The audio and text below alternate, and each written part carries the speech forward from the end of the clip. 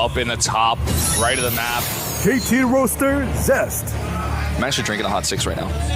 You are. I didn't get one, actually. I should have got one. You guys might hear me open a can every now and then. It means I'm drinking a hot 6. All right, over here at the bottom left, a red player. SK Telecom T1 Party. But yeah, I'm a hot 6 drinker. Yeah, as am I. Yesterday, I think we had like 3 cans of hot 6, actually. Yeah, that was a lot. SK Telecom fans. Yeah. Fans holding the papers that can be turned into fans. Yes. Just before, in the matchup between San and Parting on this map, San in the bottom left decided to go for Dark Templar in the bottom right of the corner of the map. And Parting was able to scout that so easily. And both these guys from the Korean server, they know that this kind of play is not... You're just not really going to get away with it against a good Protoss. You might be able to get away with something like that on Frost if you hide the pylon on like some other main base location or something like that, but yeah, or on Alterzim. But on a map that's this small, it's just not going to happen. You're not going to get away with it. Oh, I'm liking the hat still. I don't like it any less than I liked it before. Now we know whose side he's on. Yeah. Observer pointing out the fact that Parting is mining more gas right now. If you look at the, the plus sign and then the amount of gas that's being mined there every minute, every StarCraft minutes, you could see that the amount is greater for Parting as he does have more workers and gas. Yeah. And Zest was getting a little bit of extra minerals. Now he's evened it up. Both going to 224, 240 per minute. Just fluctuating ever so slightly. As you know, the pro mining is not perfect, it's not constant. I'm just going to rotate that way, but we'll see how these two players open against each other tech-wise in just a moment. Well, trap and a probe. Nice job. Catch there, Parting. Twilight Council goes down. And back at the base of Zest, he has this double gateway build coming up here. He's going to make 2 more stalkers out of those gateways. Or no, decides to put down the Twilight Council first. The thing is, he's got those extra minerals from only mining for 2 gases. So that gives him the ability to have this, which means he's going to have the stalkers out faster than Parting does in higher number, which gives him the ability to pressure and control Parting's early game pretty easily. But his blink will be slightly behind. But I feel like this is a... If these two builders collide, the way that Zest has done it is better in this case. But it is actually a Dark Shrine from Parting. And, this is not very Parting-like. They didn't really show us this type of Dark Shrine play, per se, in the previous series. It was a counter Dark Shrine that we saw, but not an aggressive, like, this is my build order Dark Shrine. Oh, my... The Micro right now. He actually could still get it. I think he will. Oh, my God. 4 hit points left. And he gets away. And now he could actually kill this Stalker. If he can catch it, I think he's going to at least damage it pretty critically. Uh-oh, Zest. Oh, Zest is losing a lot of hit points there. And with Blink... turns around the corner and takes an extra hit. This is that safety robo I was talking about, where you just have it just in case you need it. Kind of like the life vest under your seat on an airplane. It's just there, just in case. And, I mean, granted, the robo's pretty late. He might still be able to get damage on here, especially if he makes an immortal first or something, or rallies the observer across the map. Let's see how much he gets done here. 1 DT first. Blink at about 2/3 done here for Zest. It's really unfortunate for Zest. He just took so much damage early on, despite having the faster gates. Yeah, okay. He kind of lost his advantage in that. Just being a little bit too out on the map and not paying as much attention to the map as his buddy over there Parting. He knows. Traps the DT inside. And the observer will come out here and goodbye DT. Not even going to get that sentry. Great control here. And they are both just putting down their forges and saying, all right, it's time for late game PvP. This is what happens in PvP. We have a bunch of shenanigans in the beginning. Both players putting down various techs. and then we transition. And it's going to be a while here before they get across the map and start to attack each other. Usually, you know, some players might get an advantage in upgrades for one reason or another and get the Chrono Boost out and get a +2. We saw Parting do something like that similarly to San. But both players getting their forges at very similar timings here. So there's not really going to be a timing in that. We're going to have to see mainly what kind of compositions these guys go for. They both have a Robo. And so far, Parting has made his first Immortal first. So he's going to have that as a small advantage. Yeah, 2 observers out for Zest, which means he's going to have a little bit more vision on the map. Tech-wise, there are Dark Templar for Parting, which could be used later on in a drop. It's some sort of late-game harassment. And also the Blink research for Zest is something we need to mention as well. Probably not going to be too significant, but he does have that chase factor with those 4 Stalkers that he has right now. Probably won't be making any more Stalkers for a very long time, but say he sees this Observer, for example. If his Stalkers are there, a Blink would have actually been useful, or if a Warp Prism comes into the base later on, might be able to snipe that. It's not like he's going to be able to get some big harassment done. It looks like he's going to try for a little bit here. This is cute. It is cute. That's a good way to describe it. He's actually going to deny that scout, so that's what he decides to do instead.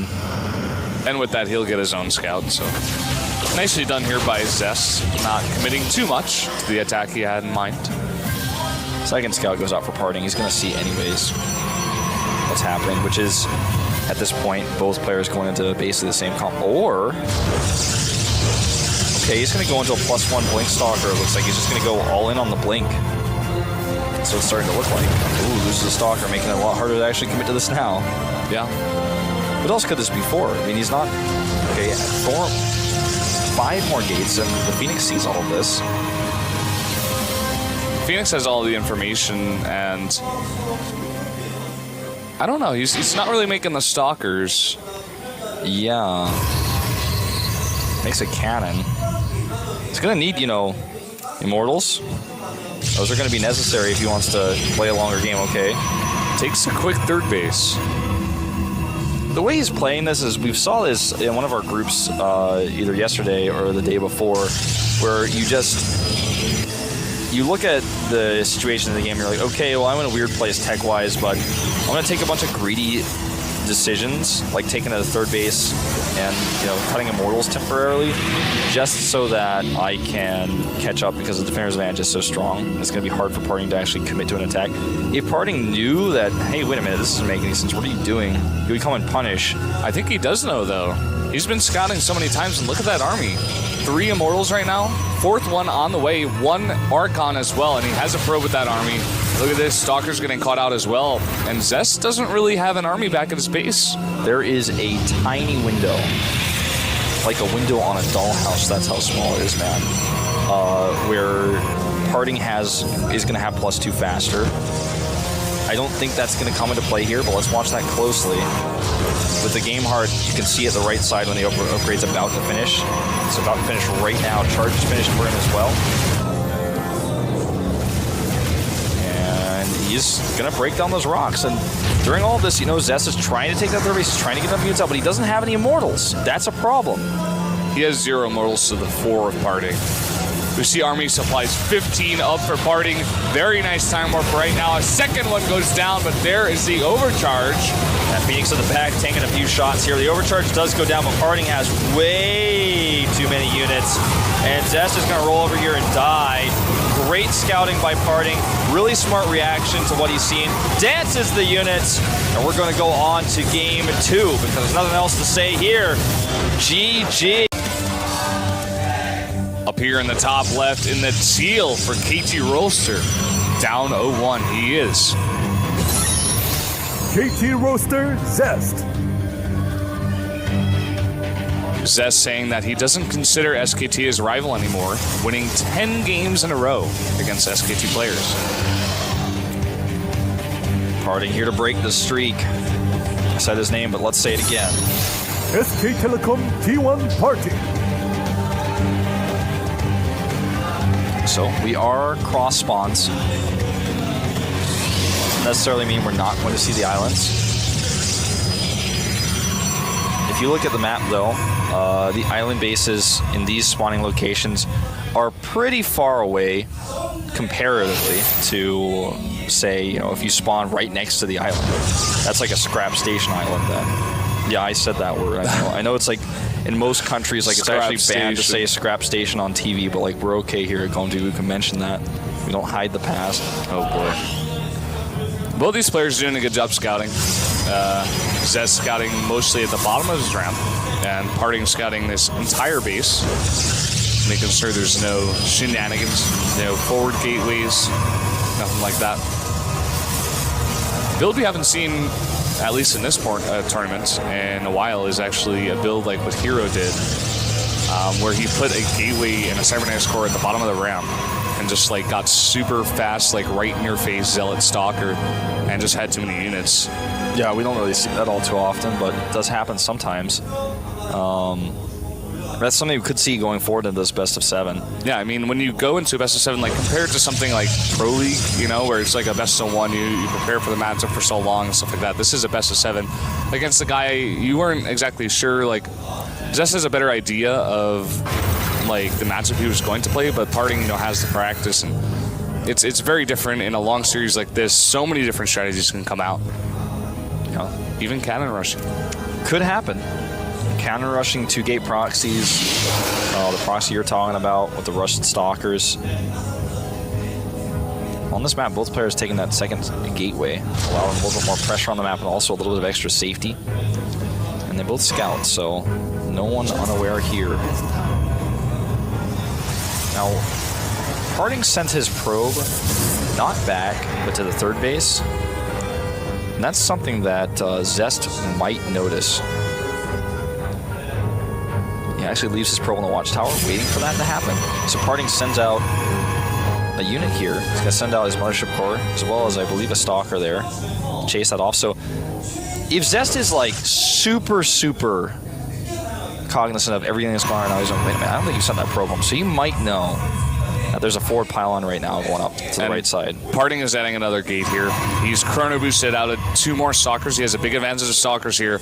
And once he gets that 3-gate up with the warp gate timing and a forward pylon here, he can definitely punish Zest, because Zest's gateway is going to be a little bit later. He's going to be chrono boosting Blink. He has less stalkers.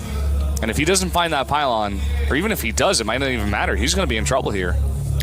It's a billowy 3-gate, really, you know. He's going to come over here and he's going to try to punish for any sort of tech, be it Blink, Stargate, anything you make like that, then you have less units. So, makes the Twilight Council at home, interestingly enough, so it's not quite the same. That's going to cost him a lot of resources. He needs another pylon before he can warp in any additional units, but he has that 4 pylon from earlier. And with that mothership core and a great time warp on these stalkers, might be able to come up here and chase. Does get a little bit of damage under one of the shields. He needs to get out of here ASAP. He loses a stalker. They're a bit sloppy, and now it's 4-2. Mothership core not going to be able to do anything here. Yep, he's got to group up the rest of his stalkers. I feel like that was a little bit overzealous there. And now the time warp not doing much, and Zest has more stalkers here. He's going to fight this easily and push back, but stalker kills 2 and takes the stalker lead. Parting has done it again, man. He's got a Dark Shrine. This is how he might be able to win this. And Zest is probably really confused. Like, no, it's over. You're done, man. You're not pushing up here. He just keeps attacking, which means he can't make a robo, or he's gonna die. But if he doesn't make a robo, then he's gonna die.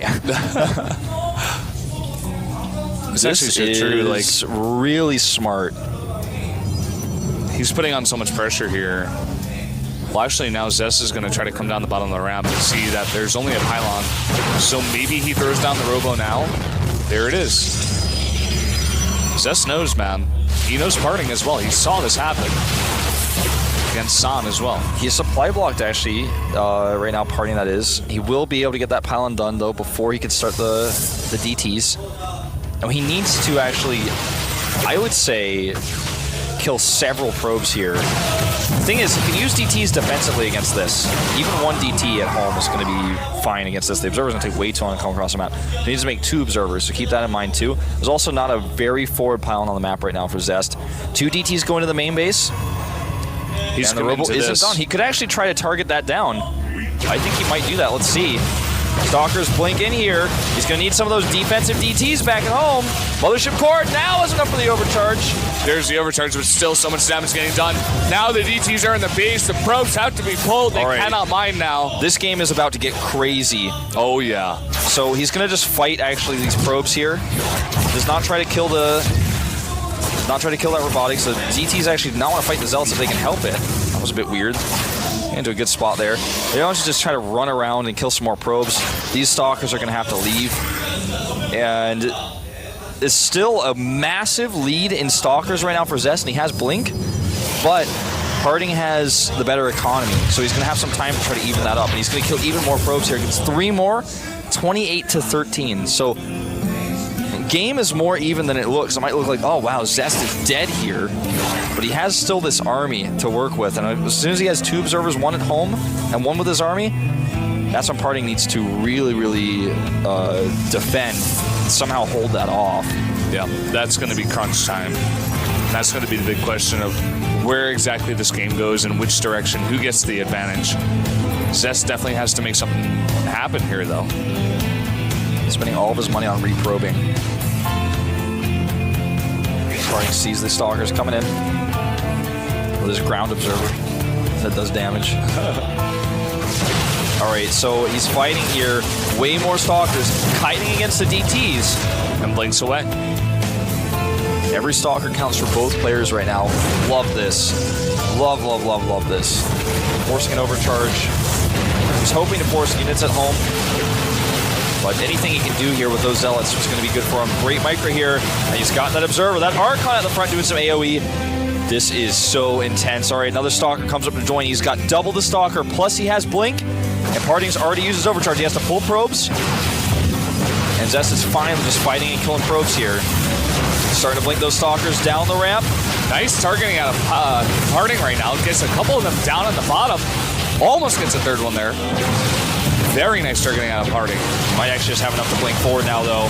Let's see, he's blinking again away from that Archon. Now he's got an overwhelming number, 9-5. This is not a day job. This is Zest coming in here, killing the last of the Stalkers. And he's actually taken a probe lead. GG. We're going 1-1 here. Nice layering there. Up here in the top left, in the teal for KT Roaster, he is. KT Roaster Zest. His eyes burn with the fire of crushed nerds. I thought you were going to say 1,000 Suns. To the bottom right in red. SK Telecom T1 Party. I'm like, now that I think about it, I'm like, that doesn't make any sense. The fire of 1,000 crushed nerds. Yeah, I don't know. Doesn't make any sense, actually. His eyes are fiery, though, as is his hair. So were Mars yesterday. There's a lot of eye drops. His eyes were watery, man. That's the water element there. Now, let's see. This map, obviously, we've seen it a lot in Pro League. Just recently got adopted into the WCS pool. And it's a map with basic features. The most unique part about the map is it's natural, which faces the main base. So it's a little bit different than some of the other bases. And you have rocks there, so there's 2 attacking locations. Not usually important at all, or even a little bit. Not even slightly. Protoss versus Protoss, but could come into play in super late game, harassment-oriented situations. So more gas mining here for Zest this time. Parting is actually going to be cutting down a little bit, getting some extra mineral mining. So you can see it at the top right just how much this affects things. Yeah. Parting just going for 2 in each gas. That's something you guys can do in the ladder as well, but it's kind of a little bit more technical. It's when you specifically want a little bit more minerals out here in a very short window of time. So if you don't really know what you're doing with it, don't just do it just to be like a pro player, because it's very specific to what they're trying to go for in the game. Just know that if you do it, you will have more minerals and less gas. The basic principle of it. About, just a little bit more efficient for mineral mining because you still get a good, you still get the majority of your efficiency on your gas. So you get about 80% or so. So if you want an extra gateway, doing that will give you some more extra minerals and get you that gateway. So Probe comes in here, checking things out. Sees the extra gateway and knows that parting would have gone for the less gas earlier on. Zest, on the other hand, chrono boosting out a sentry. So he's going to be stealing Parting's build here, get that early sentry, get the hallucination on, and get the scouting after the tech would likely go down. Dark Shrine is what we've been seeing a lot of today. A little bit more technical, the way they've been playing it, though, than just a blind DTs. Kind of like what we saw from San, actually. He's the one who went for blind DTs, and so also how that worked. It didn't work, I guess. Parting saw everything. There was no hidden units. No. That was like the deadest DT of all time we saw. Nexus goes down, so I think we might see a Dark Shrine here for Sue. Or not Sue, excuse me, Zest. Might see a Dark Shrine for Sue. Sue suddenly switches to Protoss and joins us here in the Grand finals. Well, we might see Sue put like a Dark Shrine figurine on his desk. Yeah. But what we're not going to put down. He's going to put it down. What we're going to see in this game is Blink. Yeah. Blink's on the way. Parting with that extra gateway, he's chrono boosted out the 2 extra stalkers, so he's going to have the advantage for now. Chrono boost out his own Blink as well. Well, this Mothership core is going to have to recall, but he sees the Blink research.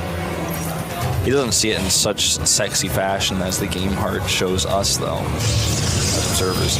And there it is, actually. Yeah, well, he's going to place the Dark Shrine here, and he's going to pressure his way into trying to get DTs to do something, but Parting is... Did he just cancel his rope, or did it finish? He canceled it, I believe. He's like, wait, I don't need this.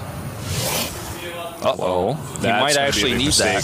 I think what he wanted to do is he saw the Blink coming his way and maybe get some Immortals, but now that he sees the Nexus, he's like, I want to punish for this, actually. I'm going to get my Blink, and I'm going to come in here. And that could be his undoing here, as he is not going to have any detection for the Dark Templar that are slowly coming out here. Right now, hitting on this Nexus, but the overcharge goes down. Is actually going to push him back for now. He's going to have to wait a long time. He's going to wait for the Blink to finish, and he's going to Blink up here. Brendan, is that a probe on the map? Hold that thought. Parting is going to kill that Mothership core, and there's no Nexus overcharge here. I think that's a probe on the map for Zest, where he could actually use to make a forward pylon. He sees the Dark Shrine now. He's got a lot of time to react, because there's no forward warping point just yet. He might actually just be able to win the game here before that actually comes into play. Let's see how much more damage he can get done. Yeah, there's no units here for Zest. All right, needs to warp in what? Warps in 3 stalkers and leaves the game.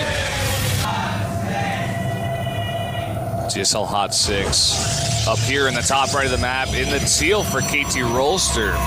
He is currently down. KT Roaster Zest. 1-2. Staying focused. Up against the Soul Protoss, the top left. SK Telecom T1 Party.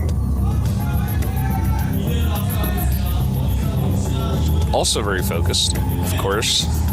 These players want to win the money, they want to win the fame. This is their job, their livelihood. They practiced and probably stayed up really late last night in order to do well today. Yeah. No doubt about it. Today started at 2 p.m. So coming down here a little bit earlier than normal to the studio.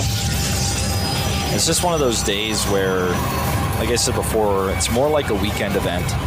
And it essentially is what it is. This tournament took place, over the weekend for the last part of it. And it's a tournament about limited preparation and really just how well you can play a best of 7 on the fly. Yep. How many builds can you come up with in such a brief period of time? Stylistically, can you keep yourself fresh enough to where your opponent doesn't get too many ideas about exactly how you want to play it? Now, we have a much faster core here for Zest. Yeah. Had an early gate, so he might actually run with that and go for that billowy 3 gate. It could be very efficient on this map, very useful here because the rush distance is very small. getting a pylon over there isn't too hard. And you can get the rest of your stalkers that you build at the gateway before it's a warp gate over there pretty fast. Parting is going to come over here and notice this. At least you should. But instead of that, it is going to be a very quick Stargate here before warp gate research. Yeah, this is a good map for it because of the rush distance. So the only thing about this is that Parting scouts, and he's going to see it. That's the usual location there in the bottom left, but actually Zest puts it a little bit back over there. And Parting knows this is on the way now. He's also, with this scouting it pretty uncharacteristically. Parting oftentimes will skip a scout, so I think this is part of the idea here for Zest. He's probably played more PvPs without a scout than any player I can think of. Mothership Core is going to come over here, get a little bit more information. Oracle started right away, right at 150 gas. Going to be chrono boosted out and, of course, rallied over to the base of Parting. The only thing about this is that Parting has the Mothership Core. He's going to have Stalkers over there. He's going to be totally prepared for this. Yeah, he will. The question is, does this Oracle give him enough control to take a natural, though, and then transition out? Because that's the idea here. Yeah, adding 2 more gates at home. And a Twilight Council. Very interesting, as I scratch my chin. Well, this will kill a few probes. Nice micro so far. Gets 2 and stays alive. Wow. It doesn't use the overcharge. Yeah. So there's the drawback to this is he doesn't kill it, but he has that energy for later on for other things.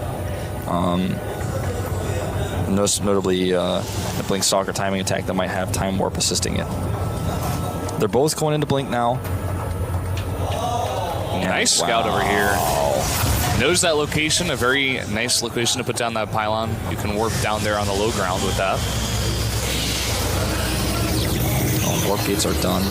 And with that Oracle, he actually got a scout on the base of Parting as well. So he knows this is coming. He has to prepare for this now. He's just going to do it with his own defensive blink and a bunch of stalkers, but he's going to have less stalkers right now. He's down 4 to 6. Loses a probe. Well, that Oracle actually comes in here and he keeps the energy so that when he doesn't have the stalkers at home, he can do this. Oracle's still out there, though. And we'll come back later. 50 energy. Ooh, sentries coming over here. Looks like he may want to try to contain. The problem is his opponent's also going to have blinks pretty soon. Yeah, Parting doesn't know about the blink. That's very important. Yeah. Starts a Nexus here. Just going to get that base up faster. He has less stalkers right now, though, because of those sentries. He needs to be very careful. Doesn't even really want to poke. And this is that 50 energy Oracle I was talking about. Let's see what he gets done. Parting getting up the Nexus now. He's just backing off here. I would have liked to see him keep the map control, but he's bringing his entire army all the way back. Well, I think he realizes, like, something's not right here. You know? Yeah. I'm not going to stick around. I might actually just end up losing my stalkers. Going to take a Nexus, which is going to be hard for him to assail with any sort of unit composition because he has that Stargate, right? So those minerals and gas are missing the Stargate and the Oracle for making units. You know, there's only so much you can mine on one base. This is what we were talking about earlier, where Parting was like, no, I don't need this Robo. Because if by some weird chance you have a Dark Shrine, there's just not enough money on one base to actually have everything. There's just not. Even if you have perfect saturation, there's just not enough money on that base. So at this point, he's like, something's not right here. I'm going to move back. I'm going to have the defender's advantage at home. You probably will be able to counterattack me or kill me on my Nexus, and he's able to contain you and pressure you a little bit. Energy on these sentries will give him Guardian Shield, Force Fields for the defense, and also then later use them to scout further what it is exactly that Zest is doing, what sort of composition he's building. That Very tagged nice. A lot of info. Yeah, there's a lot of info there. Charge on the way here for Zest. Gonna go into that Zealot Archon style, most likely. I don't think he has the Robo yet. No. No Robo yet, and that means no Immortals for now.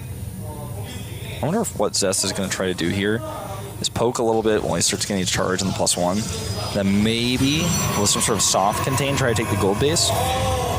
No, he's going to double expand here. Okay. Double expanding a Protoss versus a Protoss. A world first. We're watching right now. And now, if Parting has any inkling that this is even possible, he's going to send the Phoenix down here, but actually it gets denied by Zest. If Parting scouts that base, it'd be the most unlike Parting thing that we've ever seen Parting do. There's no reason to believe ever that anybody would be crazy enough to take a fast third base in Protoss versus Protoss, especially on a map like this where it's not so far away. And I mean, the thing is, if it's going to be a fast third, you're probably thinking, you're going to try to take the gold base because I'm ahead of you in income, and you're going to take that risk. But no, there's no way he's going to scout that. Yeah. I wonder if part of the reason he put that down so early is because he knew that Parting wouldn't scout it. He's just saying, like, okay, I can take this risk. I got to get ahead in this way. And Parting isn't ever going to believe that I'm going to have a base there. What is interesting, though, that our observer just pointed out, is he scouted that there were no gases at the natural. At that time when the Phoenix came in, that's not too weird. But when he comes in here again, he sees that, that's when he's going to be like, wait a minute. Okay, so he comes over here. Phoenix is killed. He snipes the Phoenix because he's scared the Phoenix might actually see the third base. Yeah. But he could have maybe let it see that there were no gases as well, so he wants to deny that too. Because at this point, Parting is like, without that information, how can he even guess? Looks like he might even have Zest go for a timing attack off of his 3-base economy with all those extra minerals, with a few Archons maybe, and a ton of Zealots. Yeah. Does he even have actually a Temple Archive? I don't think he does yet. No, I don't think so. But he does have the +2 on the way for his attack. I think he might wait for that. He's going to deny this. Now he sees there's no gas, and he's like, all right, what's going on? Okay, now he knows. Now Parting is probably in panic mode now because there's nothing you can do to punish this base anymore. It's already gotten its use, and now he's got to be in defensive mode like, oh, you have so many extra minerals. Everything that I've accepted to be true about this matchup and everything that I know that I'm doing at home no longer is exactly accurate. Parting actually moves out to attack here. He's going to go out and attack, but look at Zest minerals. He warps in 4 Zealots, and he still has 1,200 minerals. He's going to have so many more Zealots when this hits. Yep. Parting doesn't have a massive Archon account. His 2 Immortals that he has in his army are pretty useless. Zest right now is supply blocked. He's about to get that pylon up. Thankfully for him, the charge up on the warp gates isn't really that far behind. So he's going to warp in a ton of Zealots here now with charge. This is the big fight. He's going to go over here and attack the third base now. Doesn't matter if Parting kills his base if he loses his whole army. Alright, he's considering the attack. Parting does not actually commit to this. Not fully. There's so many warp-ins here for him to use. Oh, wow. Now starting to get his own Archons out here. Actually, he can break these force fields. Yeah, needs that Archon. And now he's going to come down. Nice time warp right at the bottom of the ramp. Even catches an Archon, and now it's being charged on by a bunch of this and even blinked. That's a big catch. Yeah, that's a big blink, though. He's going to be careful about this. He's about to have +2. Buying enough time for that. This Nexus should go down this time, but this could give Zest the engagement he needs. Let's find out. Here we go. That time warp is so clutch. Perfect placement there on the Mothership core. Probes are off the line here to fight on the right side. And does he have enough warp-ins here? It looks like he might. He's got so many more Zealots coming down. There's a lot of Blink Stalkers for Parting here left over, and his Archons look overwhelming. He's got to target those Immortals, and he does. It looks like Parting actually has enough. Parting is going to have enough. The Warpins also helping out so dearly now. A bunch more of these Zealots, and he has a ton of these gateways, but the army of Parting stands. I feel like a little bit of timidness and also the supply block that you talked about earlier is what cost Zest this game. GG. Not 6. Our teal Protoss player to the top left of the map for KT Roaster. KT Roaster Zest. The Kingslayer.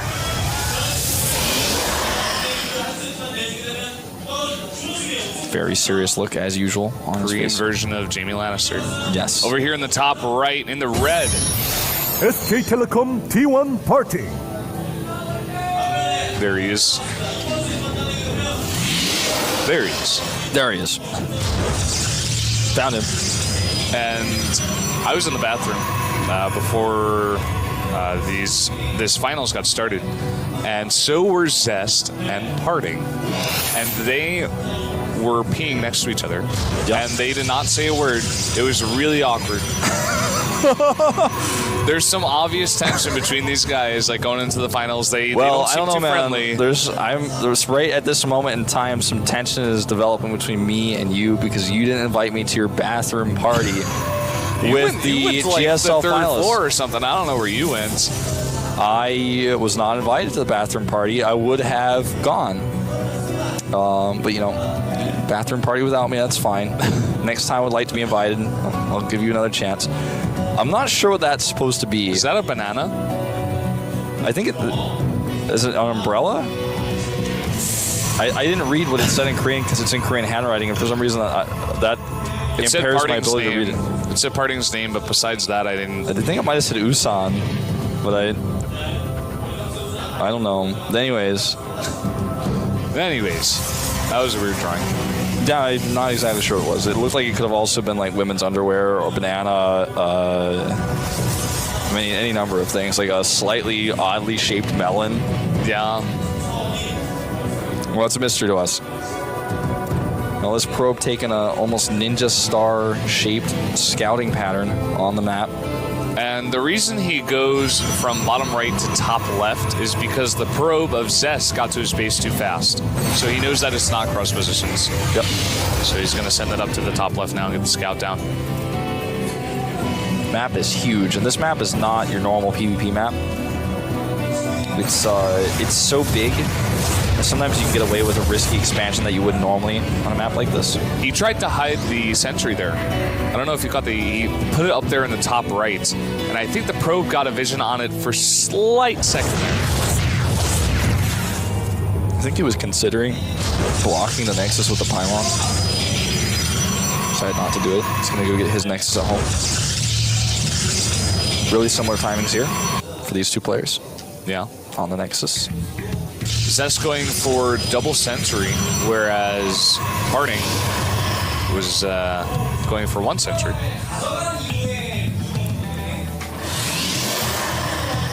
Stargate goes up here for Parting. And a robotics now for Zest. And the Stargate gives you a lot of flexibility on this map to harass, get some damage done early on. The robotics is Zest's way of saying, you are not going to kill me with anything. It's very obvious to Parting that Zest has an expansion, even though he lost his probe before it was made, because he showed the probe. Whether that was a mistake or not, Parting knows. So for him to make the robo here, I think is kind of like, if you try to kill me, one of these timings that you've done so much in this series, I'm going to hold it. And he's going to have, you know, Immortals out to deal with this, if need be. But now he comes in here, scout, sees that there's an Oracle opening, so he's going to want to keep his Stalkers close and his Mothership Core closer. The Oracle comes across. Does that make the Mothership Core your enemy then? No. Stalkers close, Mothership Core closer. You know, friends closer, enemies closer. No. See what I'm saying? Yeah, no, I see. The thing is, actually, I misspoke because you want to keep your Stalkers closer. The Mothership Core has a pretty large casting range on the Overcharge. Yeah. And it's been heavily discussed by people in balance threads that are really unhappy.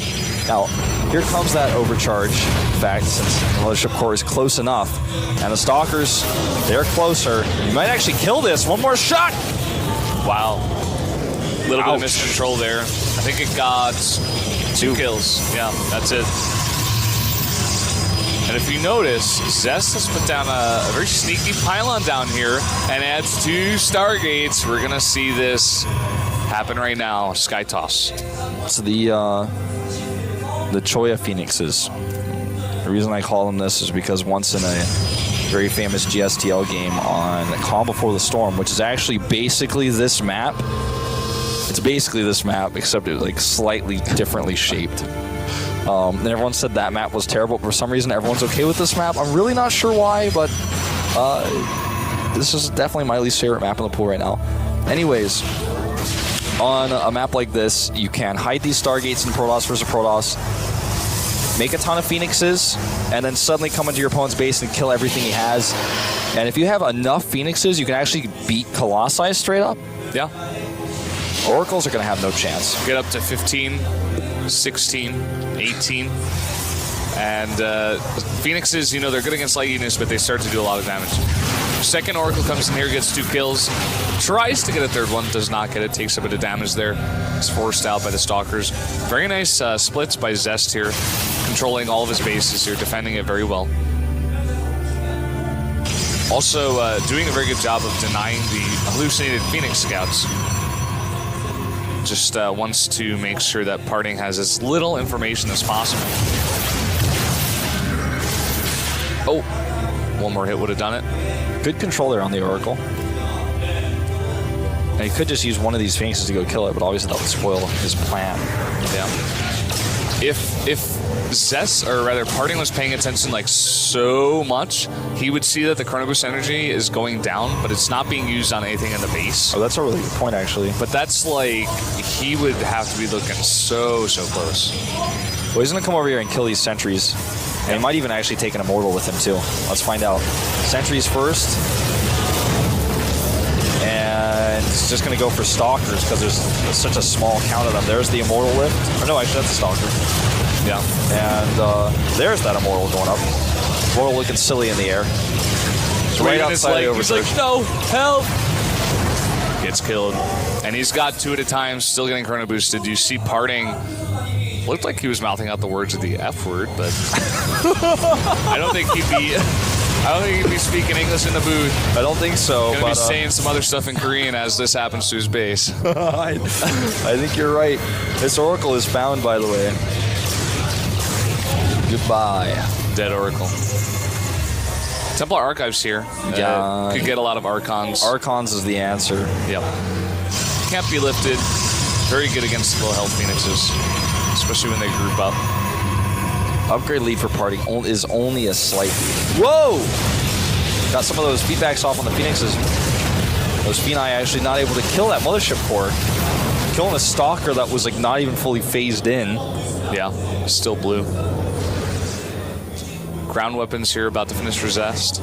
It's so funny to actually see a High Templar try to fight Phoenixes like that. Didn't get any kills. Speaking of kills, a few probes going down here. It's actually evened out the worker count to 45. And with all the map control as the Phoenixes, I'm a little bit surprised Zest hasn't started third base yet. I think he's scared that there's going to be some weird, you know, Charge Zealot, Archon timing that comes across the map, and then he doesn't have enough units to defend. Yeah. I mean, especially... Ooh, he's getting away with these feedbacks. Yeah, very nice so far. I mean, we've seen it before, players that go Phoenix, and they just don't have enough on the ground to defend, and then the enemy player just goes for a big push and ends the game, but I feel like on this map, it's going to be a bit harder, and that's why we see Parting throw down that third. Well, he can't kill the third base of Parting with these Phoenixes. They can't quite lift the Nexus. Even all of them together couldn't do it. You know, I heard a rumor that if you get 110 Phoenixes, you can lift a Nexus. Yeah, but only on Tuesdays. And oh, really? Yeah, it only works on Tuesdays. And if it doesn't work the first time, just restart the whole game and then try it again. And the thing is, sometimes it doesn't work the second time either, so you have to try it the third time. But it'll definitely work on the third time. Yeah, definitely. Yeah, you just gotta keep trying it. It works eventually. What was the name of that website? Was it like gamecheats.org or something? It's terrible, all the things that were written on that website that I'm sure little kids tried all the time. Yeah, I think it was like Game Cheats or something. Continuing to pick up, yeah, GameFAQs was good. The walkthroughs on that site were good. He gets that Mothership there. It's very annoying, very expensive, difficult to replace. Very comfortably taking that third. is Zest. It's going to be behind, or no, actually no. I'm going to stop that thought right there. Incorrect. Same timing here with parting. And +2 Lance finishing here for Zest. And he's going to go into Zarkon a little bit later. Just has so many Phoenixes that they don't really care about the cannons. Yeah, they regen shields, they go in and take like a couple of hits, and that's it. Looks like Parting wants to go for an attack here. Yeah, at this moment, there's about to be a third Colossus. The charge is almost done. These Phoenixes don't have a ton of energy left. He's going to use it on probes here. I guess he's got still a few more lifts back in him. The thing you would want to lift here is the Immortals, so that they don't actually do the damage to his Colossi.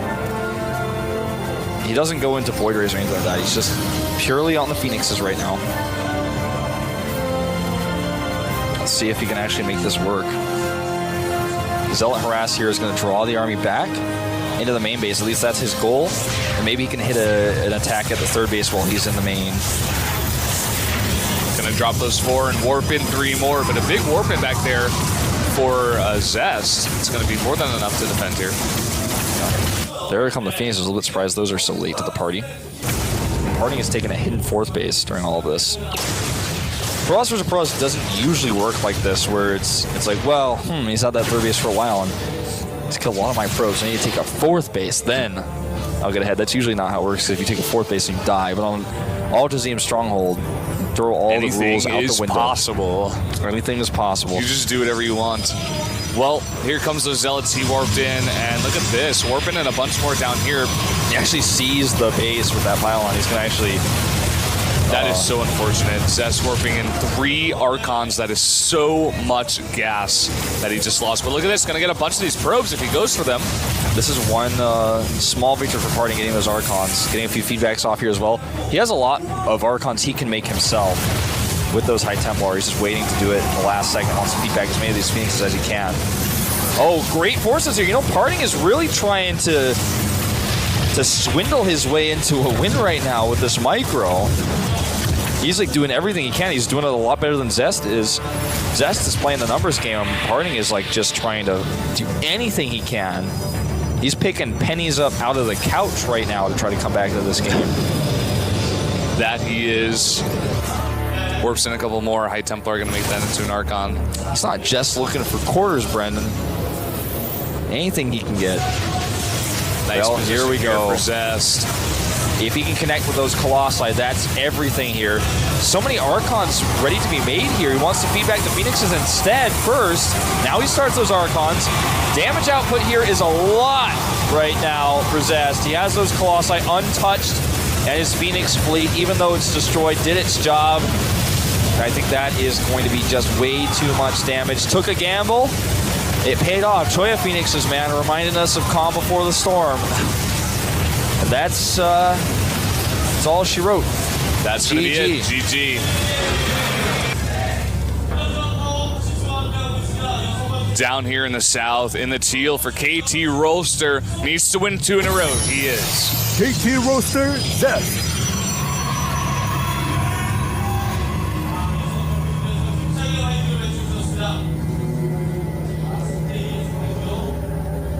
And his opponent to the top left in the red. SK Telecom T1 Party. Big crowd here today. Yeah. A lot of SK Telecom fans. And Parting fans. Parting out as well. Parting, a guy showing a lot of emotions, a lot of emotion at a lot of different times. Garners a lot of fans. He's a very fun guy. Always says hello if he sees us at any time. He knows we speak Korean, but he still just says hello in English.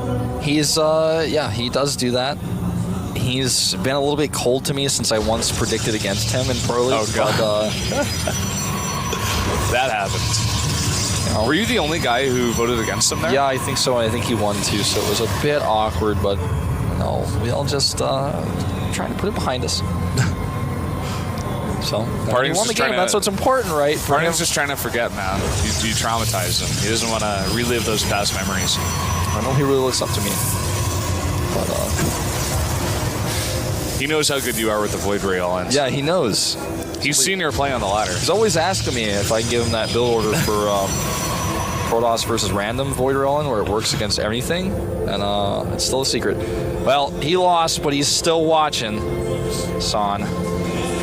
Yeah. A small cheer going out for him in the crowd. They have not forgotten. They have not forgotten.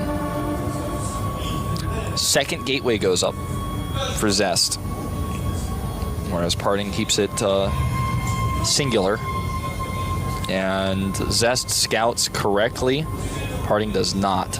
Yeah. Zest going with the plural gateways here, not singular. Yes.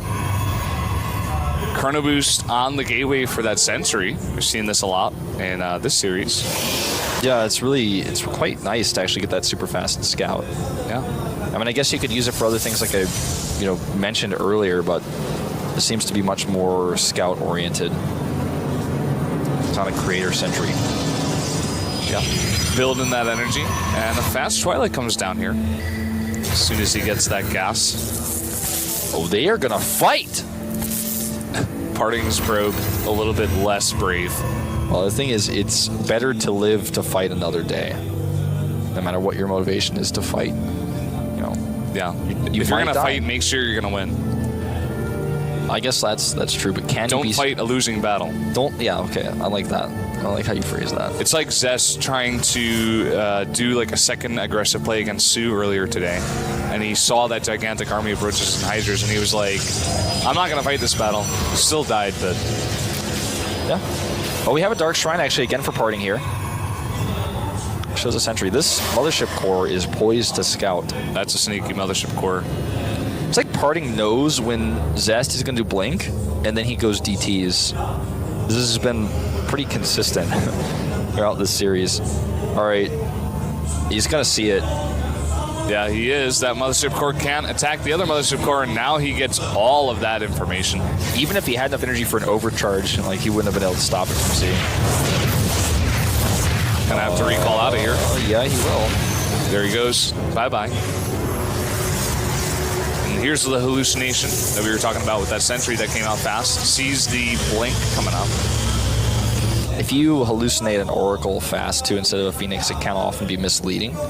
Not when it gets into the main base, because then when you attack it, even if you make it look like, oh wow, my Oracle has barely got away, and then it didn't do any damage. When you attack it, you could tell how many hit points it has. But if you see before, like the Oracle flying across on the edge of the map, then it looks like he's actually maybe going Oracles. Okay, so he's gonna attack here now. He has a robotics going up at home, so Parting is going to have DTs for the defense here, but I don't think offensively his DTs are going to do a whole lot for him. If he loses this Nexus, it's going to be so painful right now. Yeah, and I think he is. He just can't defend this right now. Too many Stalkers here doing too much damage.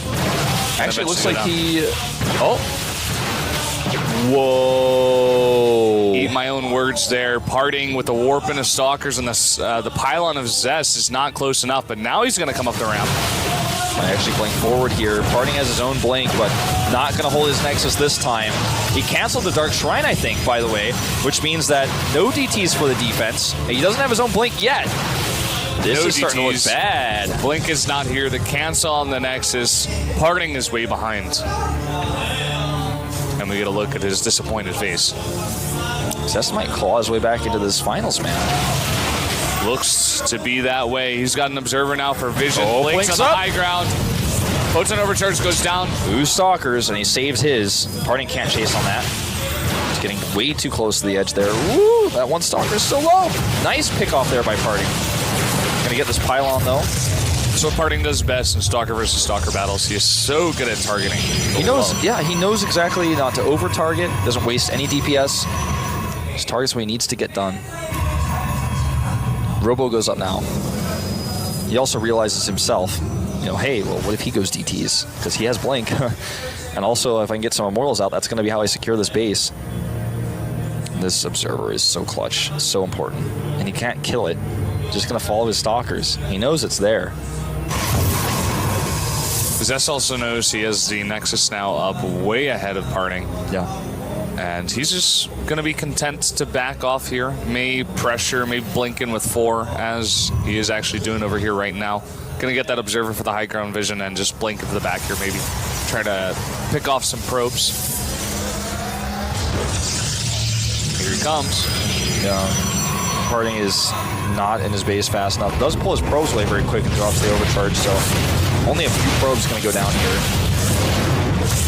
Ooh, he's actually going to lose a lot. Yeah, that's actually not worth it. Yeah, now he's going for another attack, though, at the natural. Nexus has too many hit points by now. It's at 600. Can't really get anything done there. Doesn't want to stick around. Loses a lot of stalkers there. 4 stalkers for, I think, maybe 3 probes. Parting also killed the observer when his observer popped out. Wow. So that's something else of importance. That's a little pop sound you guys heard.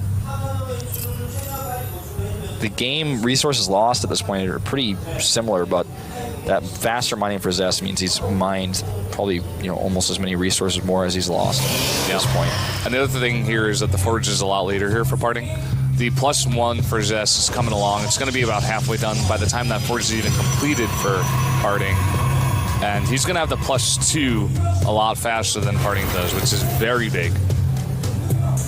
That's true. Usually when we see a lot of timing attacks. Yeah. Those timings come down when you have the faster upgrades. Now, at this point, I mean, it's tough for Parting to actually accomplish anything. If he catches these 2 stalkers, though, or rather these 2 immortals, doesn't want to commit there, because if he does and there's anything else nearby that he just hasn't seen, then he loses everything. But getting those sentries is totally okay. Yeah, basically free. Took a little bit of damage. Now Parting going to come in for the scout, sees the forge and just how far behind he is. Doesn't really know how far along that +1 is, though. Yeah. Lily's listening is like, okay, you're getting +1, I'm getting +1. Yeah. Actually, he might think he's better off than he is right now. He might be thinking, oh, you started around the same time as me. Because he didn't get to click on the agency, they already have +1. The next time he scouts, though, he will see that. In fact, with this observer, he might be able to get that info. I like how he hallucination scouts even though he has an observer, which might actually lead Zest to believe there's no observer here. So he can keep it alive and then scout exactly how he pleases a little bit later. It's on the skirt here of the base, so that basically with this observer he's going to be able to float around and get the information that he wants without being worried about being chased. Probably not going to be noticed this way. Yeah. Again, this ragtag group of stalkers out on the map wants the pressure at the front. Sees that there's not many units there. Most of them are back. If he could snipe a Colossus, oh my god, as I say that he goes for it, and he's going to get it. Oh my god. For 1 stalker, maybe 2? Nope, just 1. Well, okay, he's going to blink forward here. Using his hit point advantage to try to fight this. He's actually going to lose a lot more than I think he bargained for, though. Oh, wow. Good micro from both. Oh! Stalker micro here, amazing by both. Parting getting the better end, though. Oh, wow. Oh. Wow. Sick micro out of both of those guys. 5 Gateways on the way now. Parting.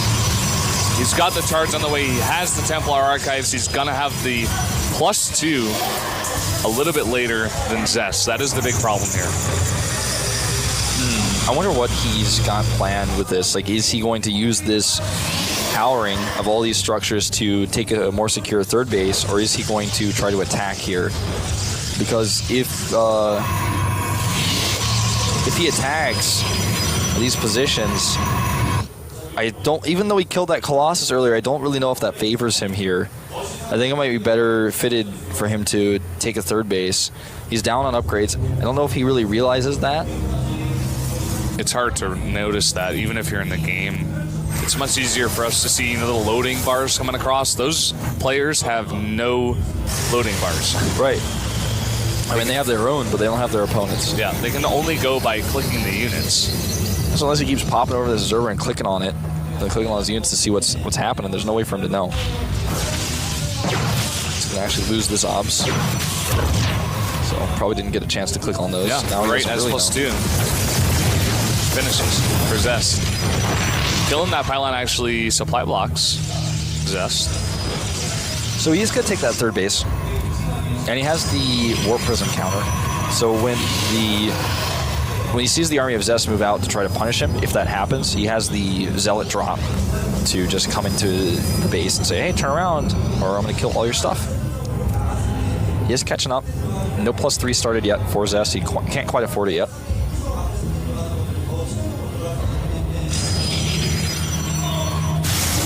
Zest making the Warp Prism, and he finishes +2. May want to go for an attack here. Chasing after a Blink Stalker with 2 charged Zealots. With his Observer over here, he's going to get a great scout on this army.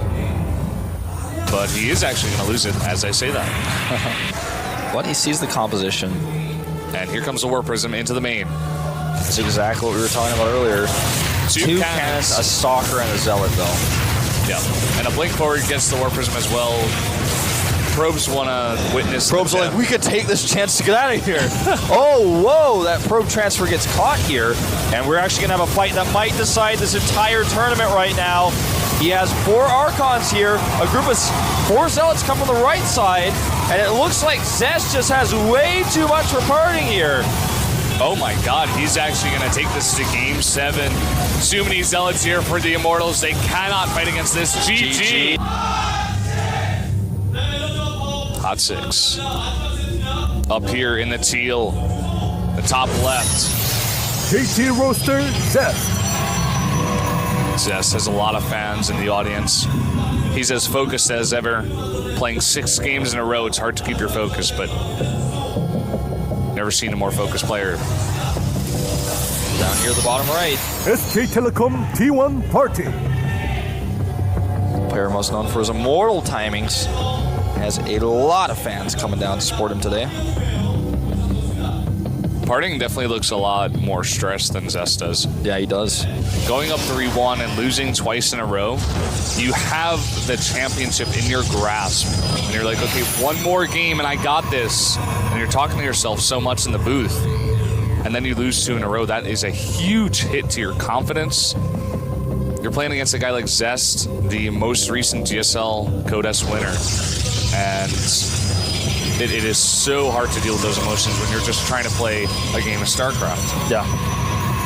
No, you're so right. Well, let's see, because this is a 4-player map. It's hard to scout. It's hard to get information about what your opponent's doing until the Hallucination Scout comes out.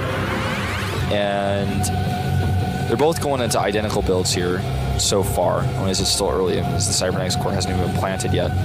But let's find out, first of all, are they doing 3-3 or 2-3? Or 2-2, excuse me. Both, no, 5 here for parting. So just like a slightly better mineral income for a slightly reduced gas income here. Yeah, super slight. May still be able to get out that second gateway. No, adds another one to that gas. So now all equal up here in the gas. Of course, Blizzard Entertainment making this game. Yeah, thanks to them, or else good company, we wouldn't be watching this right now, or casting it, enjoying it at all. And they made a lot of other great games. StarCraft 1 is pretty good. Yeah, it's pretty good. It's pretty good. It's pretty decent, good. You know? Pretty good game. And without a StarCraft 1, there couldn't be a StarCraft 2. That is true. Chrono Boost on the Stalker there for Zest. He wants to make sure that Scout is totally out of the base. Follows up with the Sentry. Okay. And Twilight Council goes up at home for parting. Do you think he's going to do DTs again? I don't know. Could go for it. It's hard to get DTs in the base on this map. Get a pylon all the way across there. Zest right now has the Watchtower as well. This map is the one map, like I said before, where you can really hide the DTs like in a main base or something. Yeah. I think this is the reason why we see this probe over here. He checks, he brings up Mothership Core to make sure this can't be scouted. Okay, no, never mind. He goes Blink. He's going to be able to maybe get a pylon up over here. Yeah. But Zest is checking. Oh, and they're going to run into each other. Did Zest see that, though? I don't know if he did. Hard to say. he targets that probe, and he's just going to sit in there, not following the probe that just passed by him. So maybe he doesn't know. Maybe he wants to make a pylon of his own. Good scout here by Parting. Sees the sentries. Maybe very happy about this because sentries don't really do a lot of damage. The robotics here for Zest is really important because with that, you know, if he gets those immortals out in time, that's how he's going to hold this. He still has his mothership core ready too. This is super all in by Parting. 4 gates. Goes Observer here. Zest, he needs immortals to hold this off. Yeah, he actually doesn't know what's coming. And this could still work. He has some ideas, right? But he doesn't know exactly how much of a commitment this is. Okay, there's the immortal. He's chrono boosting that out. He's going to need it here as soon as possible. 4 gates, the 4th one about to be finished here for Parting. He has a forward pylon right at the front of the base of Zest. He's chrono boosting the immortal again. He knows how badly he needs it right now. 4th gate is done, and Blink is soon to follow.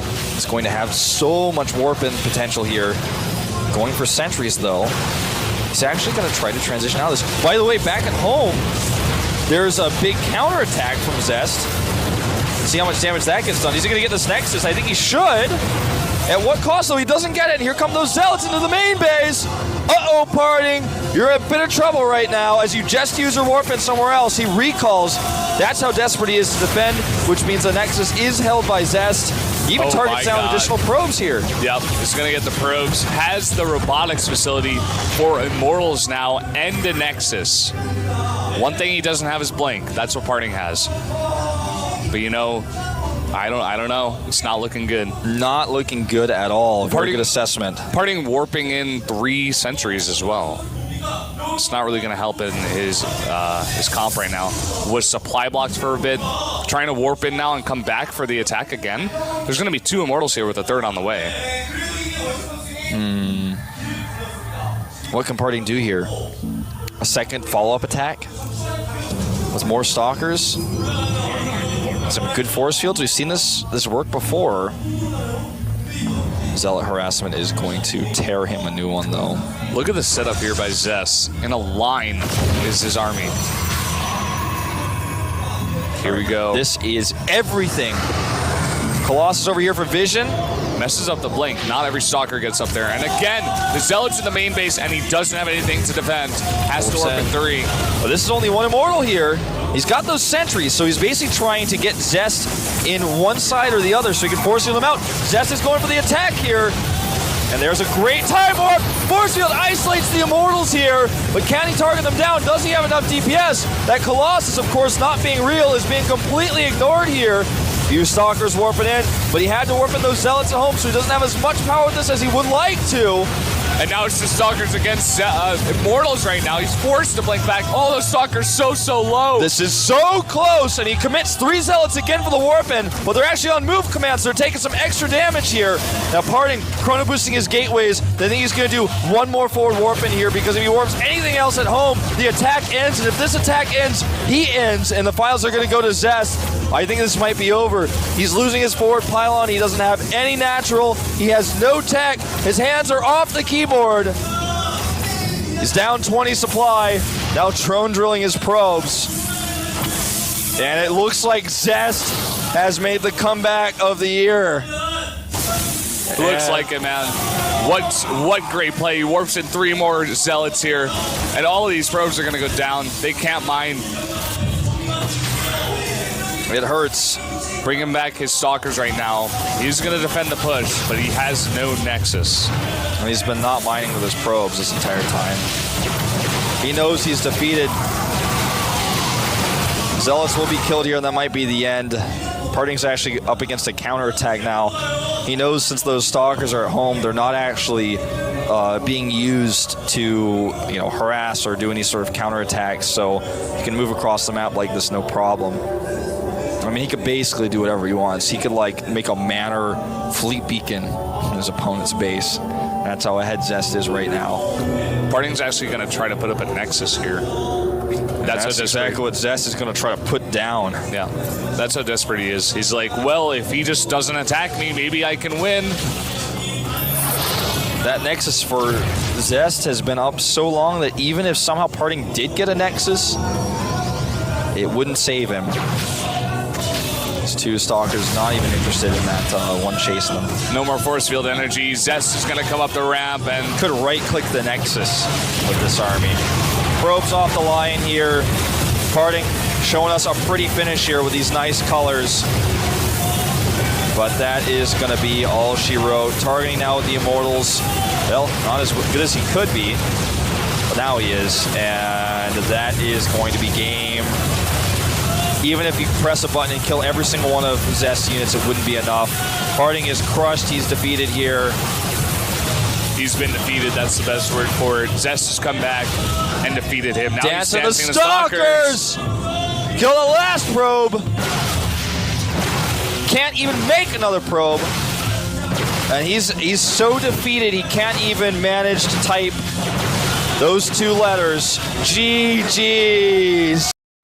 Hello, ladies and gentlemen. Welcome back. This is HD. And this is Pain User. And we're both back here for the grand finals of IPL Season 2.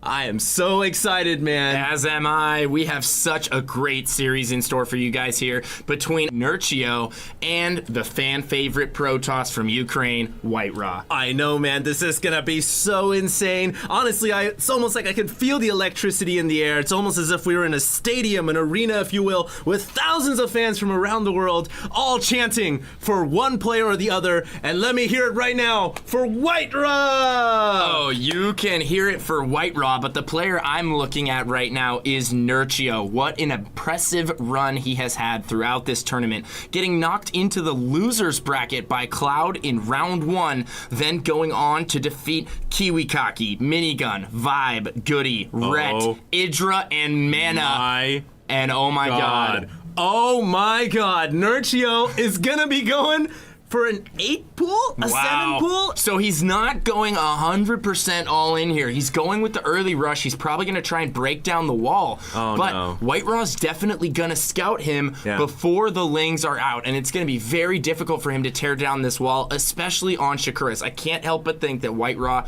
is going to get up either a second gateway. He's going to put up double gates and he's going to fully wall. And the question is will one of the gateways go down before the cannon gets up? Okay, well, White Raw comes in here with the latest scout possible. Of course, scouting to the north end first. He does see the spawning pool going down, and I wonder if Nurchio's 7 pool, I'm going to call it a 7 pool. It possibly was an 8 pool. It was an 8 pool. Is he going to get in time, man? He's produced 6 Zerglings right now. They are on the way. White Raw immediately responds by throwing down the gate and the forge, and he saved up 105. No, he's going to wait for another gate. And he's going to throw out a second gateway, and he will wall this off. So the 8 pool here, it may not do enough damage, man. Before this happens, let's not take anything away from White Rock. Going all the way through the winners bracket, defeating Coco, Bratok, Select, Straylock, and Mana, winning the upper bracket finals, and he has earned his spot here, but now he is under pressure. Nurchio is threatening to take this first game very early. Nurchio showing what kind of grit and strength it takes, as well as balls, to play in the loser bracket. I mean, he's survived all these players all throughout, hanging on and fighting by tooth and nail, and he's showing right here he can do the 8 pool, and is he going to get the gateway down? I think it might go down. White Raw's going to have to wall off the left side here. His probe can't get around. It's stuck. His probe is stuck in position there. He's going to have to pull probes off the line here. The cannon will go up, but the Zerglings are in the main, and that is absolutely terrible for White Raw. These Zerglings are going to wreak havoc in his base. They're going to continue to harass, pick off probes, and poor White Raw. What a terrible way to open the first game of the series. Oh, no, but White Raw coming back with the cheese of his own, man. I see it. I mean, when you're in this kind of situation, you have the Forge, you know your gateways aren't going to really be able to produce much units at all, and you've got to deal with these Zerglings in your main. Go for the Forge. The cannons on the natural of the Zerg player, and that's what he does, but will he be able to hold off these Zerglings that are inside his mineral line? Well, he's denying mining for so long here. It's going to be very difficult for White Raw to recover from this, but he does have that cannon going up behind the mineral line, and he already has a Zealot out, so he's recovered. He's managed to stabilize here. Nurchio is up by 3 drones right now, 2 now, but he does not know about that cannon in the back of the mineral line, and if he can take out that hatchery, White Raw is going to be in an amazing position here. Absolutely. I mean, this is going to force the Zerg into one base, and it doesn't look like Nurchio has scouted the cannon. It is too late. The cannon has come up. The cannon has come up, and Whiterun is going to warp in an additional cannon on the northern edge that makes it darn near impossible for the Zerglings to strike the cannons. Meanwhile, back in Whiterun's main, the last Zergling has been disposed of, and Whiterun's situation has stabilized for now. However, Nurchio can't say the same for him. Deposed of, the Zergling received a deposition from Whiterun, and now he is out of the game. Is this hatchery going to go down? The second cannon will be in range. We have 3 spine crawlers going up right now from Nurchio. Yeah. He's probably going to try and wiggle those into position next to the cannons and hopefully take them out, but Does he have enough time? he does not have enough time. He's going to use the queen to try and delay here, and some drones possibly, but that would not be a wise decision. This zealot going to run by and probably sneak into the main and go after drones, and what a cute play here from Whiterun. Yeah, but Nurchio doing the best he can right here to figure out how he can survive this situation. He does get his spine crawlers up here, but there are 3 cannons just pounding away at those spine crawlers. Gonna go and for the the first pylon, crawler it gonna looks go like. down. Oh, that pylon, if it goes down, could be a big blow to Whiterun, but the Zealots and the Cannons are going to be able to take that last spine crawler down, and Nurchio will fall at the natural. Yep, the natural hatch will go down. That pylon staying alive with 41 hit points. Oh my the god. Bootlings! Oh! Hit points. 2 HP. You have got to be kidding me. That is such a sour way to not kill the pylon. It looks like he's going to send in the drones here. He's no. going to lose so many. The Lings might not even get to it. Oh my God. The pylon stays up. The shield regen, able to get it back up. And these Zealots are going to go to town on these drones here. And I think Whiterun, the grandpa toss, going to take game 1 with some wise decision making. Yeah, showing how it's done in the old school, showing why he has not dropped a series at all throughout the IPL of Season 2. He's been beating players left and right. Nurchio now is in a devastating situation, man. He doesn't have a hatchery up at his natural.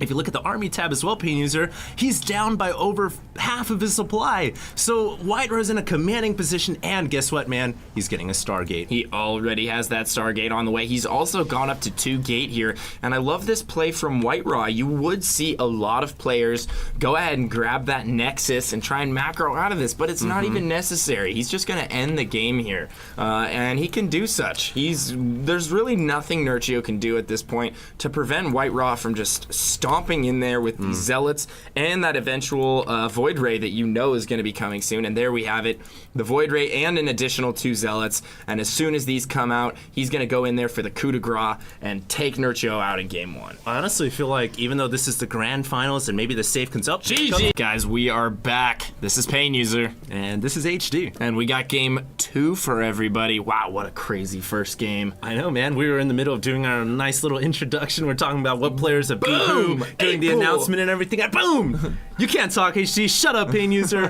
because I'm gonna 8-pull. And then Nurchio, unfortunately, he tried really hard, but you know, on that map, it's so easy for Protoss to wall it off. It was a ballsy move, though. It was really ballsy. Indeed. Nurchio going to be spawning as our red Zerg over at the 9 o'clock position. His opponent in blue, we have Whiterun, our Protoss player over at the 6 o'clock. That's right, man. It's going to be another ZVP here, and it's going to be on Shattered Temple now. I can't help but feel that Whiterun is feeling very confident after that win. Nurchio may be a little bit concerned that his cheese didn't really do all that well, and to be honest, there's no one to blame but himself for that. When throwing down the hatchery, you always need a unit here to spot the area around the hatch. So it's a little bit unfortunate that he didn't see it, and kudos to Whiterun for doing such a crazy and very highly experienced veteran move, which is when dealing with the cheese to build a cannon behind the hatchery. The gateway. Yeah. Yeah, and the cannon behind the hatchery. Yeah, that was that's what I was talking as well. about. Yeah. That was sneaky. I don't think that Nurchio was expecting that at all. He was going to try and macro out of the cheese, take that early advantage, and then just run with it. But Whiterun didn't want to have anything to do with that. And I love the fact that he didn't drop his Nexus. He followed it up with a Stargate. And then as soon as Nurchio scouted that, he left the game. Yeah, the greedy cat will get killed. I don't know where that saying came from, but honestly, when you're ahead, you don't want to necessarily always grab that Nexus, especially if you know the Zerg's on one base, he's not getting another hatchery. Most likely, he's going to all-in you. Well, if Nurchio's in the all-inning type mood, this is a really good map to do it on, and we already see White Raw going for the very quick expansion here. Pylon and Forge below the ramp. He's even going to drop the Nexus before the first cannon. This might be a little risky. Is it going to get blocked? No, the Nexus does not get blocked. Nurchio, though, has now scouted him. He knows what's going on. Is he going to be able to inflict some damage here? We see 4 Zerglings on the way right now. He's getting gas for speed. The first cannon on the way now for White Raw. How is he going to wall this off if Nurchio's in the all-inning mood? This is a great map to do it on. Like I said earlier, he could do some sort of a 2-base timing push here with Speedlings and Roaches and inflict quite a bit of damage. Or perhaps even Banelings. Never forget that Banelings are somewhat good as well against the Protoss wall.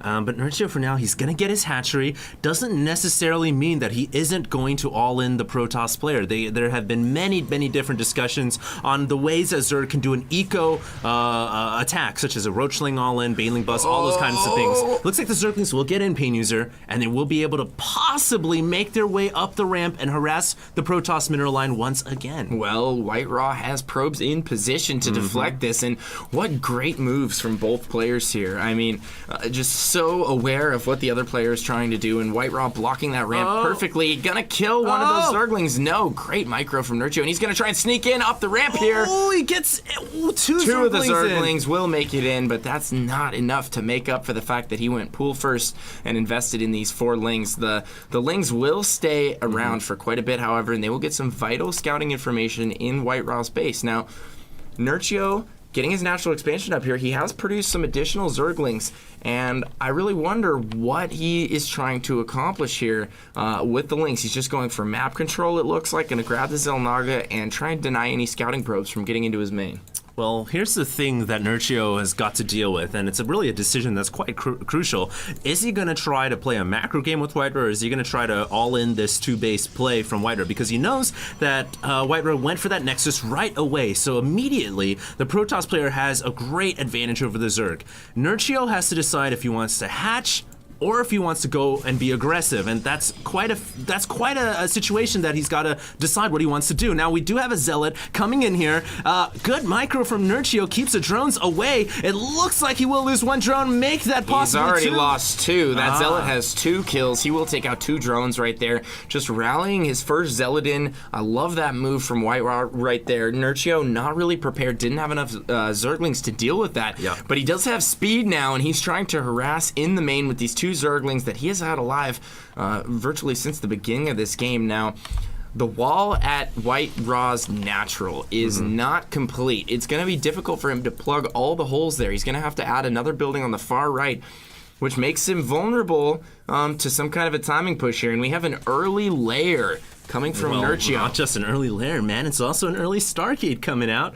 So we are going to see a quick take to the skies by White Raw once again. Yeah, the Stargate I expected. The early layer like this, I didn't. He's not taking that conventional early third. He's going for a very quick layer here. Now, what does this signify? Are we going to see early mutas, or are we going to see early hydras? I think we're going to see early hydras here, and he could potentially use those for a really powerful bust at the natural. Well, the fact is, Nurchio is building a spine crawlers at his front door, and a lot of times when Zerg players build spine crawlers at their front door, that means, hey, I'm worried about the possibility of a ground attack. Absolutely. And on top of that, it usually means they're going to go for mutas. Yeah. The thing is, when a Zerg player goes for 2-base hydras, they don't really build spine crawlers at the front. When they're going 2-base Spire, then they will build spine crawlers. So I agree. So he's taking the defensive pose, getting the mutas up so he's safe to some sort of a ground attack, and then he's going to take to the skies. Is he going to have the mutalisks in time to deal with the Void Ray? That's the question. I think he will. The Spire is about 60 seconds out. This first Void Ray is only going out to scout for Overlords, and this Phoenix has made its way in, and it has scouted into the main. Now, there will be Spore Crawlers coming up because the Evo Chamber is going to be just a few seconds away from completing. Now, so I think White Raw won't really be able to do that much damage with his Air Forces. Well, The thing is, though, is he will be able to almost entirely neutralize the Mutalisks. Phoenixes are so good against Mutas. I don't know if that's really the best tech choice for Nurchio right now. The Stargate tech is already there. He's going to be able to continually produce Phoenixes here, and we see that's what he's doing. 3 kills on that Void Ray, man. I know, and he's also going to be able to deny the third for quite a while here. And there we see him transitioning back. He's going to get those missile attacks. He canceled the Spire, and he's going to get that Roach Warren and a Hydralisk Den. So trying to fake White Raw out here, going to switch back into Hydras.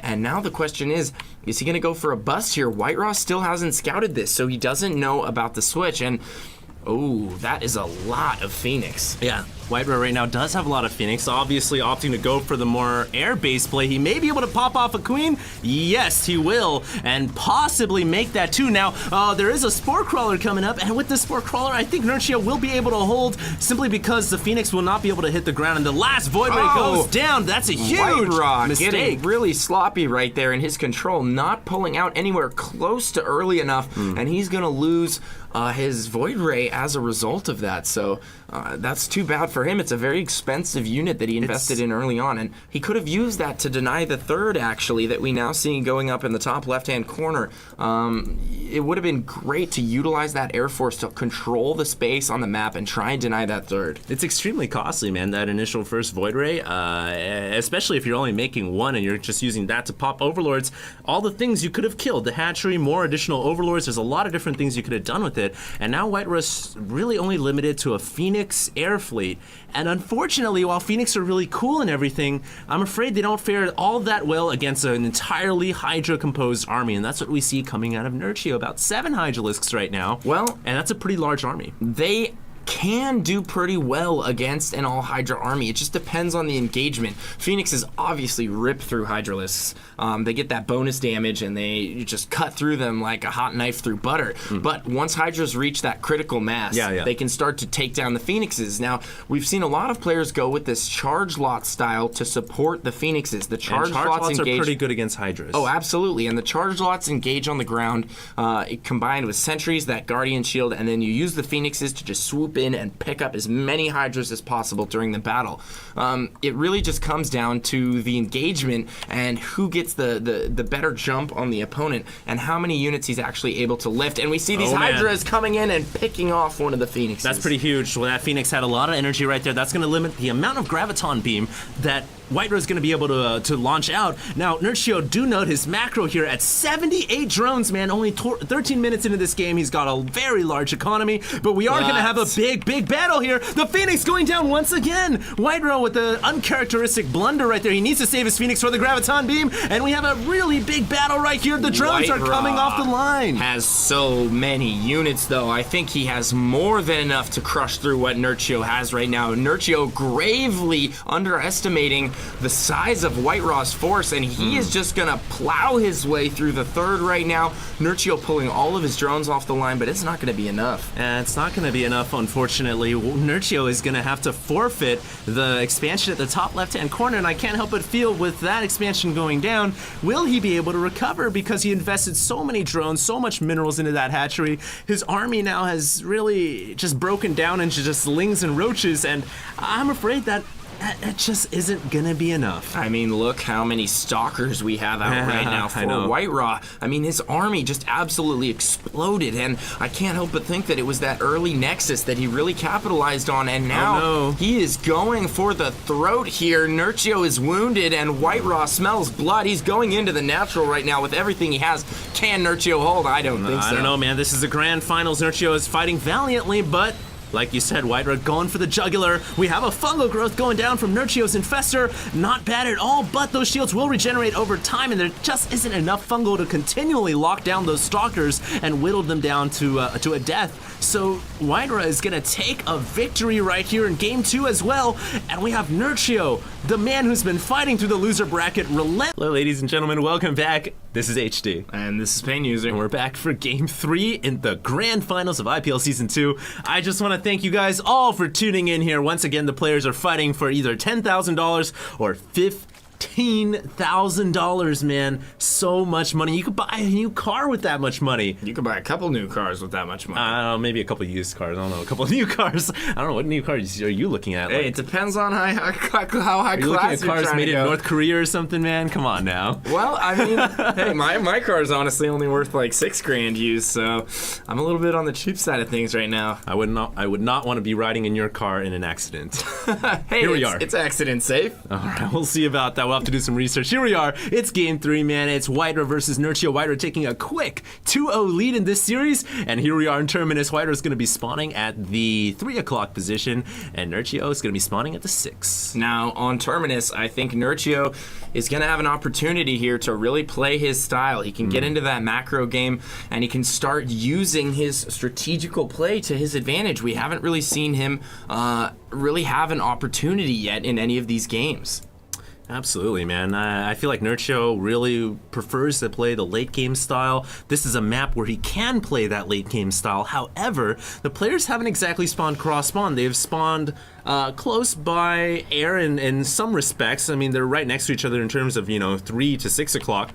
And we've already seen Whiter opt to go for that quick Stargate 2 games in a row. It would not surprise me to see him take to the skies once again. No, not at all. It's a very common trend in PvZ right now. A lot of players going for that quick Void Ray followed by some subsequent Phoenixes. It allows you to get some control over the map, and it allows you to harass the Zerg while trying to deny that third. You can kill the drones on the way to build the third, and you can kill the third itself if you get lucky and he's not ready or if he's out of position. Absolutely, and sometimes those Void Rays can be very annoying because they can also pick off Overlords. I think last game there was a Void Ray that was going Overlord hunting, man. It was Overlord hunting season. Killed off about 3, I believe, and it set Nurchio back in supply by a considerable amount. Yeah, Nurchio was constantly getting harassed throughout that game, which made things very difficult for him. You noticed when the eventual armies clashed over at Nurchio's third that his army was lacking. That big. Yeah, he didn't have nearly enough to hold it off, and I think partially he was caught off guard, and he had been droning for too long. And also, I think it goes back to a lot of those Overlords getting picked off. Yeah. I mean, he did lose quite a few Overlords there. And that will affect your overall supply later on in the game. Yeah, not just because Overlords, obviously provide supply for your units, but also because you gotta invest another 100 minerals and a larva to reproduce that Overlord, and it costs time.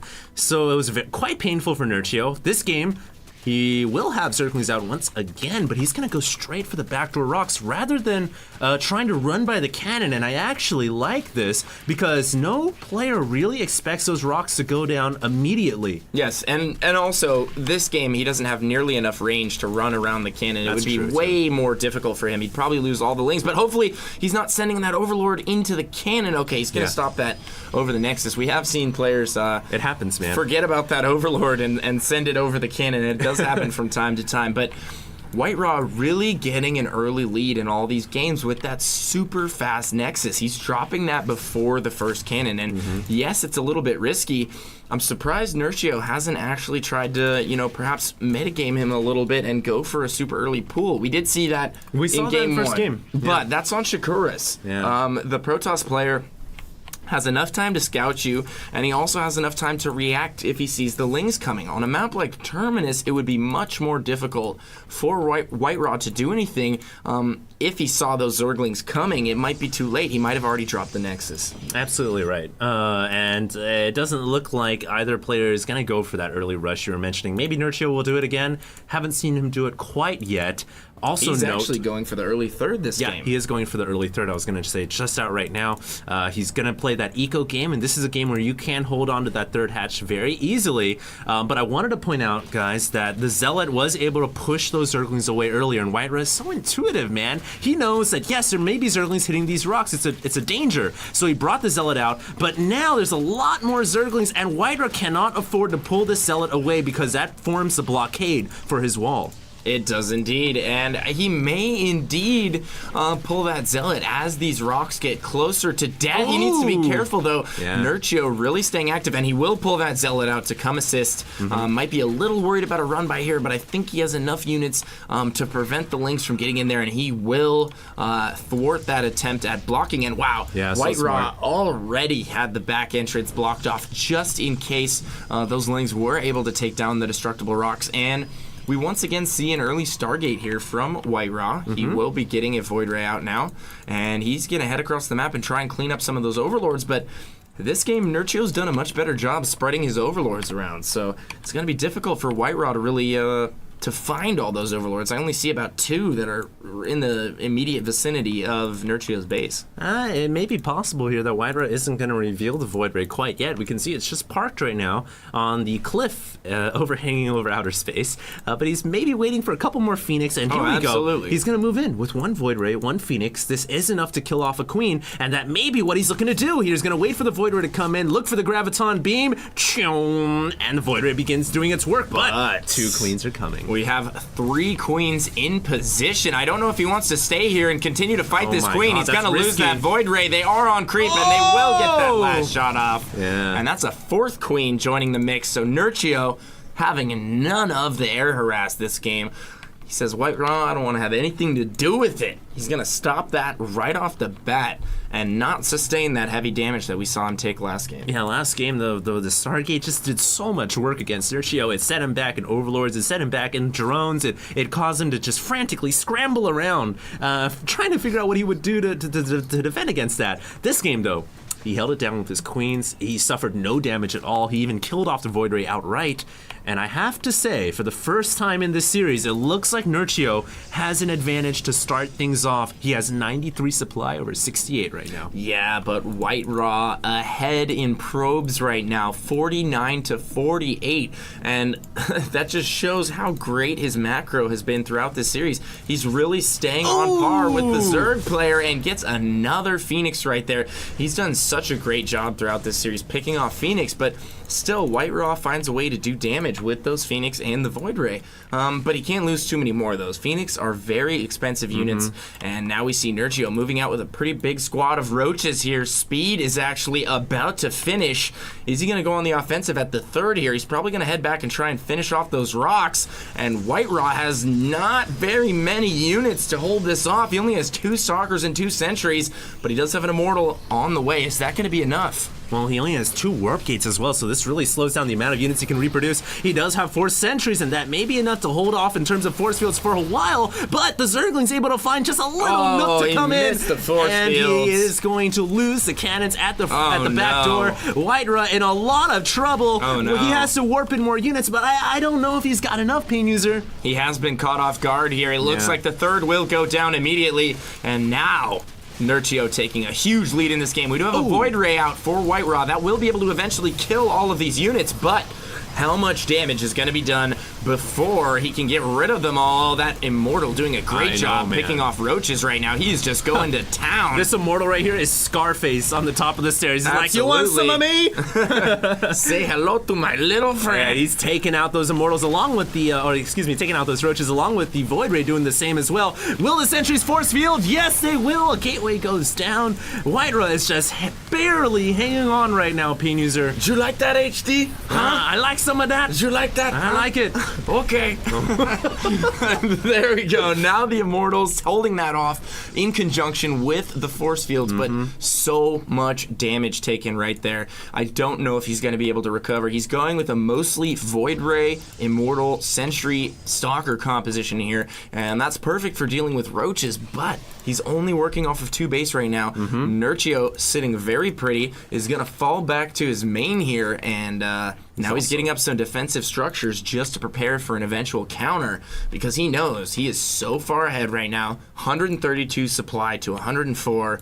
What's White Raw to do? Well, White Raw is going to have to figure something out. I mean, yes, he can grab the Nexus again and try to play that macro game, but he's taken some significant damage. That's a lot of money that he would have been making right now if he hadn't lost that Nexus. So he has an option. He can attack, or he can try to outplay his opponent and sit back and wait.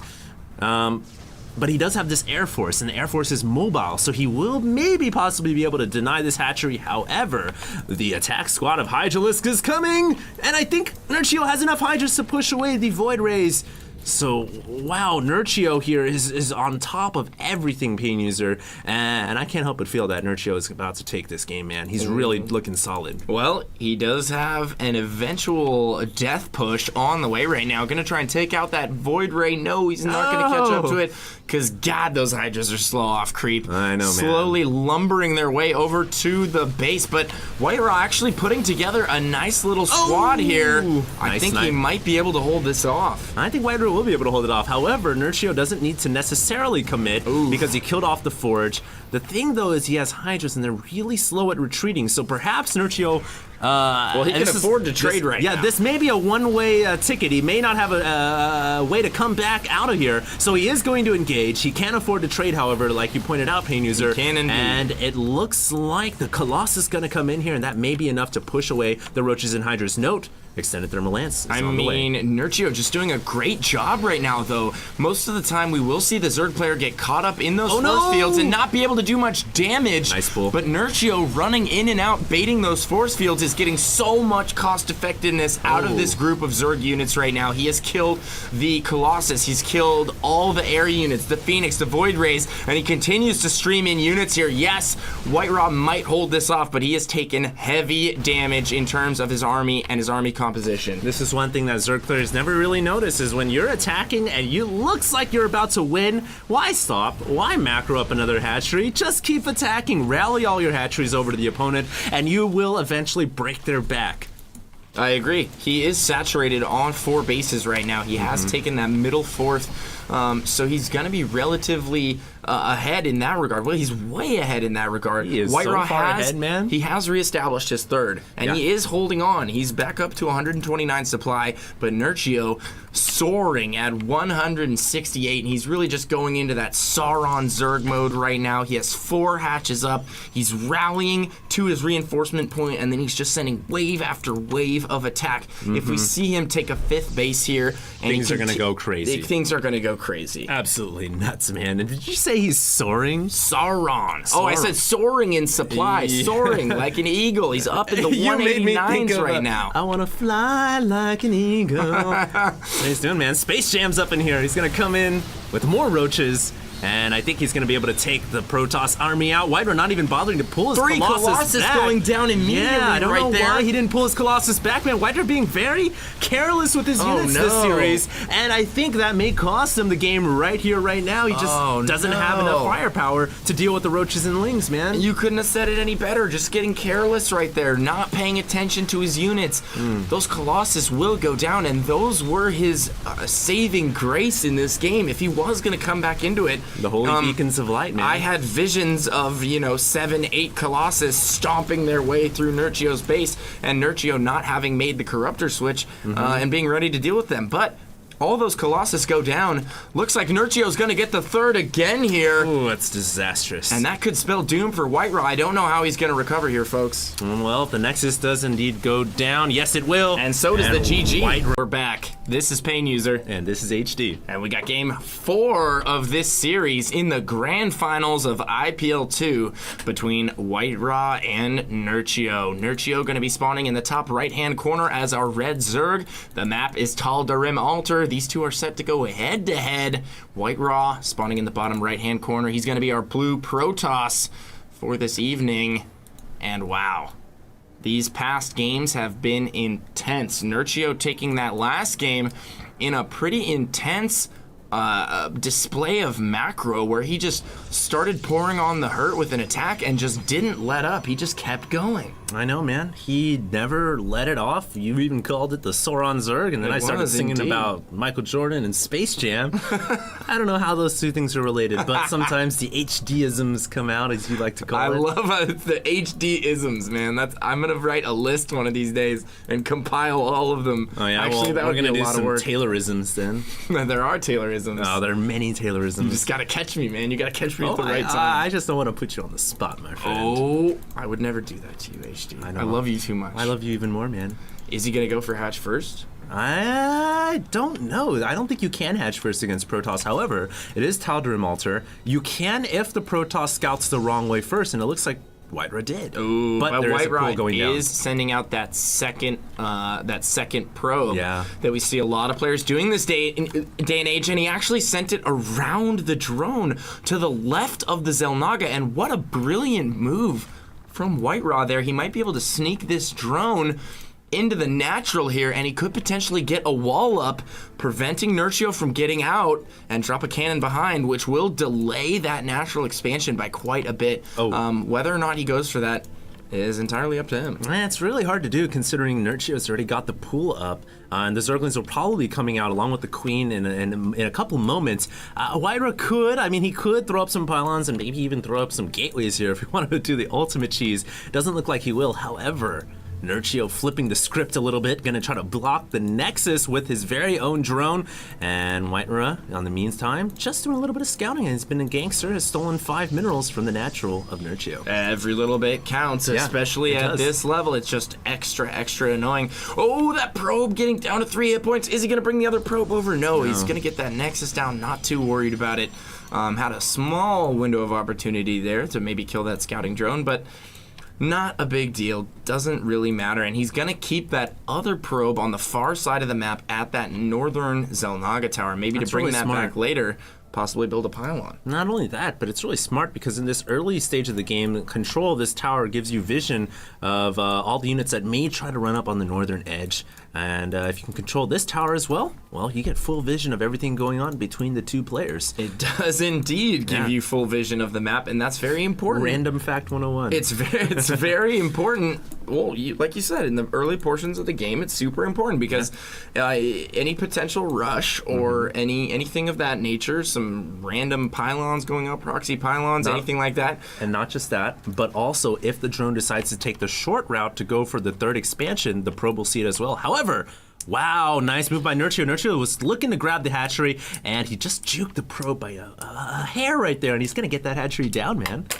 He's saving up right now for enough to eventually get that down, and taking a very, very quick third. I'm surprised he's actually not working those rocks down and going for the safe expansion. It's just a little bit risky to take that far expansion. You never know. White-Ra might send out a probe, and wow, look at that brilliant move from White-Ra right there. The probe getting chased back as he sends out another one over to the fourth. No! I don't think they'll get in. Nurchio gets one Zergling in here. That's actually really good. That is good. He can get some vital scouting info if he's able to sneak into the main. And I think he will be able to sneak into the main. Not a single gateway unit on the floor right now. And Nurchio gets a full scout off, sees a double gas going down, very indicative of a Stargate. And there's the Stargate. Oh my god, White-Ra with that sneaky special tactics probe is going to get into the third and find out exactly what Nurchio is up to. And he pulls it away very, very quickly there. Did Nurchio see it? I think he did. He's going to send that to the back. So yeah, Nurchio also showing a very high level of awareness here, realizing there could be a second probe coming out, and he kills off the probe that was constructing the pylon. White-Ra's special tactics. Is he going to let it just? Is he just going to let it build here? Possibly. There is no. There we go. He doesn't have enough warp gates to support any kind of a push like that. Nurchio's going to lose the Overlord here, Pain User. He really could have just scooted on over to this ledge. A lot of pro players have been using that. Position. And unfortunately, he's not. Yeah, well, he will lose that initial Overlord, but he gets a scout on the Stargate. He did see the Stargate, although the Stargate is very close to the front. He probably could have spotted that with a Ling at the front door or something along those lines. And no Void Ray or Phoenix yet from White-Ra. He's going to open with a Phoenix, so now we do have that Phoenix on the way, and he's also following that up with a Robo, so getting much earlier Colossus this game. And I kind of like that. All the games so far, we've seen him go for that really, really fast Stargate play. However, in this game, the map is very, very wide. On top of that, I just don't feel like Stargate units are as effective on this map. I mean, if you look here, the natural and the main are very close together, easily defendable with queens and spore crawlers, and I just feel like going for the faster Colossus play may be the right unit to go with, especially considering if you get Colossus up chilling right here, and you get a unit to spot the high ground, the laser beams can start hitting the drones as well. Well, it's a good thing that Colossus can see the high ground, so he can snipe the drones from behind the mineral line there. Sometimes we forget. But I couldn't agree with you more. That position below the natural is the sweet spot on this map. It's just absolutely essential in almost every matchup. Yeah. You see Terran players putting siege tanks there, bunkering it up, taking control of that area however possible, especially against Zerg, and, you know, Colossus can also get into that sweet spot and do some serious damage. What a crazy proxy position from Nurchio. I doubt that's going to get scouted, but if it does, he's going to have to run a queen all the way over there and drop a creep tumor. I highly doubt it is going to get scouted as well, Pain I'm User. surprised he didn't go for that sentry. Yeah, well, he's going to get a couple Zerglings in here, and he's going to see the robotic support base, so all suspicions confirmed. There are quick Colossus on the way, and I actually really like this because Nurchio went for the Spire first, and I think his Mutalisk may come as a huge surprise. And look how many probes are actually pulling off the line to deal with these Zerglings as well.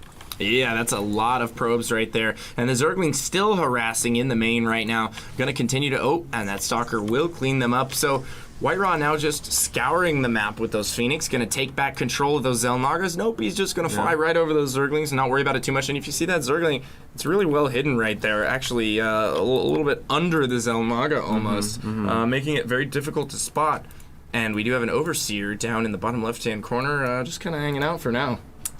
And the Spire has now finished, however, not a single Mutalisk in production nor a Corruptor. There is +1 weapons on the way, and I was really curious if Nurchio was going to try to go for some kind of a 3-base Muta attack, and he will. He's making 7 Mutalisks right now, Opinion User, and I really like this. This is going to give him the possibility to surprise White-Ra, because, you know, Mutalisks are very, very unexpected, especially considering White-Ra's gone Phoenix. However, when you look at the flip side of things, Phoenix are so good against Mutas. I can't help but feel that this may be a bit of a build order blunder. Yeah, they're phenomenal against Mutas, but he is sacrificing several of those Phoenix right now just to get a few drone kills.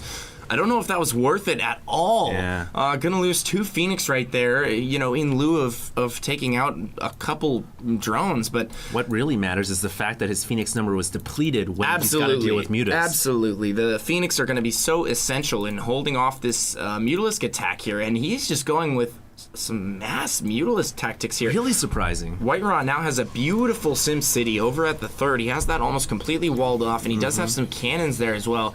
And he's continuing to build on his Phoenix numbers, and that could prove to be a disaster for our Zerg player here. Nurchio, Can Nurchio deal with that?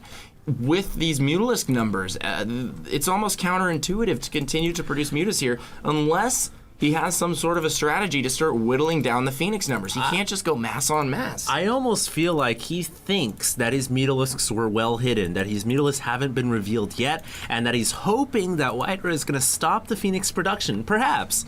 But unfortunately for him, that's not the case. There's still additional Phoenix building. There's +1 air weapons on the way. These Mutalisks could be flying into a death trap, man. That's 6 Phoenix ready and loaded to go, and they are going to be able to push these Mutas away so easily. And I think Nurchio may have to start to invest into either infestors or into corruptors. Yeah, White Raw just building up those high-tech units right now, going with that Phoenix Colossus unit composition that we've seen used to such great effect. And we do have +1 weapons on the way. Oh, 2 Phoenix going down right there. White Raw making a little bit of a miscontrol. He's going to lose 2 of those. And now Nurchio feels like he might have an opportunity to move in here. Is he going to continue to pick off these Phoenix? But just taking so much damage on those Mutalisks every time he goes in.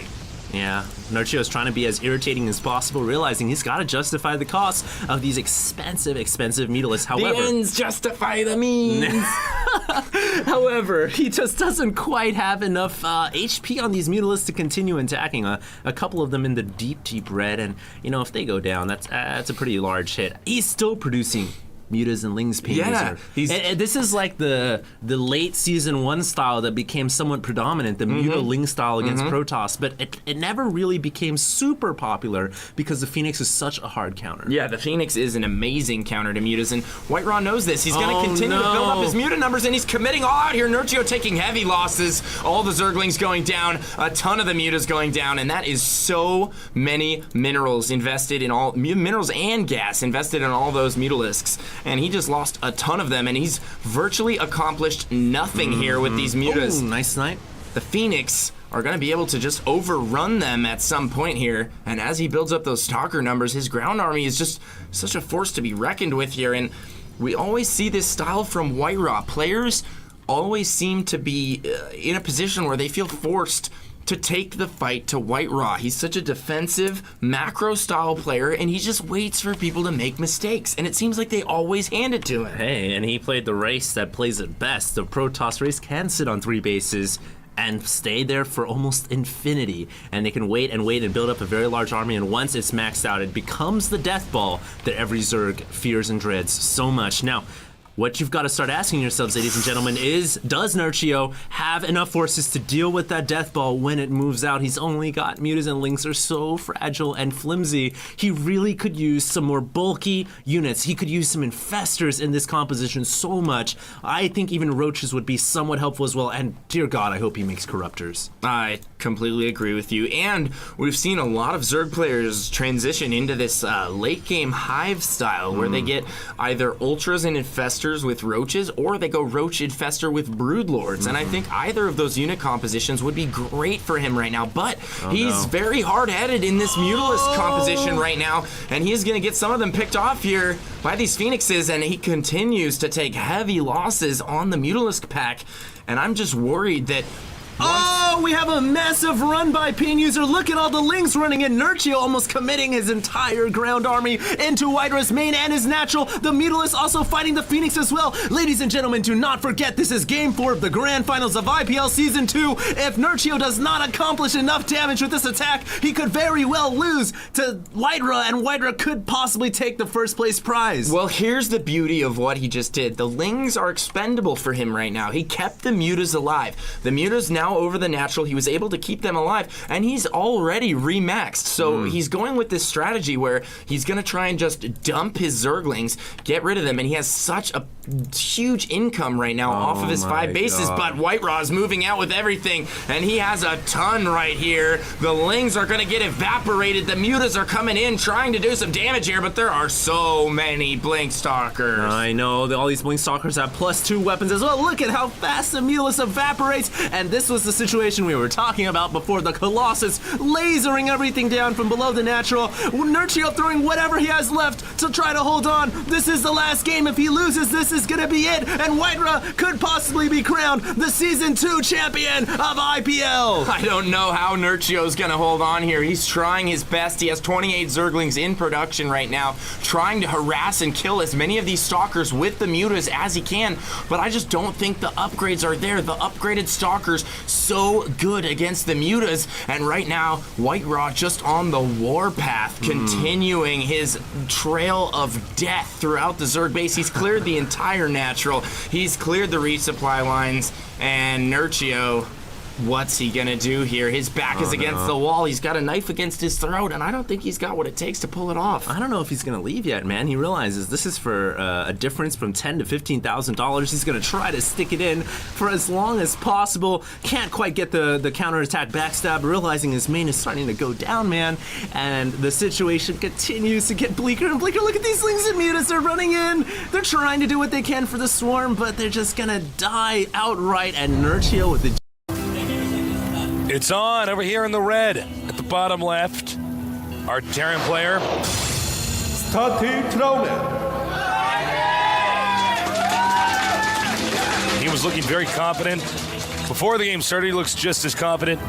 Now that we're in there. Over here at the upper right in the blue, we have our Zerg. I am Johnny. Now remember, as I said before, cross spots is going to be much more preferable for Zerg players. So Junwei, and that means I am, are already off to a good start. That is right. Now, there is an interesting way you can play in these positions as Terran. If you want to actually take your third base being and go into a macro game as the bottom spot, it's going to be hard for Zerg to take like a fifth base, or no, rather a fourth base, I'm sorry, because obviously they have 3 that are right near them, and then everything else will be near the Terran. So that's a really good point. It's a good way to play it on this map. You don't have to play it that way, but it's just an interesting thing that may come into play if this Terran actually wants to go for a very long macro game. Yeah, you know, now that you say that, I'm looking at the mini-map, and there really are only 4 expansions, excuse me, that are pretty accessible to the Zerg. And then after that, I mean, you're basically in the Terran's territory, or within the range of, like, what he could fire at you with the siege tanks. Yeah. So we could see a pretty long game if the Terran elects to go that path. Yeah, but will he go that path? We just don't know, because we haven't seen this guy yet, hasn't made it into the GSL yet. Again, it's so unbelievably hard to actually get into Code A. Some of it's luck, some of it's just, there are so many good players, Tasteless.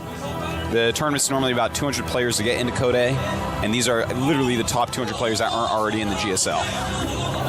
Oh, we have a bunker on the way over here.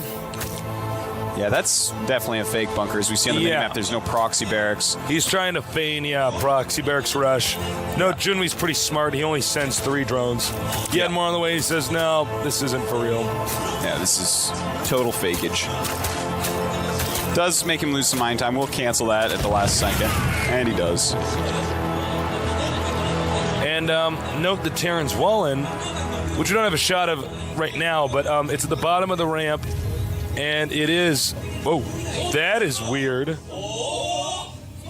He does a double, fakes one bunker rush, then kind of moves into possible real bunker rush. I don't know how worth it this is for the Terran. What do you think? Well, he's trying to make him lose a lot of mine time, and bam, there you go. The second Marine comes up. He does lose a drone. So, yeah, it did turn out to be worth it, I would say. Slowed down his command center ever so slightly, but slowed the mining of the Zerg, killed a drone. Only lost 50 minerals through canceling bunkers. Also forced more Zerglings than Junwi wanted to make, as you see there. You normally only want, maybe 4 or 6 Zerglings normally when you go hatchery first, unless they're 2 barracksing, of course. But now he has 8, so that, I would say, that was definitely worth it. Nice moves. More barracks on the way. And with that at the bottom of the ramp, by the way, it's hard to say exactly what the Terran's doing. Oftentimes it's a 2 barracks play. Can be an expansion, which it is this time. And the reason why that's such a good wall in there, because it looks like, well, wait a minute, how could there be anything good about that? It could be surrounded more easily by Zerglings. Well, actually, that's true, but of course, they can't get up into your base no matter what, because you get that wall in before the drone gets there, and then they're in the dark. They have no clue what's going on. Exactly. And that's scary. You stop scouting. That's it. And realistically, the Marines behind. Ooh. Oops. Little misclick there by Junwi.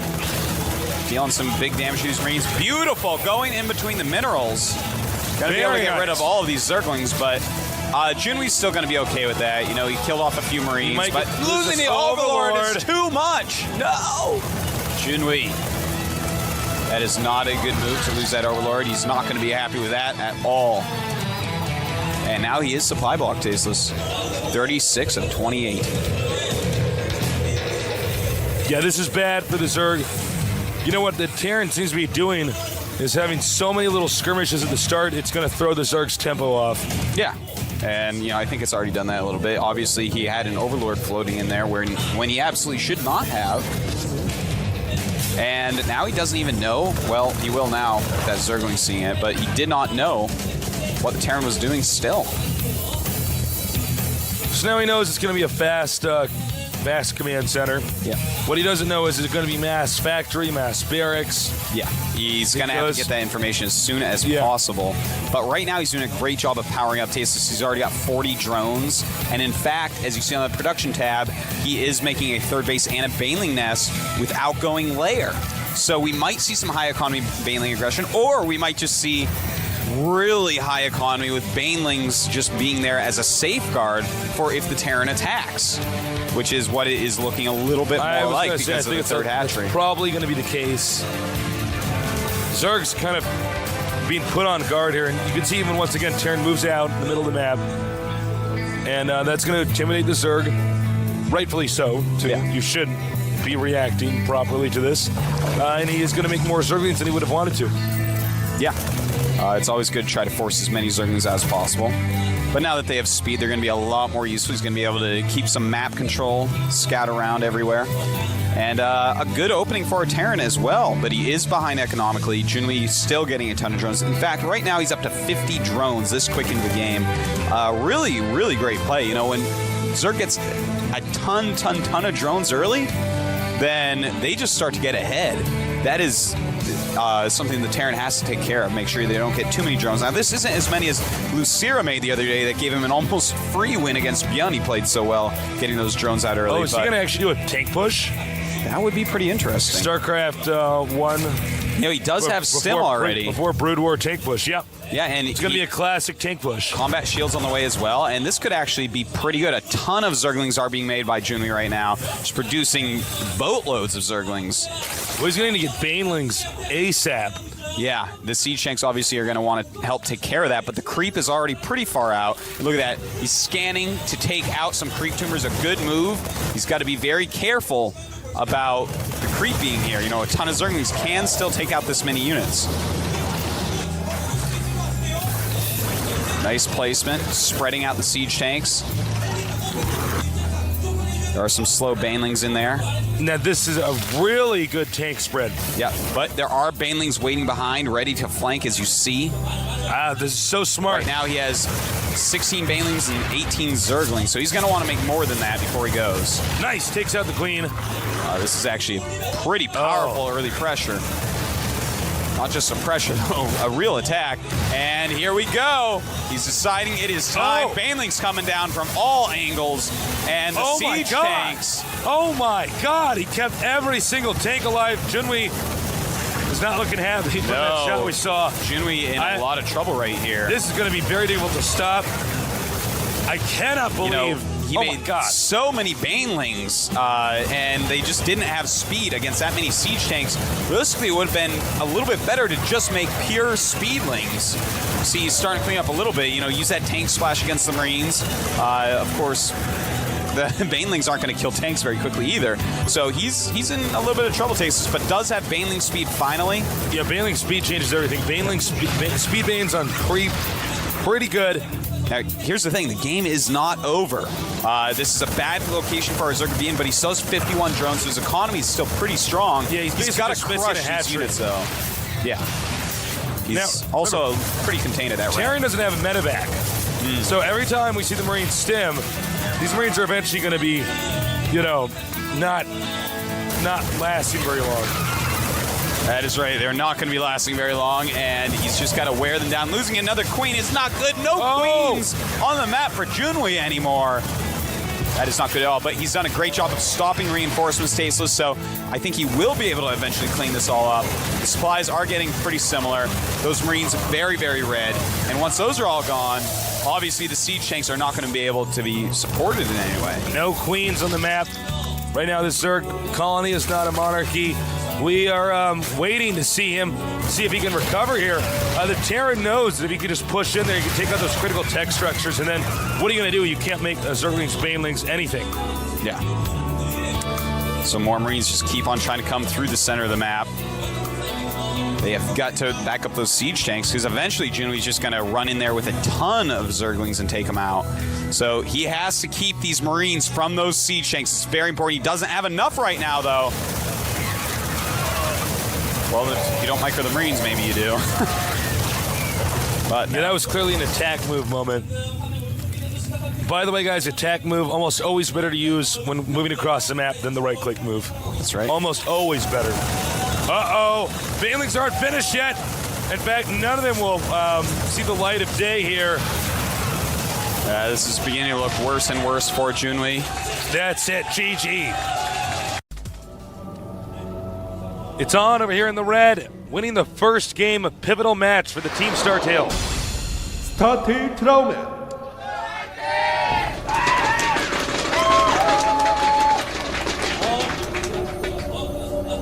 Trauman probably feeling very confident going into this, despite how difficult his opponent is. We're getting a shot of now in the blue. We have I am Yunghwa. Younghwa, Korean word for movie. Yeah. And there's Seed going crazy. Now, Tasteless, this map is a very interesting map. You can your natural expansion is basically inside of your base, so you can take it and it's not going to be attacked. It's very easy to defend. But your ramp is what really interests me here. You know, it's got the small ramp, but next to it are destructible rocks. And once you take those down, it becomes like a scrap station ramp. So, for instance, force fields would be good early on, but if your opponent actually goes a dedicated Marine Marauder, eventually they're going to break down those rocks, and then the force fields are going to have less power. So it's kind of an interesting balance of, you know, early game rushes versus early game economy. And things like that definitely do make interesting maps, which is why, in 50 words or less, I think that this map is interesting. All right, you passed. Thank you. As long as you had it over 15, you know. Otherwise, you're just not working hard enough. One of the beautiful things about this map is it's so big, it's so open. There's so many expansions. Some of the other maps we're using, for instance, in Code A and Code S, were just a little bit smaller. And you ended up with these situations where you got a boxing match in a phone booth. Well, all of these new maps, Tasteless, are actually a lot bigger, which is just so awesome to see.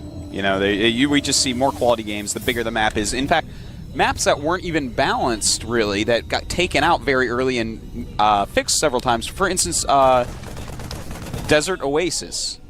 It was a huge map, though, so a lot of our most interesting games actually took place on that map. A lot of people noticed that and were like, hey, players may hate the map, but it gives us awesome games. And I think that's true. You know, Shakura's Plateau and Metalopolis, Lost Temple, these maps give us great games. Scrap Station, great games. Steps of War, not so much. I mean, the games are good, but the guys just die. Well, any StarCraft II is good. Yeah, I mean, it's just the players can be killed off so quickly that we don't get to see some of the more bizarre situations that people can get into. Yeah, exactly. SCB coming in there. And once he's taken out, it will be time for Younghwa to show us his tech path. Show me your builds, Younghwa. I need a ladder this weekend.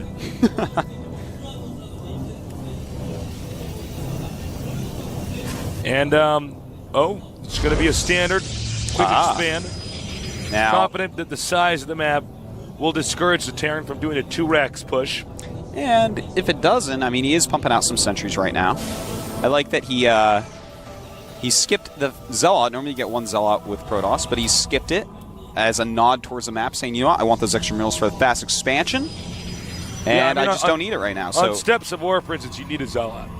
You're like, okay, let's get a Zealot out here. Yeah, no, you need it just in case, you know, they come too quick. This is a much longer map, so I love the small intricacies of how they have changed playing this map.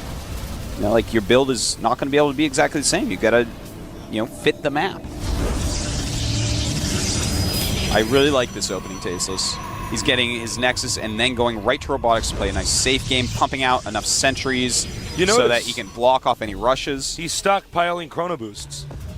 Yes, in fact, he has stockpiled a lot of Chrono Boosts. And that's Younghwa, so that's not like he just forgot about the Chrono Boost thing. Yeah, oh, absolutely not. You know, he might be saving them to pump out some Observers very fast. In fact, that is what he's doing. That's something you probably should do as a Protoss. I mean, Observers already build pretty fast, but you want him to build faster, Tasteless, because absolutely, Artosis. Seeing what your opponent is doing is like the most important thing that you can imagine. So now he's going to be Chrono Boosting again, back to Chrono Boosting at the Nexus, making his warp gates. You know, when you get on a big map like this, we could see a little bit more tech patterns. Yeah. The more build orders. There's a lot of stuff you can do. You know, it's hard for Terran to just make a group of units and walk across the map and attack Protoss. Same with Protoss against Terran. So they're going to have to think out, you know, every stage of the game. Do I want to do some sort of 2-base all-in from here? Do I want to transition into higher tech quicker? Do I want to take another base? And it looks like it's going to be Colossus play for Younghwa. Now, will he combine that with some quick Phoenixes? I don't know, Tasteless. I don't know, man, because we've seen, you know, Protoss, you know, just stay very passive, actually can do quite well on some of these maps against some of these players. Terran also doing kind of standard turtling. Nobody's cranking out a lot of Yeah. siege tanks. I don't like think we see that. siege tanks enough, actually, against We don't. Protoss. You know, if the Protoss goes Colossus, and if you look at the architecture of this map, Protoss could go Colossus. Yeah. You know what I'm saying? Oh, yeah. You know, call me crazy, but it could go Colossus. And siege tanks against Colossuses, well, they're not the best thing in the world. All the Protoss units tend to cluster underneath the Protoss. I mean, underneath the Colossus. Yeah, no, it's. I like siege tanks against Protoss. I think they're very underrated, and I think we're going to see it more and more of them used. Because when you actually get the critical mass of siege tanks, when you start to have like 8 or more, just like in StarCraft 1, they become exponentially more powerful the more you get. Yes. To the point where, even if you have like 12 Immortals charging at 12 siege tanks in siege mode, you'd be surprised how well those siege tanks do against their designed counter. You know, they have that splash damage that's just so important. Immortals are a funky unit. I mean, I guess if you have siege tanks and you have a ghost, you get the correct EMP and let them really. Well, he's got the Marines as well, is the thing. Yeah, it's true. The which DPS. just take them down so quickly. Yeah, honestly, if you're not sure about what to target fire in a battle in this phase of the game, probably shoot the Immortal. Oftentimes that kind of fixes all the if he's up front trying to kill your tanks. Yeah, I mean, if it's way in the back, but yeah, that's back when I was playing more Terran, I found that to give me higher success. Because the Immortal, I think people are still trying to get used to microing against that thing. Yeah. Well, this is kind of interesting. The Terran moving out with a very, very strong army. Protoss, I don't think has quite this angle enough could be right bad, now. though. He could force field that off. Oh, very nice force fields. Taking out a bunch of Marines, damaging a whole lot of them as well. Tasteless, I am loving this map so far. I'm just like looking at the way this battle's unfolding and the way he just does that and then runs back. This is like a StarCraft 1 map. Well, you know what's nice is that he didn't force field and go, okay, here goes. And Yeah, just run in there. He's like, you can all see right, he's very good. I'll engage somewhere else, kill a few units here, run back. The map's long enough I can do that. So he's backing up. You see he's peeking up again with the Colossus. Here comes the drop. That's going to force the Protoss to turn around. I don't know if Protoss is aware he's being dropped. Yeah, this is a great little drop. He is aware. He's trying to warp things in, but those Marines take him out almost before they get in there. Interesting place to try to warp them in, but just buying time for the Colossus to walk up and do his damage. And Marine says no thanks. As the units retreat. And meanwhile, he's pushing. Yeah. This is a mid-game push. I don't know if this is the best idea. Oh, that's too quick. What are you doing? And the Colossus look like they're going to just wreck through here, Tasteless. Oh, there's no way Terran can stop this. Yeah. Oh, that is way overcommitted there. To recover from. Way overcommitted. Yeah, I mean that's the end of the story. You should not have gone that far with that amount of units. As I said, it's going to be very hard for anyone to just make a group of units and walk across the map to attack. Yet that's what he did. It's cool to do a drop and push forward a little bit, but don't just siege up when you're being attacked by Colossus and think it's going to work. You know, what's funny is Protoss would be able to do that before Terran would, with the warp gates and stuff. Yeah. Instant reinforcement. We do have a drop. We had a drop over there. Stalker's taking it out. Pretty uneventful. Yeah. Wasn't anything to write home about. Well, for those 3 Marines it was, but they had families, Artosis. Hopefully they left letters with their Those friend Marines back had at mothers, base. Artosis. Now, Protoss, and this is what I like, he backs up. And you know why? Because he's ahead. And Artosis, what do you do when you're ahead? You get further ahead, Tasteless. You get more ahead. You don't go, I'm just going to attack him now. You know, one way he's getting further ahead is teching up to Dark Templars, and another way is taking an expansion. Those are the 2 perfect ways right now. Let's take a look at why. A lot of siege tanks have been shown, a lot of medevacs have been shown. What does this mean? This means that he doesn't have Ravens. What else can we tell about this map? It's huge. It's super long. He can control the entire map for a while with DTs, really harass the Terran, get that expansion up. Terran can do nothing against that right now except for drop harassment because he invested so heavily in that one attack that really didn't do anything. So right now, supplies 95 against 134. Younghua really showing that he is a top-class Protoss.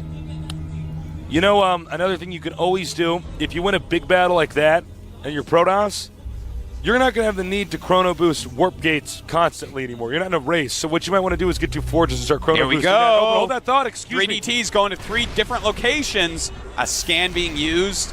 But guess what? You don't have enough scans for everything. Oh, man. Just now laying down some missile turrets. That is not the situation you want to be in as our Terran player. Trauman. Taking out another DT, but this is going to be very difficult to recover from. There's 10 kills on that DT already. His economy's being slaughtered. What is his rank now? He's an instructor. Well, he's not going to live long enough to teach any other DTs. He died as a master at 15 kills. We have a drop coming now towards the Protoss expansion. Stalker's still waiting. He's that far ahead. He can leave those Stalkers sitting there.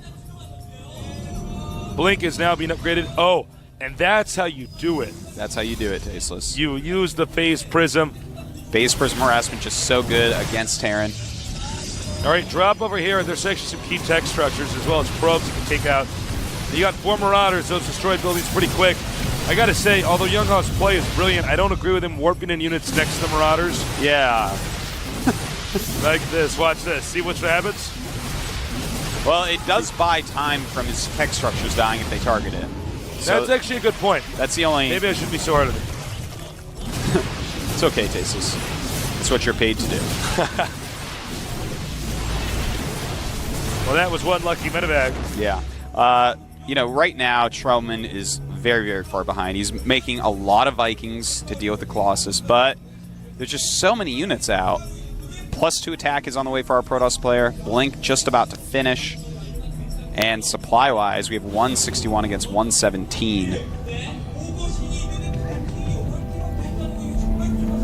Command center coming. Yeah. Well, that's Protoss, good, but right now it's attack. SCV count 30 against 70. Yeah, that's true. He's so far ahead at this point, he can attack, but I'd like for him to get further ahead even. Yeah, you could do that too. I love to just wait for Terrans to leave the game, man. You know, I played so much PvT in StarCraft 1. I get scared if I let the Terrans sit for too long. I'm just like, I don't know. No one's really using those compositions that get. That's true because it's mostly Marauder heavy now. It's not siege tank heavy. Yeah. Where I'm like, was siege tank he's heavy, got 20 siege tanks. I'm like, well, I don't know what to do. Yeah. Wait. Hold that thought. We got some more DTs being warped in. 3 DTs. Awesome play. I'm sure you'll send those in all sorts of different places. Well, or just kill all the SCVs there. That works too.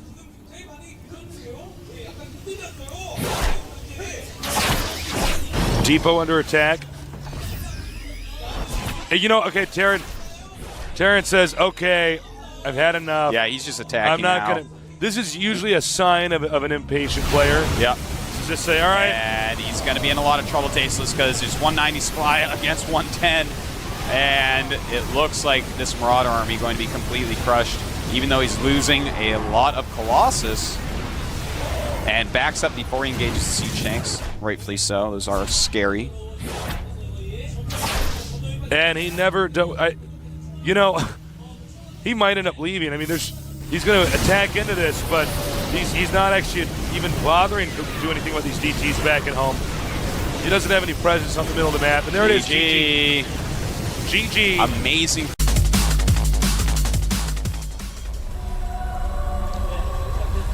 Over here in the red, we have our Terran.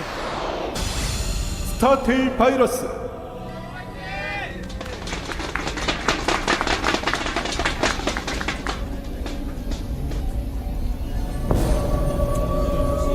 Over here at the top, we have our Protoss player.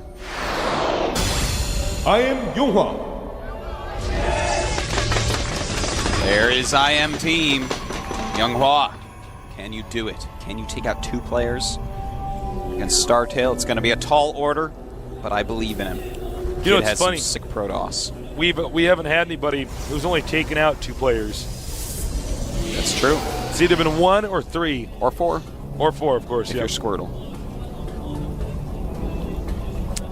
All right. I am very excited to see what our Terran player has for us and what Younghwa has for us as well. I think Younghwa is going to play a pretty standard and safe style. Macro it up. That seems to be the way he plays, man. Just very safe. Really great decisions. And it looks awesome. I love that style of play. This IM team, as I was saying before, instead of Incredible Miracle, I would like to call it Intelligent Men, because they all make excellent decisions, and they're all guys. That's actually a pretty good clan name change, Artosis. Thank you. These guys are very bright. They seem to work very well together. And I gotta say, I've been so impressed with all the plays coming from IM. Yeah. Startail's been good, solid, to say the very least. But we've seen some serious genius moves from each of these IM guys. Yeah. Now, we're gonna have to see, does he get a Sing gas? Does he want to go for a super fast expansion? Probe has already scouted no gas, so that means either 2 barracks or fast expansion. He's going to probably think that it's going to be a fast expansion, which leads me to believe he might go a 1 gas expand. No. Okay, I'm wondering if we're going to see the... well, he hasn't gotten his second gas yet. Yeah, we might see... Oh, nope. Spoke too soon. There. Took the second gas. There it is. All right. I was going to say, we might see that really weird rush we saw the other day from, I believe it was C, where that was C. He did not get a second gas and yet went for Warp Gate.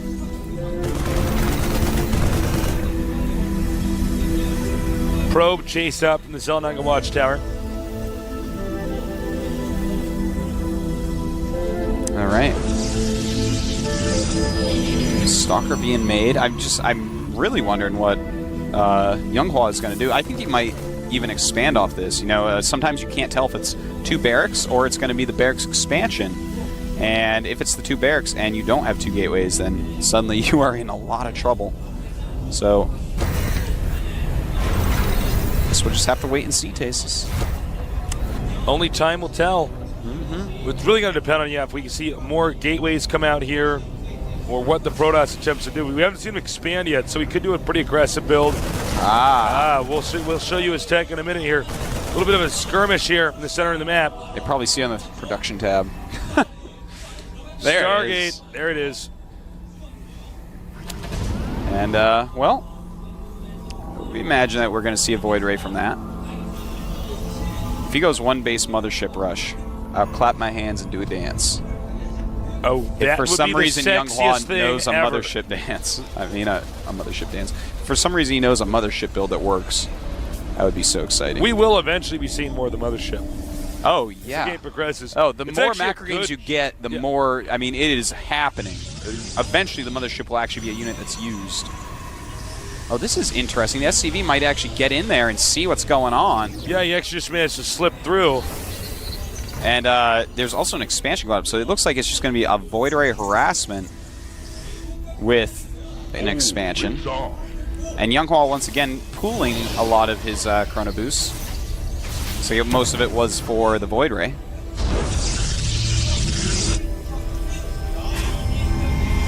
Marauder on the way now with Marines. Now, the big question is, will he get a second Void Ray, or is this just 1 Void Ray to sort of keep the Terran from being unable to move out of his base? Yeah, you definitely scare him. You force more Marines. You may want to transition into Colossus from this. Make sure there's a lot of Marines out there. Takes out 1. Not much success with the Void Ray thus far. No. The Void Ray originally in the beta had more range. Yeah. Still has good range, though. Still more than a Marine. Yep. 6 range against 5, of course. So you can micro them against Marines reasonably well. The Marines are faster, so it's not like I can kill all your Marines with a Void Ray. That would be bad. You can just pick off some weaker ones. Yeah. Or if they mess up their micro at all, of course you can get them then too. And yeah, before anyone calls me on it, I know they have the same exact speed number, but Marines turn quicker than Void Rays. Void Rays are clunky, flying around space. They are, man. It's interesting. He keeps getting close to that bunker. It is not possible to take out that bunker. No. And he's actually already comfortable breaking down the rocks. Yeah, that's interesting. Oh, okay. So he's just continually pumping out Void Rays and going Zealot with some sentries. He has 4 gates right now, so I think we might just see him try to break. You know, if you actually get a good number of Void Rays and you use sentries in there, then the Void Rays suddenly get charged up without taking too much damage and deal a lot of damage. Well, you know what he can do is, right when he gets all those Zealots and sentries, he can charge the Void Rays up on the rocks to destroy them. It's true. So then that way, right when he goes in for the timing attack, he has fully charged up Void Rays. Yeah. In fact, sometimes we see people keep their charge by attacking their own units a little bit. Yeah. Basically charge juggling. Yep. I'm sure stuff like that will become even more important in the future, but this is, yeah, he's definitely going to go for a break, Tasteless. There's just no question. I hope he does exactly what I said, where he charges it up on the rock. Now notice this Void Ray getting rid of that Marine, so he's not scouting the rocks. It's a beautiful move. The Terran is going to go back up and check out those rocks, I think, but that's a great move, because if he doesn't, then this coming as a surprise is twice as deadly, Tasteless. And yeah, I think I am correct here. He peeks once again, wants to drive out this factory. He needs to have the element of surprise. He does this! Man, this guy's got good Void Ray control. Yeah, forced to stim there as well. All right, it's time. Wait, does he not actually see that? Oh no, he can. Yeah, he sees I it. wasn't sure if he could just see the animation. Does he see it though? He can see it, but is he looking at that? Maybe not. Yeah, he knows now at least. And he's going to have those fully charged Tasteless, at least most of them. A little bit of a disorganized Got to be attack careful with this. He's only got so many force fields. You can't let stuff dance away from him too much. There you go. That's how you do it. Now those Void Rays, you thought there was only one. They're doing insane damage. There's not many Marines left right now. If he can keep these 5 Void Rays alive for just a little bit longer, it looks like he's going to be able to take Virus out. Oh my, Tasteless. Those Void Rays are actually just too much right now. Great strategy here, keeping Virus in the dark. And what's he going to do now, Tasteless? Nothing. That's what. He's dead. He is dead, man. Young Law, insanely good.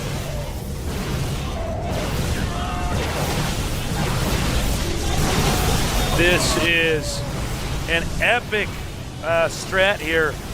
Unique and different from our other Stalker Sentry, strats we've seen. Yeah. In fact, it's just GG. stockpiling Void Rays. GG. At the left, in the red, our Zerg player, Julyzer. A legend of gaming. And over here to the right, perhaps one of the new legends of gaming. I am Yonghwa. Julyzer, too cool for the Street Fighter voice we normally put on. So Tastes and our Toasts had to do it. No, it looks like Younghwa's not going to fast expand. Yep, does not look like it. That's fine. Cannon expansions can be pretty hard here, especially against someone like Julyzer, known as the God of War for how well he can attack people with Zerg units. It's a very wide open natural. And you'd have to make a lot of cannons, and Julyzer might just trick you and be like, oh, look at me, I'm going to be aggressive. Then you make a ton of cannons, and he isn't aggressive, he double expands, and bam, that's all she wrote for you. So I think it's a good choice. He can go for either a rush if he wants. If you've won a couple games, sometimes a rush is a good idea.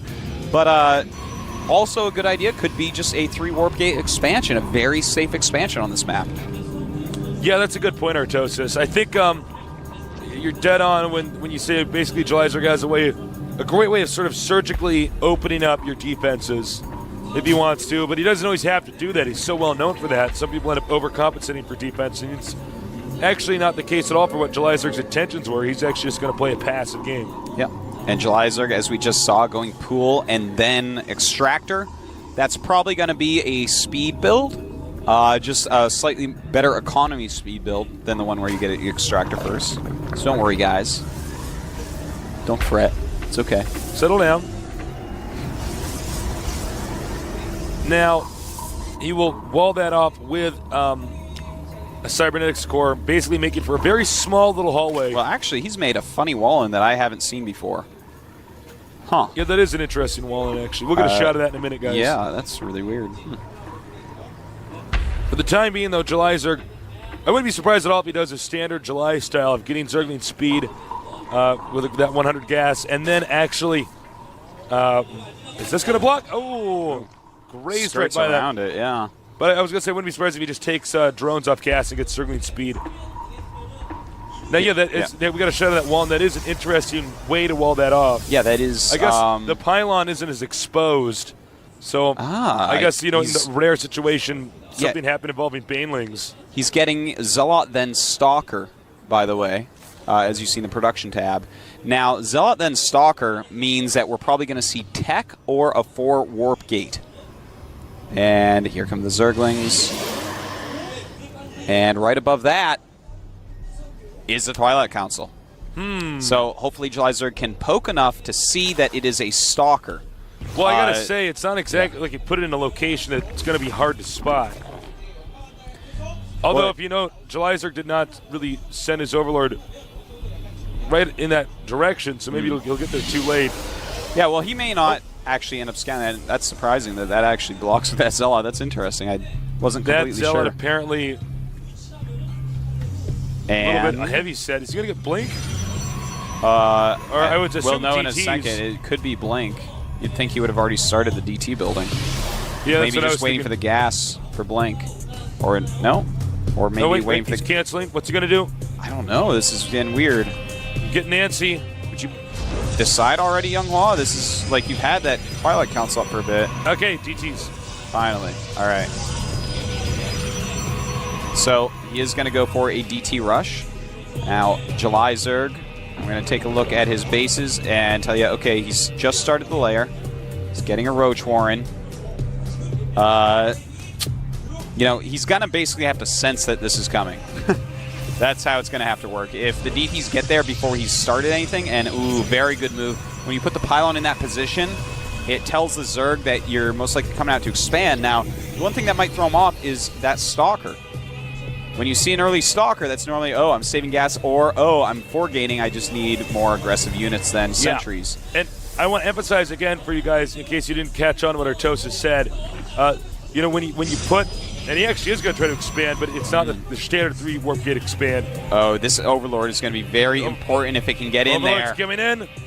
Oh, turns around. He turns around because the probe spots him. Yeah, did not see anything. Oh my God, that could have been I think it's a pretty big mistake. Yeah. Now, for July Zerg, he's got a Roach Warren. Layer's done. Yeah. And he's just masked it up. And he's making an Overseer right at his natural. July Zerg knows something is up. He is making that Overseer, and the game does continue. That is huge. Oh my God, look at the timing of this. Yeah. Look at this. The Zergling's just popping up. July Zerg is back. And he's going to, July Zerg is so smart. Very and nice. The DTs, this was a very expensive investment. July Zerg removes it beautifully with almost no losses. Late expansion for the Protoss. His tech route has been discovered. July Zerg can counter it all game long now. He's going to have to be careful and give a nod to DTs, but July Zerg has to be feeling superb at the moment, as does Startail. And here's the change lane. Hey guys, I was just got lost out there. Glad to be back home. And did he see it? He didn't see it.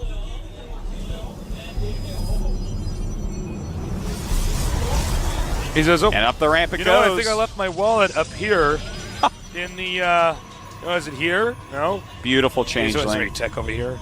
Oh, maybe it's over here. I'm just a Protoss zealot. Oh! No, you're not, says the probe. But it's more like, no, you're not. No, they're not. So, what would you do from here? As who? As the Protoss. Well, as a Zerg, I basically just... As the Protoss, it looks like he's going to go 5-gate, but yeah, I would go 5-gate into probably Templar, Zealot, Immortal, and take a third base and just try to play a long game using Psy Storms against July Zerg. But right now he's actually warped in. Some Dark Templars hitting the third base of July Zerg as the Mutas fly across the map. And that is actually very important. Will July Zerg be able to save that hatchery, getting that slowed down? Close. It's going to be close. The Mutas going into his base. Oh! And, well... Did he actually cancel that? I'm not sure. I don't believe he did. I didn't see a draw. The Mutas, though, doing a huge amount of damage right now to his probes. So even though he lost that hatchery... Good job with the Mutas by July Zerg. Right now the probe count at 32 compared to 51 drones. probe is gone. The threat of more proxy pylons eliminated. Yep, July Zerg now getting Overlord speed. That's going to help him to catch DTs quicker with his Overseers. They're kind of slow before you get that. Okay, notice this. He's not mining gas. Am I wrong? He's not mining gas he anywhere. stopped mining gas. The Protoss, that is not mining gas. Yeah, Younghua. so it looks like he's just going to use Guardian Shields, Stalkers, and Sentries and try to hit a timing push where he's using a lot of Zealots to take care of the Zerglings. Actually, that's pretty damn smart. Yeah, no, I mean, he knows he's behind. This is an interesting way. He probably made it up almost on the fly. I'm sure it's happened to him a few times, but this is not something that you practice a whole lot because it's something you do from behind. And here we go. Guys are running up, and good force fields. Man, beautiful force fields. But he is You trapped. feel pretty safe if you were those stalkers. Just for a little bit. July Zerg doing a good job just removing pylons as he can. More and more units being warped He'll in, use though. the rest of his gas to spend on stalkers, so he runs out and then goes to Zealots. 113 against 73 supply. Protoss way behind there. The Zergling's going to do a good job. But good force fields. Oh my god, that force field was so good. And so many of these Zerglings not doing anything. And the Zealots are on the edge of his units, hitting the Zerglings, taking their damage. But it may not be enough. There might just be too many Mutalisks, and if there's too many Mutalisks, they take out the rest of the army and the game ends. And I think, yeah, Beautiful play by July Zerg. Younghua pulling out. Our first Zerg player from the Team Startail. July Zerg. July Zerg.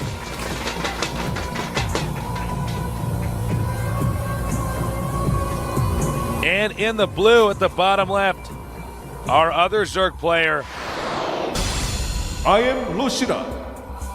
Now, July Zerg in StarCraft 1 was a beast in Zerg vs. Zerg. In StarCraft 2, it seems to be his weakest matchup.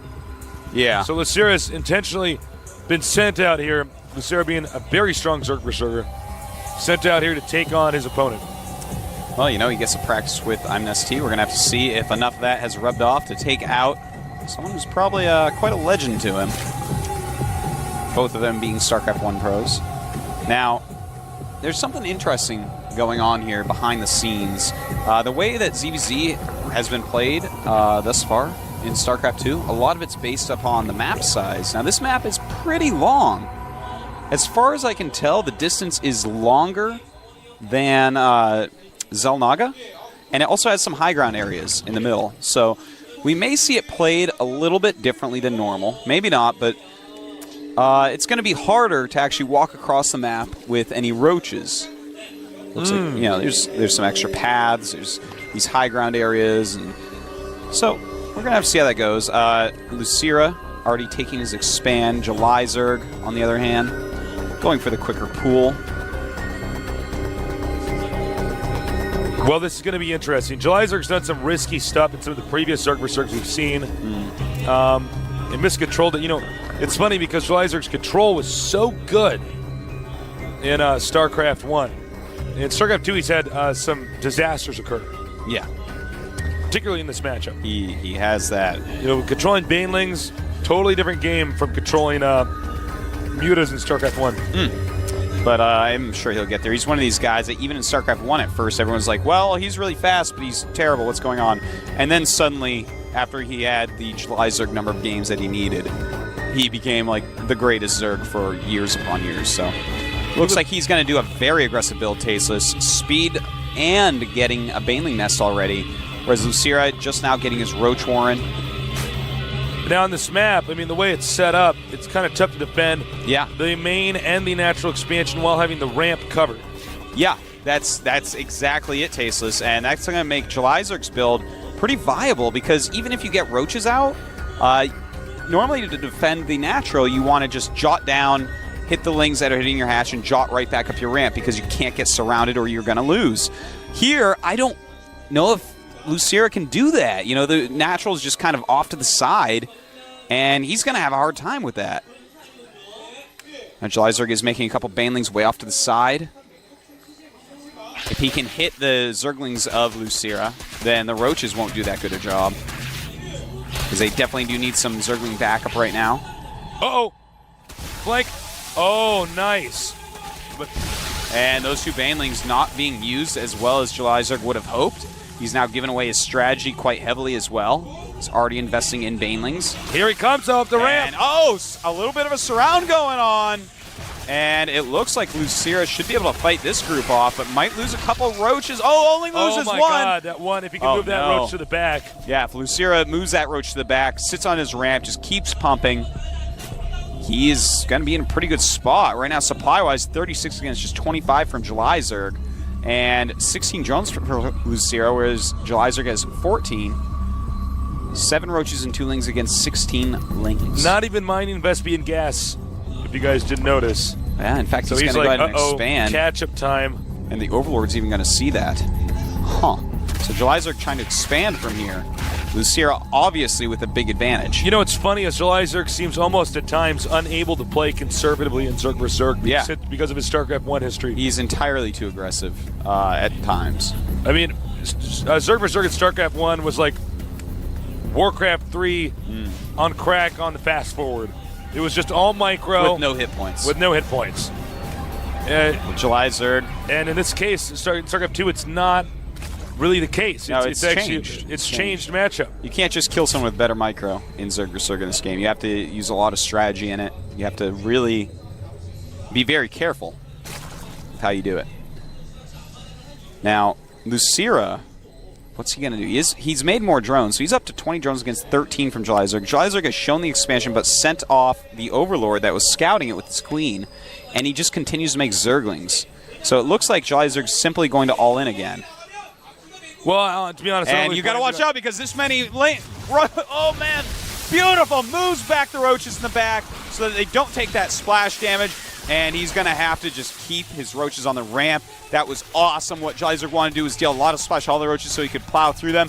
Not working out for him though. Couple roaches coming out to poke, to prod, moving back on the creep, being very, very careful right now. Look at that control. Now, if Jelizerg can get this hatchery, that would be something else. You see, he wants him to pull all the roaches down there, but Lucira is too smart. He says, nope, keeps him at the ramp, because then otherwise he's going to send the roaches up into the main. But more roaches have now been produced, which means he has more room to keep that area secured. You know, Lucira right now just keeps making roaches. He wants that critical mass of roaches. Another option also would be, you know, just make a Baneling nest and go all in if he kills your hatch. We'll have to see, though. It looks like he has more than enough. The dry Zerglings going for broke, and they're not going to be able to break that. He should have been able to see that. Uh-oh. And Lucira says, now it's my turn. Jelizerg definitely going to run around and counter. I could just imagine Jelizerg's queen going, what's that sound? It's rumble, rumble, rumble, rumble, rumble, rumble. It's more like all scuffle, of those scuffle, roaches. scuffle, Scuffle, scuffle, scuffle, scuffle. Yeah, roaches don't rumble. They scuffle across the ground. Ultra rumble. It's so many roaches. It is. It may be too many for Jelizerg. He is popping out a ton of Zerglings right now. Really, he needs to clump these very nice, clump them back to the minerals if you can. Just try to not let the lings get too much surface area on you. More and more Zerglings flood out from Jelizerg. A lot of Zerglings on the way from Lucira as well, though. And the thing is, Lucira has 25 drones against the 13 of Jelizerg, so even if Jeli were to take these out, Lucira can just reinforce with anything he wants. And Lucira's Zerglings are on the way, Tasteless. I cannot see Jelizerg holding on through this Well, wave he's of going to Zerglings. lose the queen in about 1 second. Even more roaches join the battle. GG. GG. And Jelizerg's all in. Over here at the south, representing StarTale, 스타테일 폭격기. Bomber.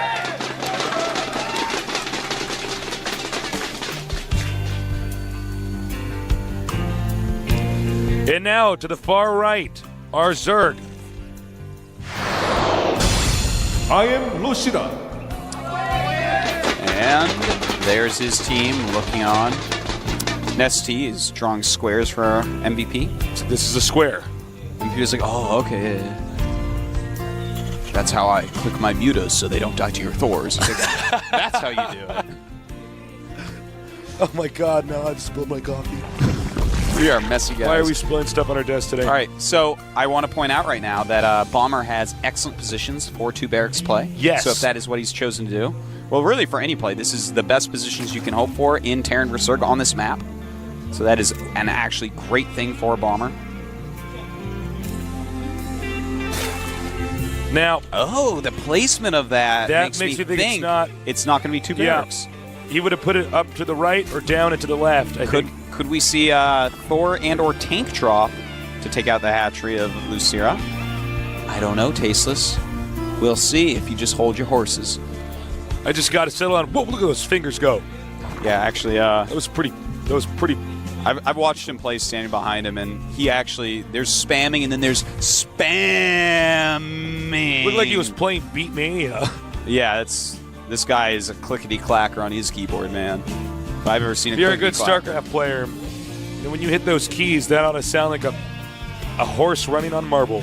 That's right. Unless you have one of those silent touch keyboards. That's not what real men use. Uh-oh. I want people in the room to know some serious APM is going down. Yep. This build is just so odd by Bomber. It really looks like he's just going to go 1 barracks expansion now. He's just not done anything except made. He screwed up, actually. Should be able to kill that drone. Lucira is going to just dance to know that he's seen all this. He knows what's going on. He's like, oh, no gases? Okay, so my cliff ain't getting dropped? Okay, so you either have a hidden barracks or you're making a command center? That's all I needed to know. And the drone then checks himself out, man. Says peace. Yeah, he says, all right, that's it. There it is. But Lucira already knows. Now he is making some good amount of Zerglings right now. This is kind of cool. He's already got 6. He might wait for speed and try to break through. Well, he might want to do something risky because he says, well, it's Bomber. This is the only real major threat to our team. Yeah. If Lucira takes out Bomberman. Oh, wow. Bomber. It's looking like he's in some trouble, Tasteless. Oh, no. Losing that many Marines right now is huge. Is Zerg continuing to make Zerglings? No. Making drones. No, he's switched over to drones completely at this point, which is awesome as well. He's not just going to all in it. Because obviously right now we see Bomber is panicking a little bit and walling that all in. Now, I want to explain to you guys exactly what just happened because this makes a huge difference on the whole game. He's scouted everything again. He's killed off a bunch of the early Marines. It's going to push back any pressure that can possibly happen. And here's what it is, because Lucira did this before on Shakuras as well, going speed first, knowing that Byun likes to play in such a way that... And a Baneling Nest. Ooh, we might see some high economy Baneling aggression. That's interesting.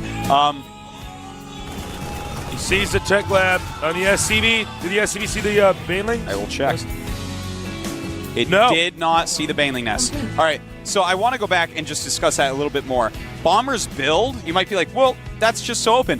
Every top-level Zerg in Korea goes hatchery first on this map. It's a metagame build to just go 1 barracks expand, knowing that your opponent knows how to hold a 2 barracks push. So it was a very metagamey thing, and basically Lucira outthought him. He went a level up, and it looks like it's going to just be an all-in from here. Oh my. There is just a tech lab there. Stim is not done. There's not a lot of Marines. This may end up working, Tasteless. Oh my. Oh man. What is going on, man? Their decisions are out of the world. Not this world, but the world overall. Now, he doesn't have any bunkers down there. This would be such a smart move if the coach advised him to just do an all-in. Says, don't worry about it. We got this. Yeah, could be. He showed himself too soon. He has shown his Banelings, but what can his opponent do? Oh man, those Marines do not have stim yet. It's only half done. The Buell's coming up.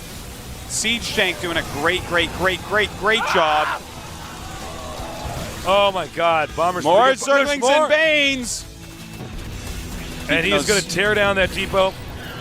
Oh man, this is a very difficult position. Bomber, maybe there was too much pressure on him. Oh, nice. Target fire that. Uh-oh. Oh man, I think a Bomber's going to get cheesed out. Oh, wow. Oh. He's going to This is actually, I don't know if he can hold on to this. Yeah, I think it might have actually spiraled out of control. Yeah, he's lost too many SCVs. Right now, his SCV count down at 11 compared to 16 drones. And of course... He's making the Lynx dance. Oh, man. He may have actually made those Lynx dance for too long. But he's so confident at this point. You know, he has 2 queens. He has more drones.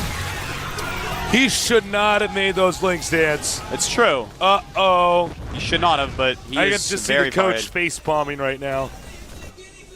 Well, tasteless. Will Lucira continue to all in, or will he switch over? He's actually starting to drone now. So, and siege mode is up, so yeah, that's going to conclude the rush. You know, I'm completely serious. Had he torn down the tech lab, he could have possibly gotten the depot, gotten in there. Yeah, that's a possibility. You know, he would have dealt a little bit more damage, and of course that's more important than dancing. But the dancing's important as well. Dancing is important. Sometimes you just got to dance to express yourself, and Lucira told him they're going down with his thumb. And he's got to back up his thumb, man. His thumb's been with him since he was born. They're tight. Dance. You know, sometimes, I've been playing StarCraft all night. I'm tired. I'm like, I just need to dance. Yeah. No, girls, I'm just going to go to the club and dance. There you go, man. You know? It's a night for tasteless. You got to just let go. And that's what those Zerglings did. So, this is actually so cool. Lucira is playing greatly again, playing the player, really getting in his head, doing some awesome moves. And, something you said. Now, the thing is, Bomber hasn't played poorly. He got outthought. That's what happened. But, yes, there's so much pressure on Bomber. This guy hasn't even qualified for the GSL yet because he's actually so good and everyone knows it. There is an unbelievable amount of pressure on him. Second Baneling Nest. That's funny. Wait, what? Yeah, he's right now making a second Baneling Nest. That happens sometimes when you're not used to playing like that and you've done an early Baneling attack. You're like, okay, here's my Baneling Nest timing because you go on auto drive. Yeah, I was with this.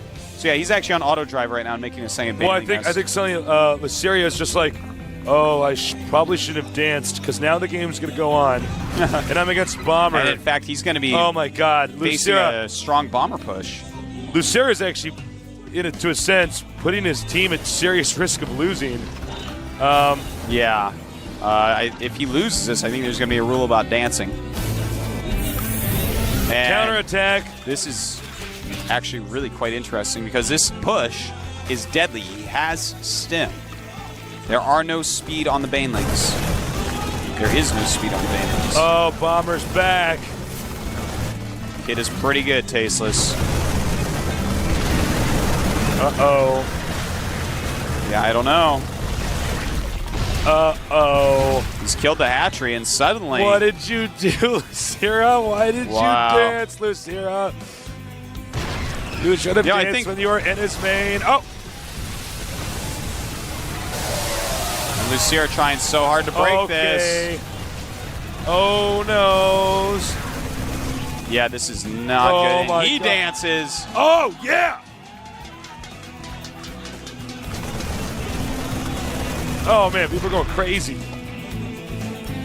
Well, and, not that he would have won if he didn't dance, but, No, yeah, I'm not saying that at all. I'm just saying. Bomber keep on really, applying pressure. I thought he was going to lose this game, Tasteless, but apparently not. Really great timing attack in response to what occurred to him. If he had started his Baneling speed upgrade at the other one, it would be finishing, but in fact it will finish. Okay, so with Baneling speed finishing, we'll see if he can break out of this somehow. The Siege Shank's going to make that very difficult. And here come the Speed Banes! No, never mind. They were going to come. Queen goes down. I don't foresee this game continuing on for much longer. You can't really it's 40 to have 74 one hatchery supply. With no queen. Yeah. I mean, contrary to popular belief, Artosis. Yeah. Well.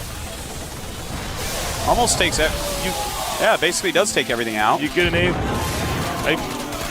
Well, the game will go on. Why did he do that?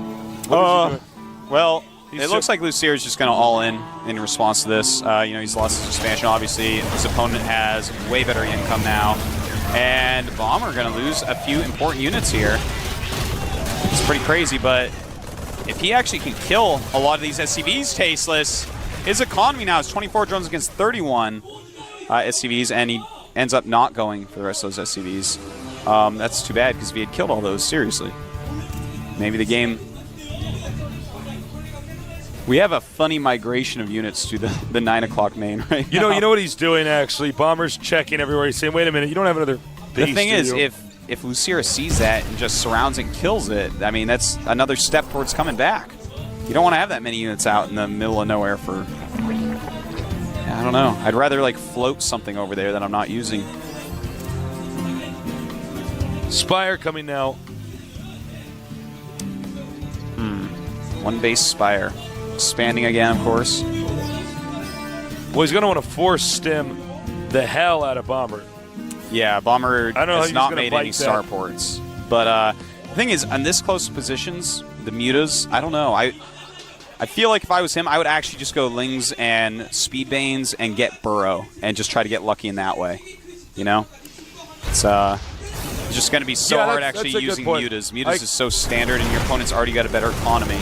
If he had the same economy as you, it would be hard to kill Bomber like that. But something like Burrow, you might be able to just randomly be like, hey, I won. Well, considering the way that we've seen all the Terrans pushing today, it wouldn't shock me to see somebody do something like that. Spire just about to finish. He does have enough for 7 mutas. So that's actually going to be quite a surprise, I think, for Bomber. I don't think he's expecting 7 mutas to fly in his base in a minute or so. The problem is that he doesn't have really Banelings like he did before, so Yeah. he can actually just be like, well, I don't actually care about your mutas attacking my base. I'm just going to go kill your main. Look Yeah. at the spread there. Very beautiful. Beautiful spread.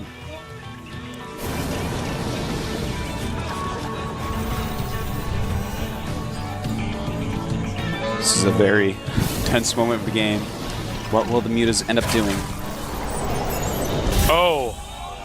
Mule, this has, I think, been the most Actually, I think he's... trash talk Yeah. I've ever seen in a game. He's like, all right, I'm get loving out. this. Now, if the Oh, he's even going to make him run around like that. This is out of control. mutas... so much dancing. The mutas, though, hitting his natural. Wow, you can tell, man. These two teams, I think, are going to become rivals. It's like they just keep dancing each other. They're both so angry and want to embarrass each other so badly. I'm loving this, man. Yeah, this is actually awesome. This is like actually two of the best players in the world dancing each other and making mistakes. And They're so good at StarCraft and dancing. yeah, they're really excellent at it. I'm serious, these guys got to be careful, man, because there's so many moments where I'm like, they're dancing, they're like, oh, wait. I need to... Lucira has to be very careful right now. There are a lot of Banelings out. Uh-oh. But the siege tanks, oh man. This angle should be pretty good for him to take out those Banes. He'll be all right. Yeah, and that looks like that's going to be should it. be it. Let's land another mule just to make it More clear. and more mules. GG. GG. Bomber Wow. living up to his reputation. Oh my God. This is actually happening. At the bottom left, the most hyped player in the world. 스타테인 폭격기. It means Bomber.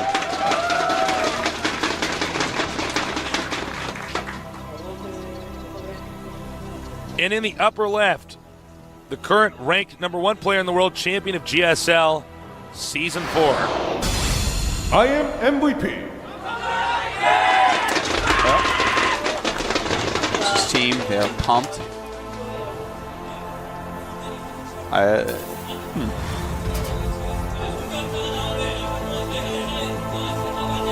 Well, this is going to be very interesting.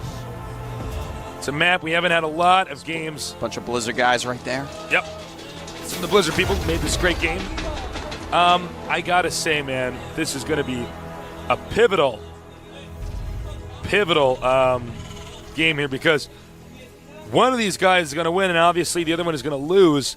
And when you lose one of those players, Yeah. then you're losing your best player. Yeah. Someone is about to be without a queen. Without a queen? Like the chess reference, man. Oh, okay. What is your dirty mind thinking? Well, I was thinking about the Terran versus Zerg we just thought about. I was like, I don't know what you're talking about. They're going to be able to larva inject new players into the game. Refinery coming up next. Yeah, for MVP. Same for Mr. Bomber. Now this map, very interesting. Third base, very easy to take, but mules will almost mine a whole patch by themselves because they only have 750 minerals. Yeah. And, of course, there's 9 patches in the main base, so you're going to get income a lot quicker as your SCV number raises over 16.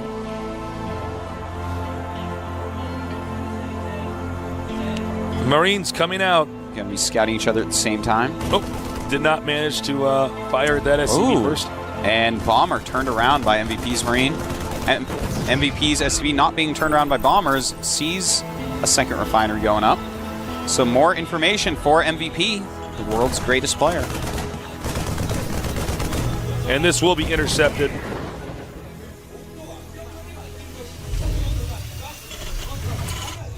So, I don't know what to say because both these guys are so awesome at Terran versus Terran. It's going to be tough to exactly predict how they think the best way to play this map out is. Yeah. You know? Both of them are going for the double gas. Teching up.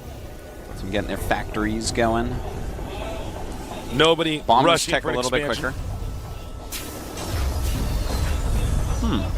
Might we see Siege Tank Marine? Just a super solid opening. Could be. So many Terrans are tempted to expand in Terran versus Terran. Yeah. Oh, quite a okay. temptation. Bomber's going for Blue Flame Hellion. All right. Blue Flame Hellion it is. Will he make a starport? Yes. Yes, he will.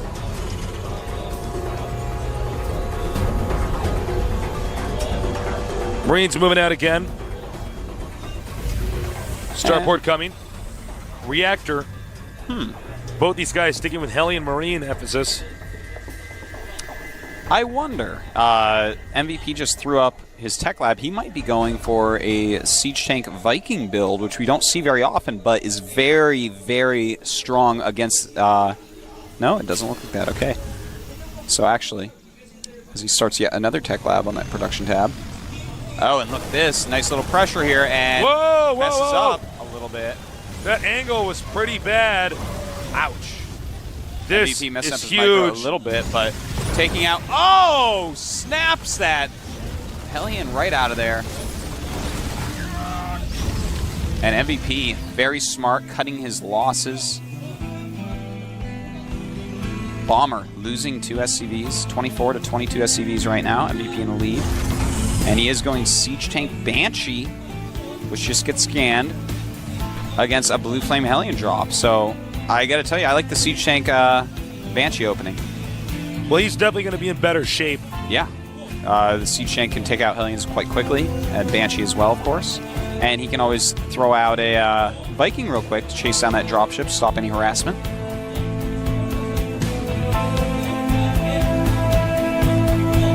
Here comes the drop, but as far as I can tell, MVP senses it. He knows. Yeah. Saw those Hellions. You have more than one Hellion. That's what it means. Uh-oh. Spotted. But those are Blue Flame Hellions. That's right.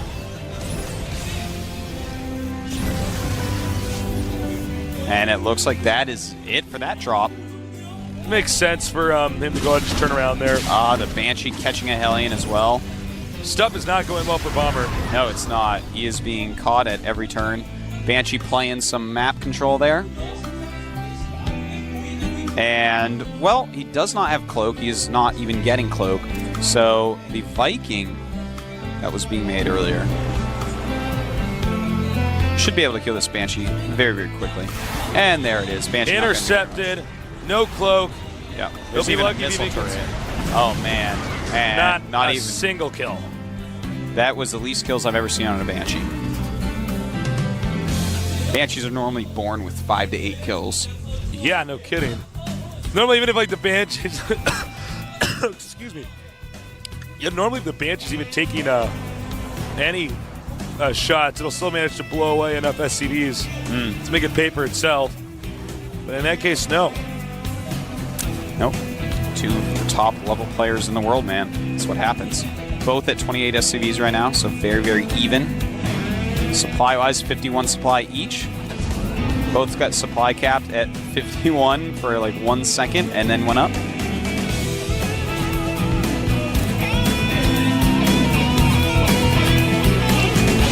Viking out. MVP has started his command center quicker. He wasn't forced into making any turrets, so he had more minerals. Now here comes the drop. He has a Viking to spot, but I believe that's actually out of his range of vision. Uh-oh. But he does have a lot of buildings at the top end of his base, and he does not see it yet. There it is. Oh, but this angle is not good. Oh, everything's just waiting for him. They say hello. Oh, not enough. Does lose a few SCVs there. And this medevac is just like, why can't I fly upward? 26 SCVs against 32. Bomber in the lead. Bomber is taking an expansion, but it's that weird third base location. He does have a Raven. Actually, they both have Ravens. Uh-oh. And here we go in the middle of the map. He may have to, well, no, I guess he wanted to point defense drone here. I was going to say he might have to point defense drone to keep that Raven alive. Turns out they are catching it. He's taking a high amount of damage on it. Is he going to get it? No! Ooh, very nice. But MVP has just got the bigger army, but he could be walking into a trap. That's a trap. Thank you, Tasteless Akbar. Admiral Tasteless Akbar. Admiral Tasteless. I had to go to that military school. Just be, Akbar. Right now, a good SCV lead for Bomber. It's up to 29 SCVs against 36. Rather, he's at 36.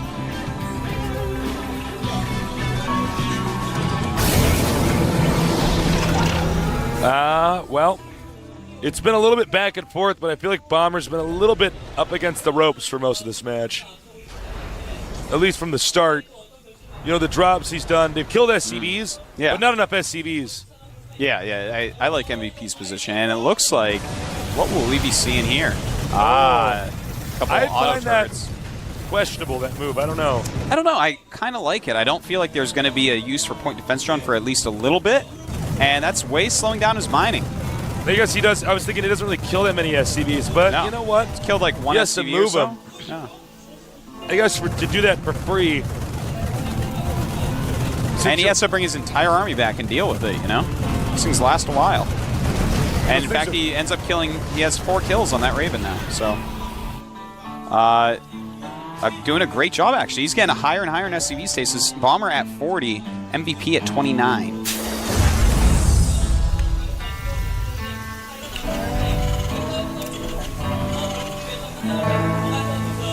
All right. Once again, MVP moving out. MVP with a little bit more army dominance. 18 Marines from... But yeah, MVP has 101 supply against 97, yet 12 less SCVs. So his army is going to be superior, but Bomber is going up to 3 base now. 18. So he's just got to turtle up for a little bit. 18 Marines from him for 32 for MVP. That's a lot of stemmed damage. But take a look here. No, not here. We just lost a shot of it. Viking Bomber's defensive position is pretty good. And MVP snaps the Raven out of the Viking Flower. Bomber cannot be happy with that. That's a very expensive unit. That was pretty impressive. He's going to do another drop back here into his opponent's main. MVP also moving down the map. Might be hitting that third base. And he knows he's coming. He runs away. Nice evacuation. No loss is taken there. Find out a good amount of that expansion. And right now the Hellion drop is about to occur. One SCV down. He's not exactly using it as quick as he could. Oh, and back we have a battle going on. A lot of Marines dying. MVP deciding it's time to start pushing. I believe he does have the Viking advantage. Am I incorrect? No. Right now, 1 Viking against 2. No, Bomber has the advantage at 2 Vikings. All right, he's going to do this, though.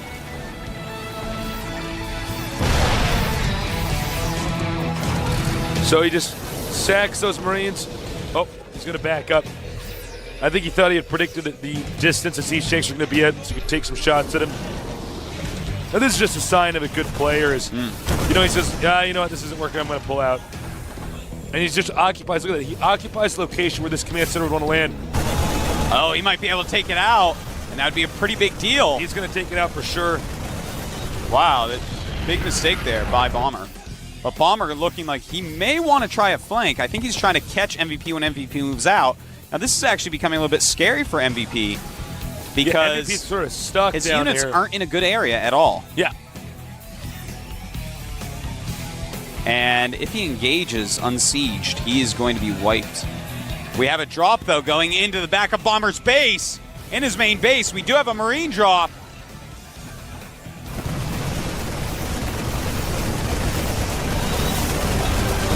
And Bomber counterattacking. Bomber's going to counter. Oh, my. And remember, most of MVP's army is actually down at the bottom. MVP's army is out of position right now, and Bomber going to lose a ton of SCVs. They are coming in to attack into that, but oh my, this is actually an insane game. They're very close to SCVs now, but here we go. This is going to be the very important attack. Siegechang's getting a lot of damage because the Stim Marines are holding everything back. Here come the SCVs, though. MVP realizing he can't hold on. The rest of his army is on the way.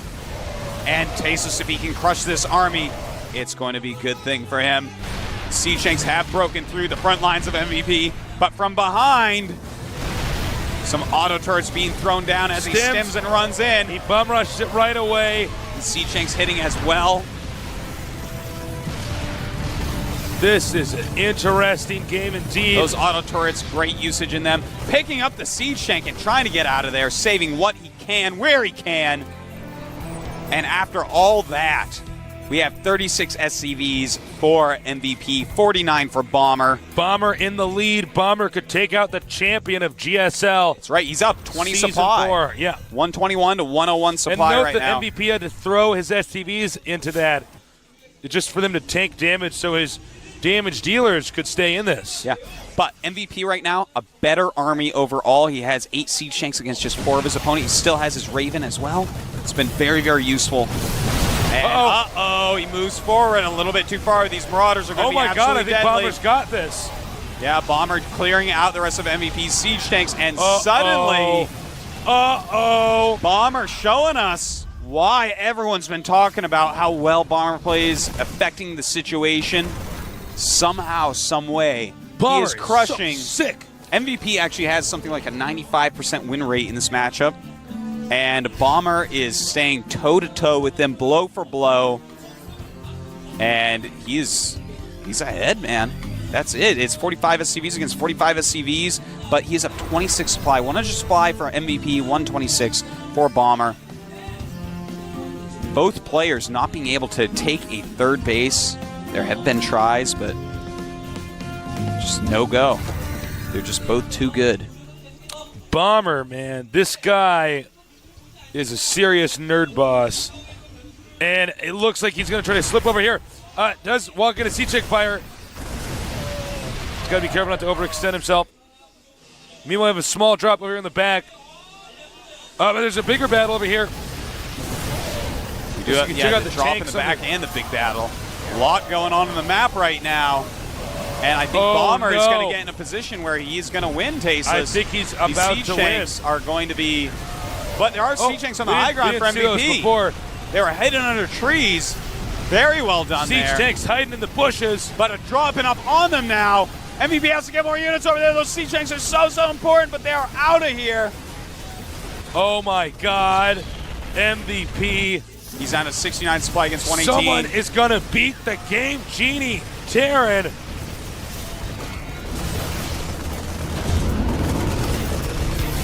Oh my God. This is a tense atmosphere in here.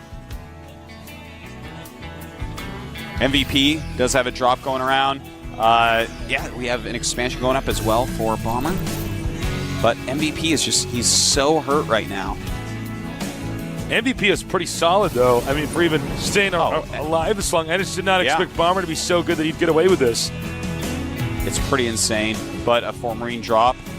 Going to try to even up the odds a little bit. Bomber's army is way out of position. So hopefully these Marines in the base of Bomber can do something. Well, they're just killing supply depots. I guess we're not going to look at that. And gets chased away. Escapes. It's that smoking spot. That was a depot. That's all. No biggie. Not anymore. Not anymore. Not anymore. It's in depot heaven. Okay. Stim coming up here. Oh, we have a man, drop. very good Move it. move. Trying to snipe siege tanks, get his own siege tanks into a good position, but he doesn't have a lot. It's MVP with more siege tanks right now. And Bomber getting a little bit over anxious. MVP gonna clear out the rest of the siege tanks at Bomber. This is one of the most impressive Terran vs. Terrans I've ever seen. Yeah, it's pretty crazy. MVP saving that last Marine. Every single unit on the map matters for MVP. He's closing the supply gap a little bit, surprisingly. I thought he was gonna have to just leave the game, but he is closing it a little bit. And Taste, he can clean up this little army in the middle that he's attacking into. MVP coming down, and he's gonna want to take out all those medevacs if possible. Huge move by MVP, keeping the supplies in check a little bit. 106 to 127. MVP, can he close the gap? Planetary Fortress finishes over there, denying that Marine any more access to the SCVs. He has a lot of siege tanks, though. Now he's going to siege up and take out this Planetary Fortress. I can't see him saving this by any measure, but that will give him the chance to counterattack. Yeah. What will his opponent do? Will he go and try to save it? Will he just go counterattack the main base? I'd counterattack. You know, if MVP, this is getting so close. MVP on the comeback trail, 114 supply to 123. It's time for him to siege up this expansion, taking a ton of damage. And it looks like his plan may be to just lose that, I guess. And now MVP's got to turn around. He's got to hightail it home. Tasteless, he might be able to take this game. He's got more siege tanks. His opponent, Bomber, relying more on Marauders, trying to get into a good position. But MVP can flank this. He's got a huge amount of units out on the map, a good amount of units up on the high ground. The supply is very, very close right now, and he is going to move up, stimming from both directions, running in, flanking the siege tanks. This is absolutely huge. An amazing comeback by MVP. I cannot believe what I'm seeing. I cannot even comprehend how good MVP's Terran vs. How Terran is this happening? It's unreal. He was behind for like 8 minutes or something? I got really nerd behind. bumps all over my body, Getting geek Tasteless. chills, serious geek chills down my spine. Bomber just, I don't think he has enough left, Tasteless. It's tied supply at this point, but 5 siege tanks against 8. Most of his supply is in, oh my god, I'll tell you later. It's a bunch of siege tanks coming in, and it looks like I'm MVP. Down here in the center bottom, our Protoss player, the last hope for Team Startail, 스타테일 꼬부기. which is Kareem for Squirtle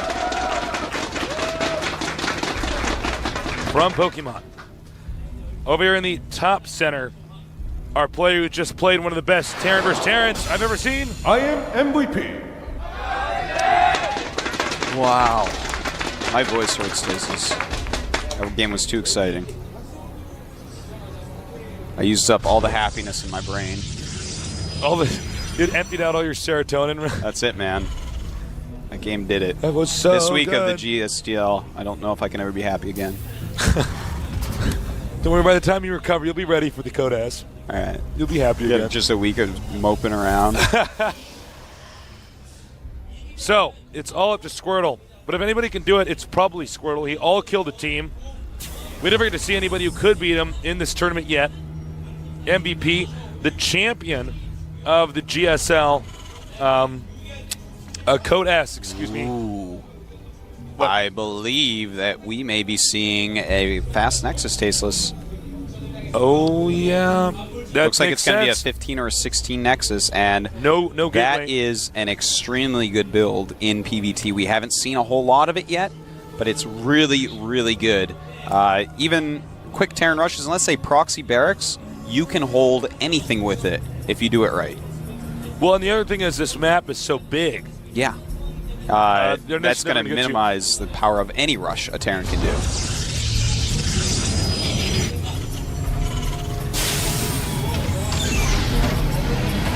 And you know what? It doesn't look like Terran is scouted yet.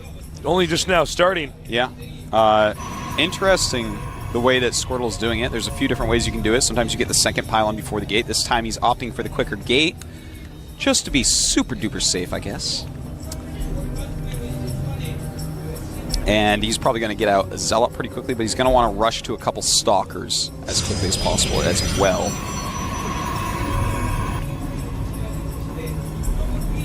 Cybernetic Squirrel will be up after the gateway. You know what? He may want to get a. Oh, what? Go ahead. No, please. Go right ahead. Whoa! Quick command center. Yeah, that's about the econ game. Quickest, best command center you can get. You've got to get those mules out before the command. Funny as that is.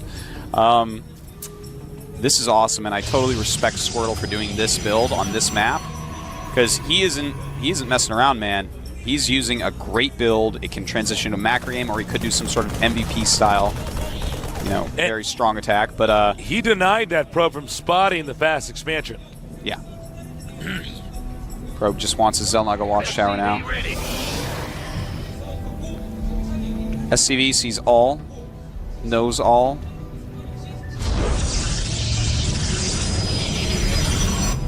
And MVP adding a second barracks. No gases yet. I love the fact. Whoa. Did he just get a... he's going to get a third command center? It's MVP, man. It's the way this kid rolls. He's like, you know what's better than 2 orbital commands? Is 3 orbital commands. That's actually quite true, yeah. 4 is better as well. 5, no. That's a joke, everybody. Some nerd at home's like, no. No, it's better. I have the math. Look at this chart. He's opening up his calculator on his computer. He's going to prove you wrong. All right, so this is awesome, and who knows when Squirtle will know what's going on, because he doesn't even know about the first expansion. He doesn't know anything except there's at least 2 Marines on the map. You know what's funny about this is that if he had spotted, if Squirtle had spotted the quick command center, then Squirtle would say, okay, all right, I can tech a little bit more. But now Squirrel's saying, I might be attacked any second. This guy might be one basing. Yeah. He might have 3 barracks making Marauders and Marines, upgrading STEM, and he's going to rush me and try to kill me. Well, we have 4 gates going up for Squirtle, and he has 3 gases already. So it's an interesting amount of things. And okay, we do see on the production tab a Twilight Council going up. So I was going to say, if he goes for the MC style, he'll surely break through because of all the extra minerals spent on the command center. But anyways, it's going to be a Twilight Council. If he goes for Dark Templars, that's not going to go well. No. If he goes for High Templars, that's going to go amazingly well. So we're going to have to wait and see, Tasteless. I know you want me to tell you exactly what he's going to do right now, but I can't do it because I don't know. Upgrading Hallucinate here. It's smart. Yeah. He says, I need to figure out what's going on. I can make a fake Phoenix. Yeah. And it's a Dark Shrine. Yeah, see on the production tab, Dark Shrine being made. So, the thing is, with 3 orbitals, obviously you're going to be able to work up scans way faster. And MVP's even actually making an engineering bay as well. He scans and sees a Dark Shrine. So that's actually, believe it or not, you're like, oh, look at that, the 3rd nail in the coffin for the Dark Shrine. No, that's actually really good for Squirtle. He's going to probably cancel that now. Yeah, I would cancel that. I'd be like, all right. Now, if he lets it build, that's just to get map dominance. He'll probably take another expansion after he scouts in. Tasteless, he just made an Immortal with his hallucination. What is all this Immortal shenanigans? I know, right? This is really weird because he got scanned, and his opponent knows his tech, yet he's made a fake Immortal. We may want to make it look like he has more tech than he actually has. Maybe. Well, I mean, I just can't imagine any other reason. Yeah, no, I'm... Let's see, he's made a pylon outside of his opponent's base. Maybe you want an Immortal to tank damage or something? Maybe he wants the Immortal to make it look like he's going to try to... nope, Immortal's gone. Warping in DTs in the main. All right, that's cool. If too many units go back, he can always hit somewhere.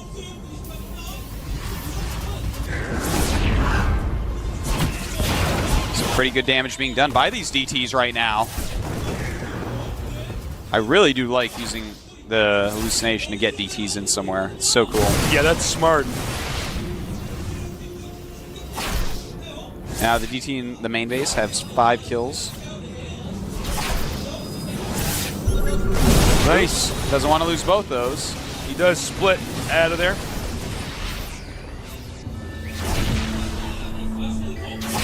And We're glad to see another scan. Yeah. Now Protoss may try to attack the entrance. He checked out the entrance, decided to turn around after getting a Stalker down to red health. All right, so SCV count down to 36 right now, and he's going to lose the engineering bay perhaps, which has a +1 upgrade as well, which is actually a huge deal to kill specifically that +1 upgrade. Not just the engineering bay, but that upgrade right now.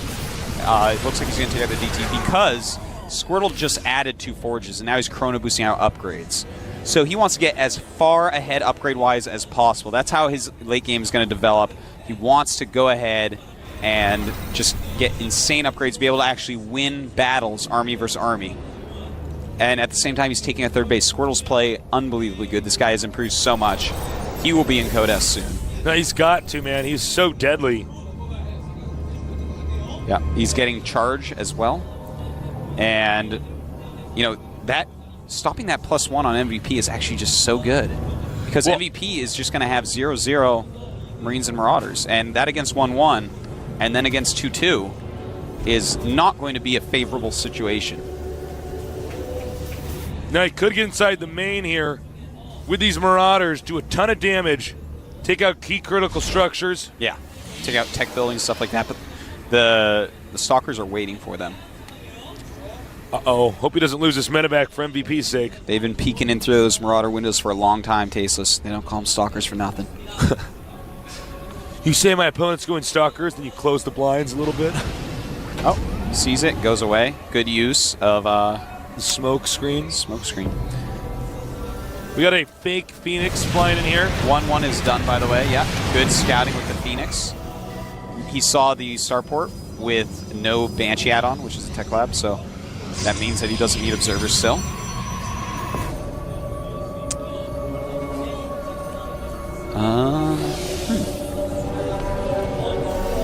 MVP still hasn't replaced his engineering bay.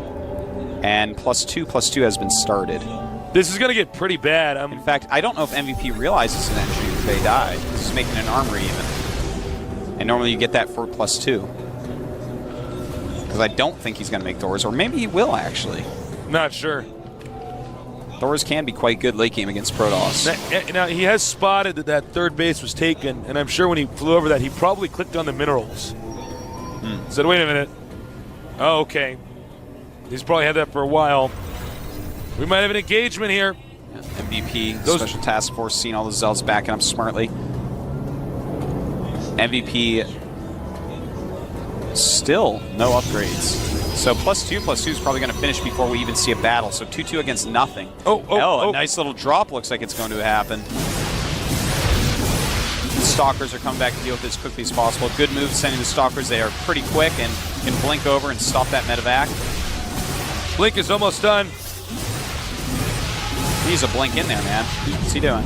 There you go. He made it look like he was going to retreat. Yeah. Kept that around. Nice play by Squirtle. Very, very good. Right now, supply 130 against 144. That is MVP in the lead. But do not fret because right now 3-base versus 3-base. But a big drop is coming for Squirtle's third base. Warping in some Zealots immediately. And he's got to get in there, man. Saving the vast majority of his probes. Surprised he's actually attacking that. I was going to say attack the Nexus or that. Beautiful to take that out. Psystorm not going to finish. Oh! And he gets it. 2 upgrades in there. Does not get to finish either. And, oh man, this is actually all beautiful. Okay, MVP right now realizing, okay, I need more mech. He's getting Blue Flame. He's gotten those additional factories. He's getting the plus attack. He is going to switch over, start making more Siege Tanks, more Blue Flame Hellions to deal with this really gateway-heavy mix. 3-3 on the way for Squirtle. Geek chills all over Artosis' body. 4th base for Squirtle, 4th base for MVP at basically the same exact times.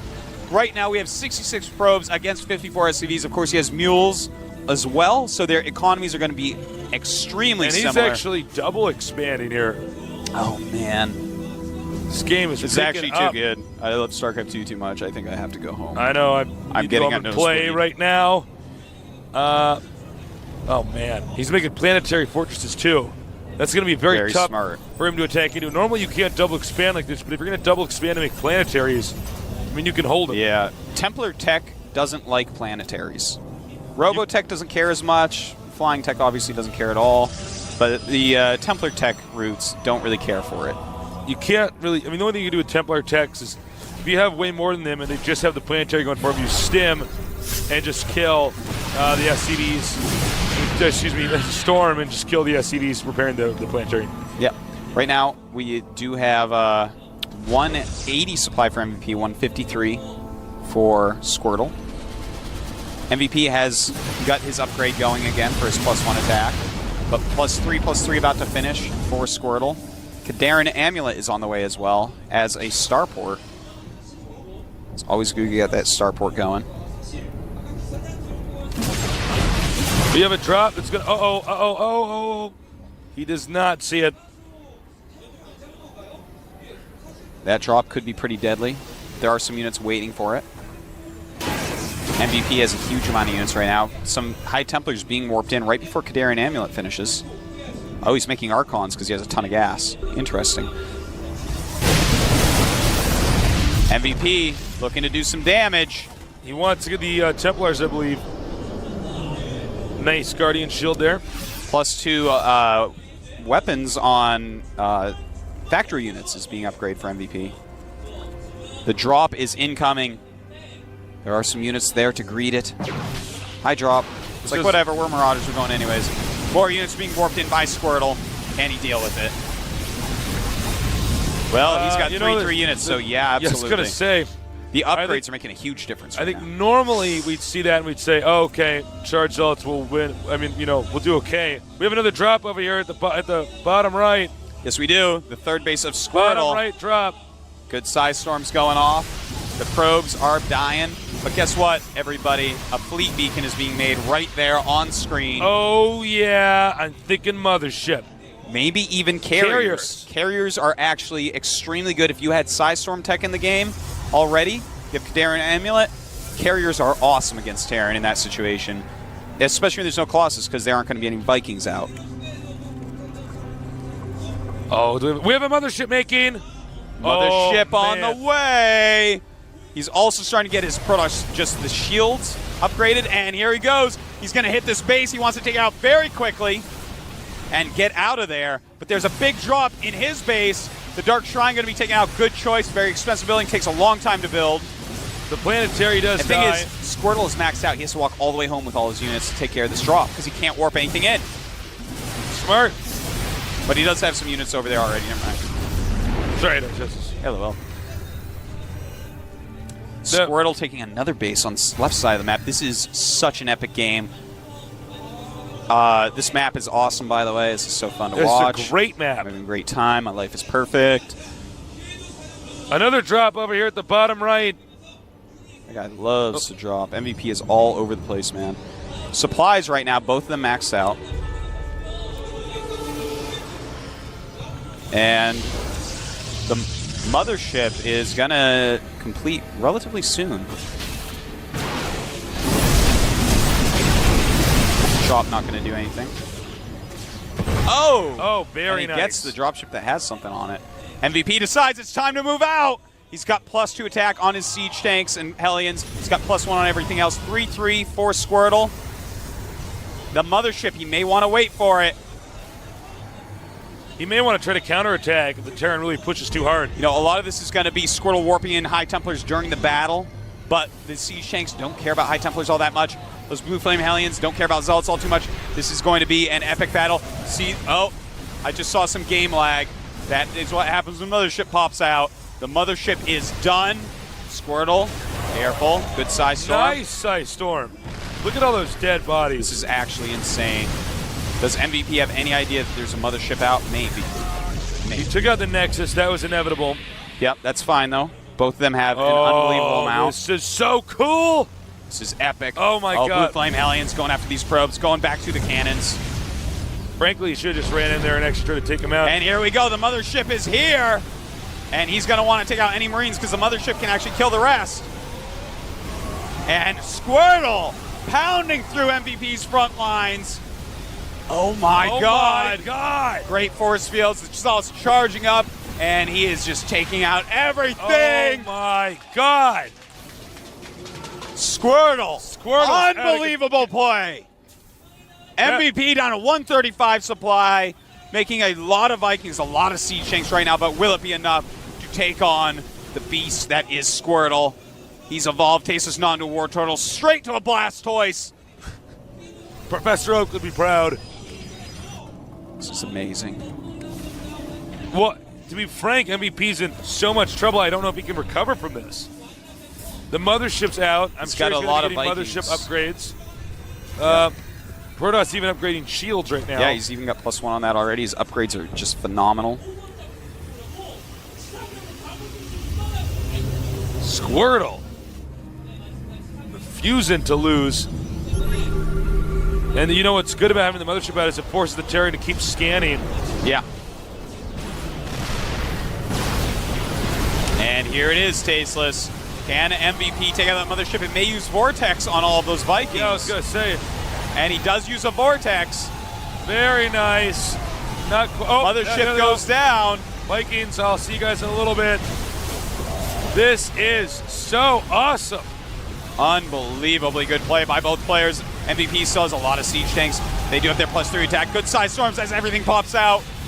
Squirtle may end up losing all these units, but I mean, his economy is pretty solid, and their supplies getting equalized quite a bit. They're actually MVP's catching up in supply. It's 134 for 103 MVP. For Squirtle. For MVP has more supply. By the way, MVP, look at that. He has a bunch of orbitals. Oh yeah, the top left. 5 orbitals there. 6 orbitals right now for MVP. 7 orbitals. So he's actually, what up? He has 7 orbitals. And right now, MVP going a lot of siege tanks, a lot of Vikings. And that is a hard unit combination for Protoss to deal with. More command centers are being set up. Protoss maybe overextended himself a little bit. Yeah, in fact, he's staying all ground units, so I'm a little bit weary about that. I felt like Squirtle was going to take it Tasteless, but MVP seems so invincible. At this point, against this unit combination, little does Squirtle know, but there's really the Marine production has stopped. MVP does not have a whole lot of money. Well, Squirtle walking around the map. I would love to see Squirtle throw up some more starports, perhaps. Maybe some Immortals mixed in as well for those siege tanks. Nice Blink Micro there. The upgrade's just killing MVP. That's one of the big reasons why MVP going mech at this point. By the way, a lot of people feel like late game Protoss is so hard as Terran, but look at this. If you switch over to mech, it is doable. MVP showing us that, not even upgrading his infantry. We thought it might be a mistake earlier. Obviously, he was preparing for the late stages of the game where he needed mech upgrades. Nice play. Getting in the way. Man. Yeah. MVP, by the way, God, has a base in the top right that he's saturating with mules. You know what's funny is he made all those orbitals to keep landing mules, but he doesn't ever worry about remaking command centers. He can just keep floating to places. MVP, however, is running out of places to expand to. Squirtle still can expand to the bottoms. Yeah, right now, left and the center right. MVP's army, I don't know how you beat that. It's like, well, I do, but it's so big, it's so scary. And, oh, Squirtle. Squirtle taking a lot of hits there. Supply 190 for MVP, 177 for Squirtle. MVP just creeping across the map using the unbelievably strong siege tanks with 3-1. No upgrades on those Vikings. At this point, some Phoenixes might help out a little bit. You can always lift up siege tanks, don't forget. And he wants to catch them. Almost did. Almost. Now, he might spot this. Oh, well, I guess if he gets a pylon at the right angle, he could get that. I don't know if he's going to do that. Oh, Squirtle removing that base for the umpteenth time. Their supplies so similar, Tastes. They're both maxed out once again. MVP has more minerals banked, but Squirtle has a better gas income at the moment. God, this game is so good. We got another mothership. This is why these games just keep getting better and better and better. So we got the best players in the world facing off. Yeah, we do. scan. It's going to be tough for Protoss to engage that with that object in the center there. He may try to go around. He gets Vortex up. Oh, nice. Blink under that. Beautiful blink. Oh, my God. Now, if he could take out those Vikings, he could throw a few Vortexes up. Yeah. And, a Vortex up and suck up most of the tanks to try to take out the rest. Yeah, anything clumped, he can Vortex. He has enough And energy. there is a pretty big clump. Here we go! Another ship coming in. What's he going to do with it? Vortexes some tanks. And can Squirtle break through? The siege line is gigantic. So many siege tanks. He could blink forward to those tanks. A lot of units are in that Vortex right now, Tasteless. And bam, the siege tanks murder everything that pops out. A lot of Stalkers left over. Let's take a look at the supplies. 116 against 115. What? Oh my God, it's still so even. This is the beauty of having a map this big, because you can really see a long and dramatic game. By the way, Immortal production has been started. It's great. It's good against those tanks. You know, MVP lost most of the Vikings. He's down to 3 Vikings right now. So that is an important fact about this game. Squirtle making him evacuate a base. MVP moving across the map in the other direction. Will he be able to take out a Squirtle base? I hope so, or Squirtle Can you is just check trying to end it. MVP's main base, or the base with the minerals? Looks like he's almost out. Yeah, MVP So is MVP barely has- mining right now. This MVP basically has to get this base over here. Uh-oh, good size storms. And there's Immortals in this mix. Immortals popping into play. Here in come the Zealots as well. This may be MVP's last I think stand. this is, in fact, the last battle, the final battle, as MVP Oh my God. is going to be out. Oh, yeah, you can see looking at his face like, oh, but I'm the Game Genie Terran. That doesn't make any sense. Tasteless. They have to pick an MVP of this match. It's impossible. Yeah, I don't actually know if they're going to interview him. Oh, my God. Taking out that base. That's it. That's again. actually it, yeah. Yeah, right now supplies 108 against 144. MVP is almost not mining anymore. So he's got to be very careful about what he makes. He's making a lot of Hellions, making some Siege Tanks still as well. He does not have any money saved up. He's at about 64 minerals. Still mining just a little bit. There's a little bit more he could gather up. You know, he still does have a lot of orbitals. For the time being, Squirtle has one base with a ton of minerals. Two. Actually, 2 bases, excuse me. Yep. And a third on the way. Squirtle still has a good income. Income numbers right now, Squirtle is a little over twice as good income as MVP. But MVP's patches are almost gone, so that's going to change to MVP at like nothing momentarily. Great usage of Blink there. Just Blink on top of something you know you can kill. Blink's such an amazing ability.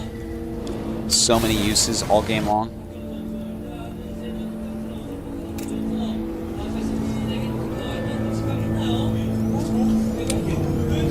I love how he's sticking with the Immortal Stalker. It's a good unit composition. This really indicates how much these players know the game inside and out. They know how to respond to what. And it's smart. Yeah. There are a lot of Immortals out, Tasteless. He's got 10 Immortals in his army. He's at max supply, MVP at 135. It's going to be hard for MVP to hold anything. Here he goes. Not sure if MVP can stop this. A lot of Stalkers in the front taking a lot of hits. And Squirtle! Oh, that's that. Oh, man. Oh, man. He is a Pokemon master, Tasteless. He is the highest level Pokemon I have ever seen. Forget Squirtle. Mewtwo. It's all about Squirtle. Sorry, Mewtwo. 20 supply against 152. It is over. Squirtle has taken out MVP, and we are going to go to the final match. And he drops his mules. That's it. You know, I was smacking our toes. I they was so heard excited. it. In the red, we have 스타트 꼬부기. that stands for Squirtle, the guy who hasn't lost a single game in the team league. Not one game. Down here in the bottom left, the champion of GSL Season 2, the best Zerg in the world. I am Nesty.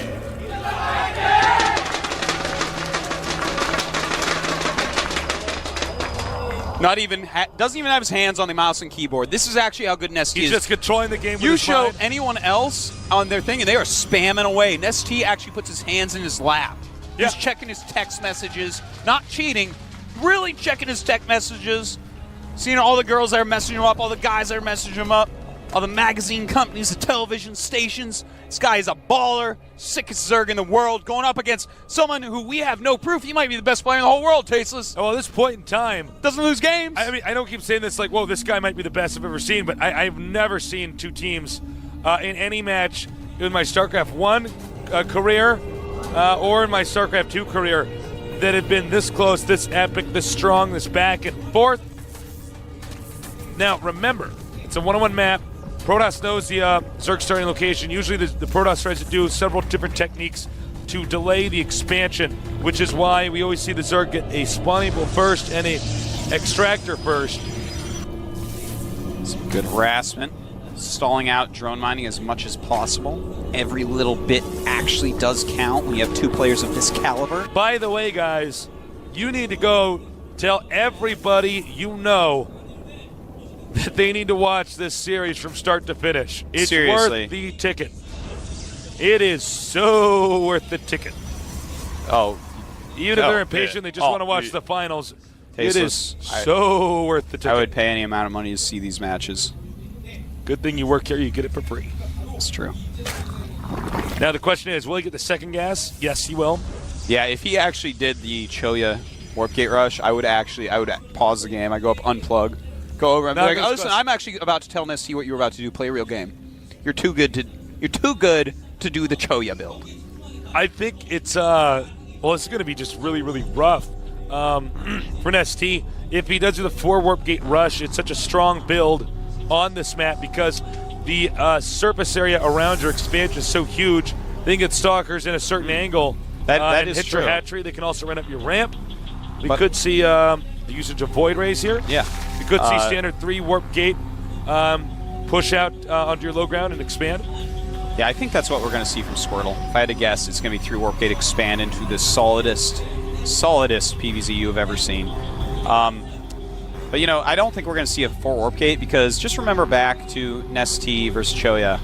And remember how he had 1 Zergling when Void Ray and 4 Warp Gate got to his base. He had 1 Zergling and he held it. So you actually don't want to mess with Nestie in that way. Stargate. Interesting. Now, will it be a Void Ray build or a Phoenix build? We have seen so many different things you can do. Not so much with the Void Ray as much as when you have a Void Ray in your army, how that can change the chemistry of the game. Yeah. Now, an interesting thing to note is that Squirtle still has a probe out on the map, so he's going to hopefully try to scout Nestie, but Nestie is keen to that, knows that that probe is not gone. He has Speedlings waiting for it. Squirtle seeing the hatch, seeing the drones transferring down, the Queen walking down very slowly. Void Ray on the way. Zergling's peeking. He knows he can't get in there. He wants to see what unit composition he has. Now, Nestie knows that there's a Stalker out. And that's going to tell him that, okay, he needed extra gas early. That may have been for any number of tech builds. And it could also possibly mean a Warp Gate Rush.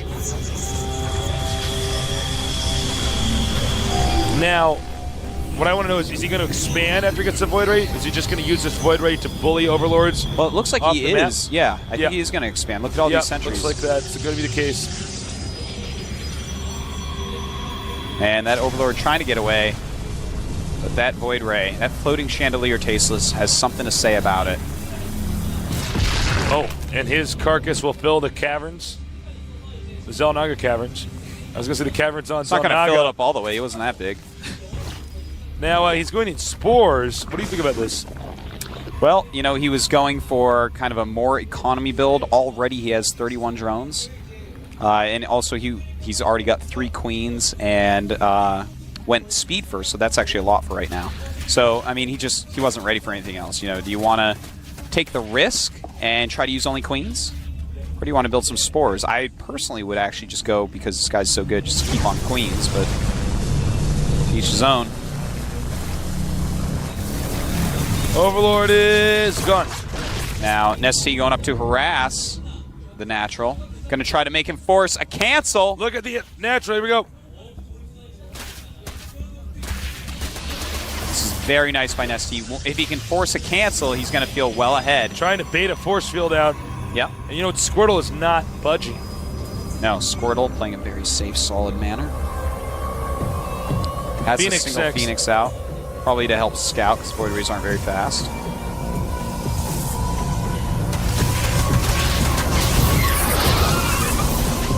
Nice, doesn't let him want to go around there. Got some delayed, stops the probes.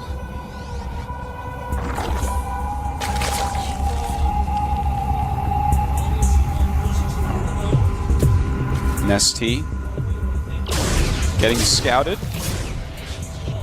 Layers just finished at the expansion. He's almost finished his range attack upgrade. Hydralis Den going up in the vision. Yeah, he did spot it. Gold base open to be taken. Now, we do have from Squirtle, right there, robotics facility, getting both his gases at his expansion, so it looks like he's going to transition right into Colossus. Now, Nesty, he's going to want to think, okay, do I want to take a third base? Do I want to try to all in off 2? Do I go up to Spire? He's getting Hydralisk range. His +1 range attack has already finished, of course. And it looks like we're going to see some pressure here. Ooh, very nice. He may have gone out too far. He couldn't nab the queen. Do not want to lose queens right now. Got to be careful. This is a tense moment. He gets the larva checked off. ST is making a bunch of Hydras and some Zerglings as well. I don't know. He can force field the ramp. He does. He does, so that's going to stop all the units from coming up. Nesty pulling his drones out.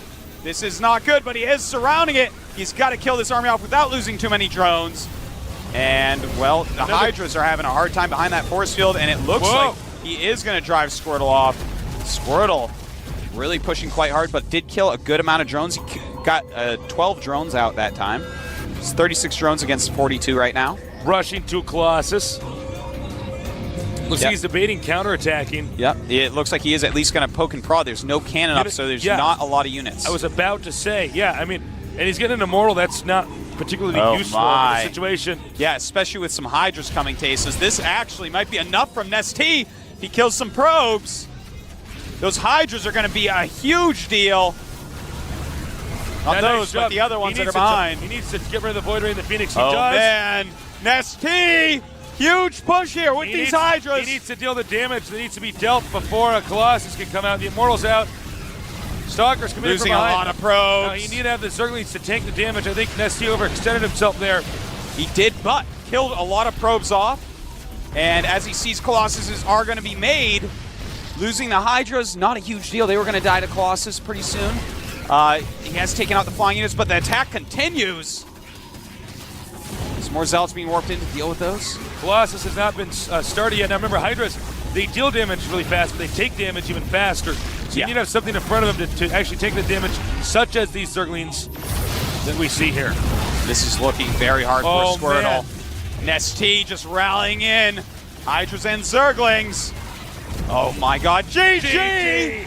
Nesty has just won it for an incredible miracle. They are the Season 1 GSL Team League champions.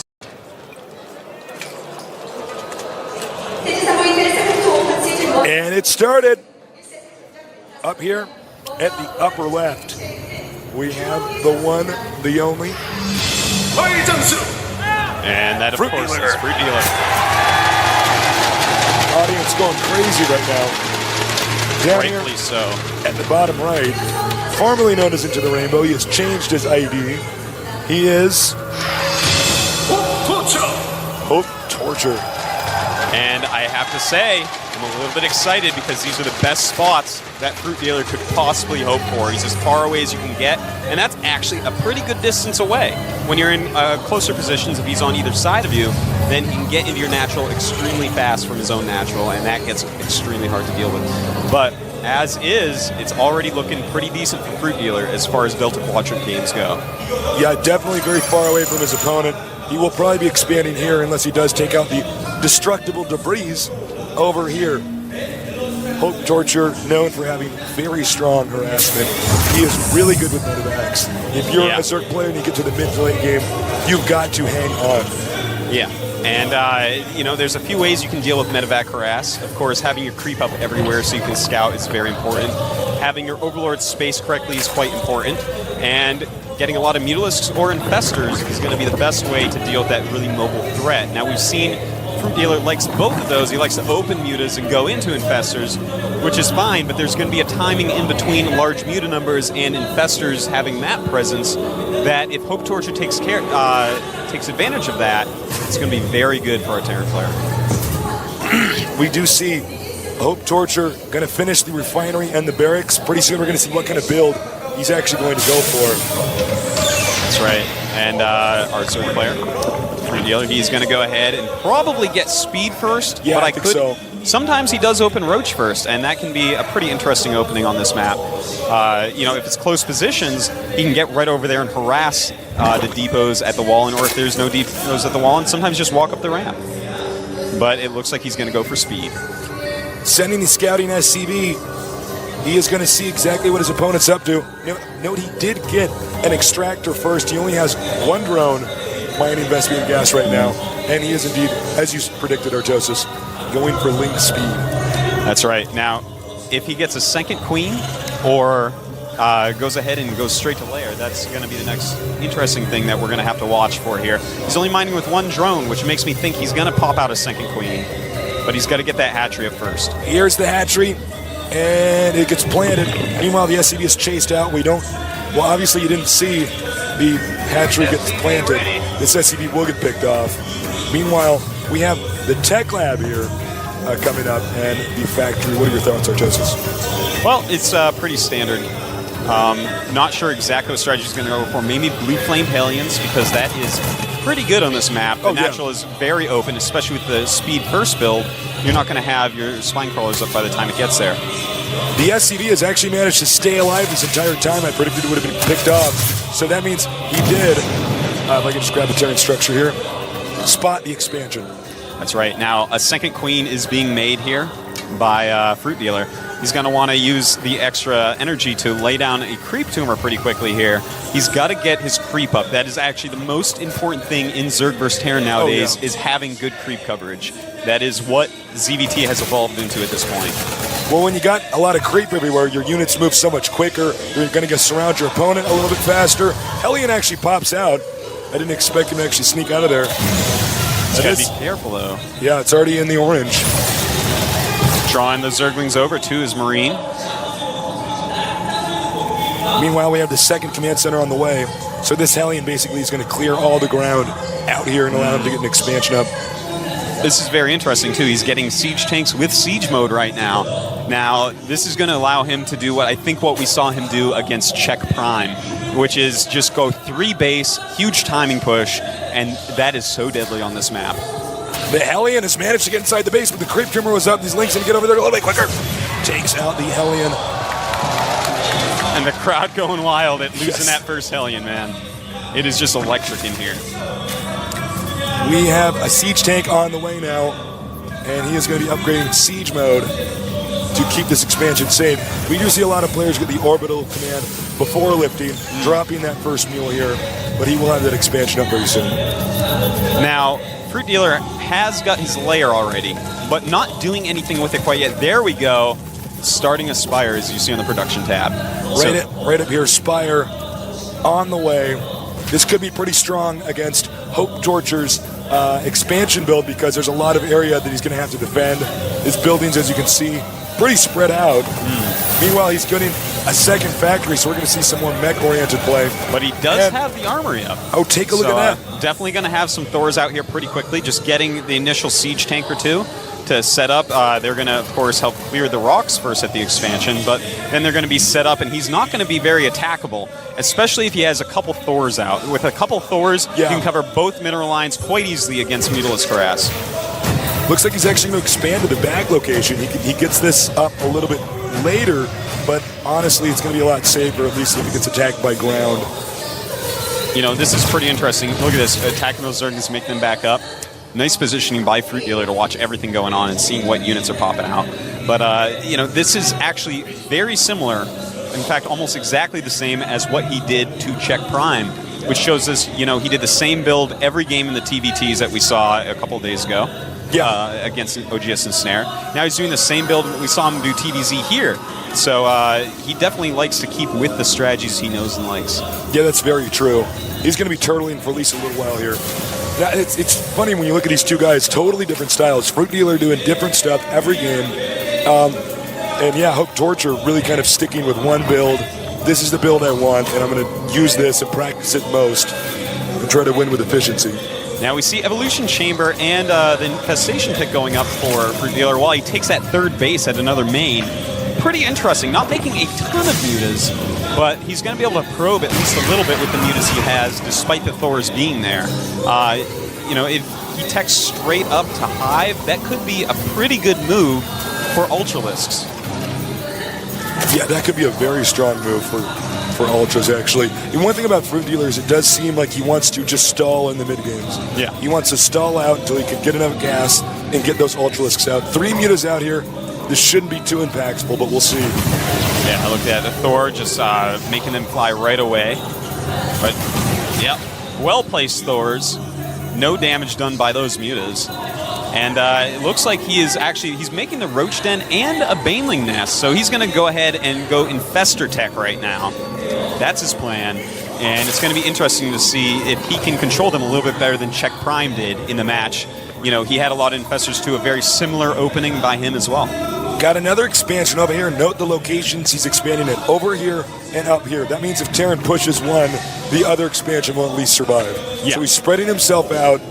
Meanwhile, the Terran looks like he's going to try to secure this location pretty soon here, or a command center, rather, actually almost complete here.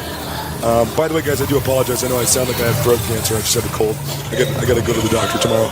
But not calling in sick today. No way. No sir. You cannot miss this match. Now, I love what we see Fruit Dealer doing here. I wish he'd spread creep a little bit more aggressively, but other than that, spreading these bases out, it's going to be so hard to get attacked. And look at that, Zerglings cleaning up any scouts that Hope Torture does send out. But, Scouting Marine over here is going to spot this expansion. And he knows.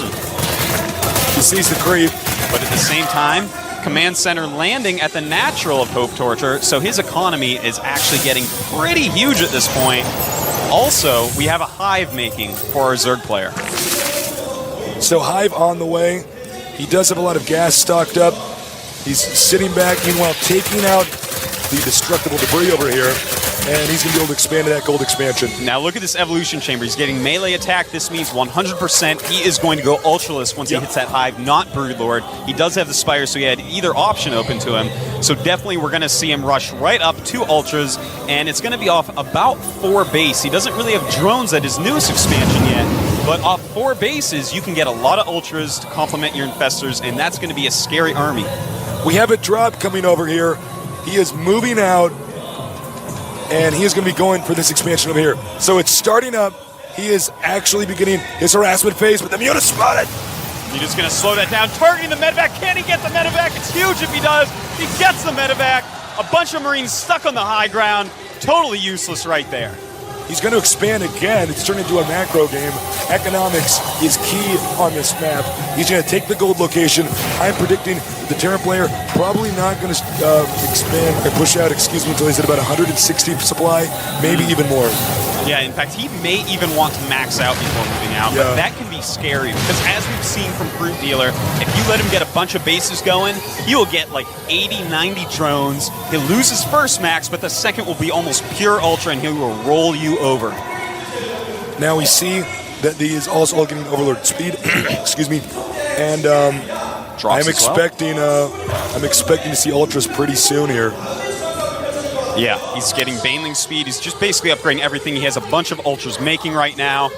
Roach, Baneling, Ultra, Infestor, and Zergling. He is using a lot of the Zerg arsenal right now. The Zerg just waiting to see if Terran's going to move out.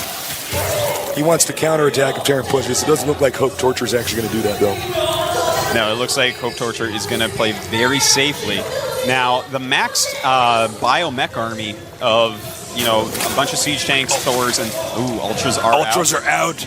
But anyways, this army, it can be quite fearsome. What he's going to need to do is snap the Marines with the fungal growths, and we see a drop going over here. He's going to try to drop again. Now, he didn't have that momentum from the previous game to get off a very effective drop. You can see the spine crawlers here, and actually an Ultralisk and Queen just sitting over here flirting with each other. I don't think this is a good idea to drop in attack. He doesn't know that the Ultralisk is here, though. He can snipe anything in there, and targeting the Queen, takes the Queen out, picks it up, losing only one Marine. Decent move right there, but he does not want to lose that. Look at this, another drop over here. And fungal growth, there you go. Infester's very good against this type of harass, but he should be targeting that medevac. There we go.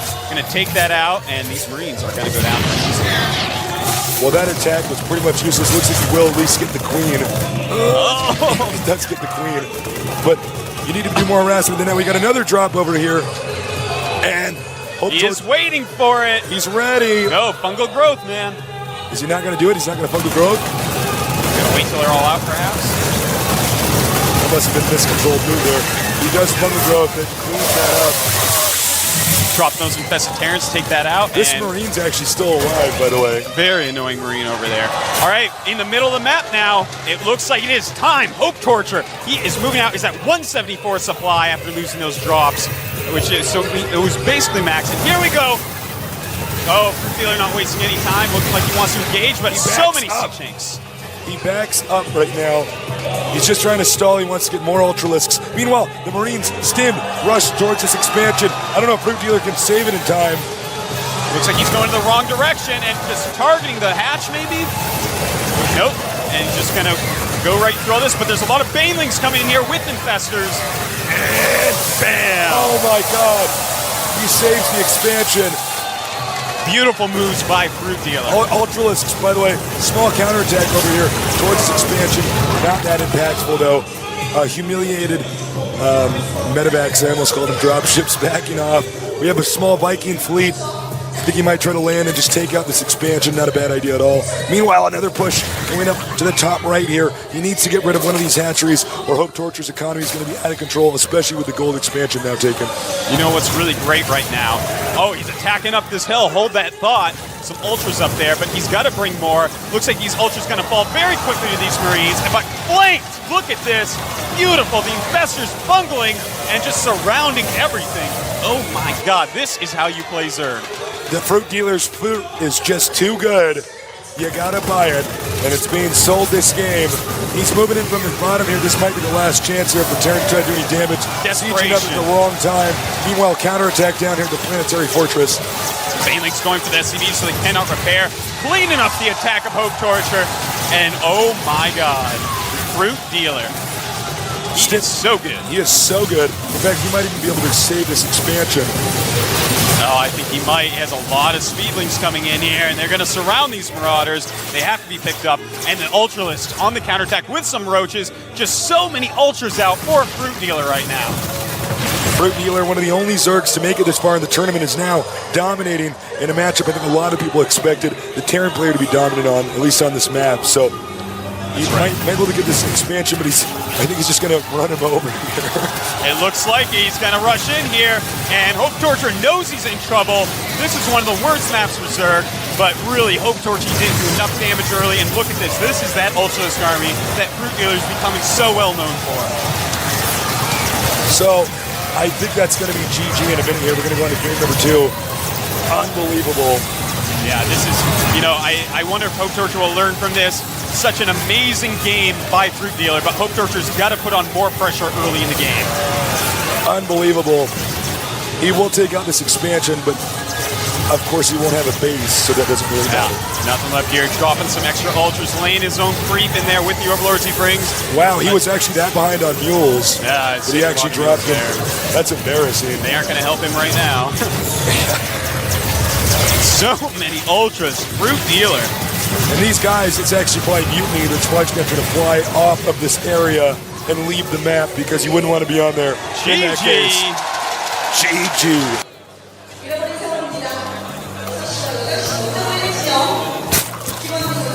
Over here at the upper left, or lower left, rather, excuse me, the Fruit Dealer. Whoa, so many fans for him. Down here, At the bottom right, formerly known as Into the Rainbow, he is none other than Hope Torture. There we go.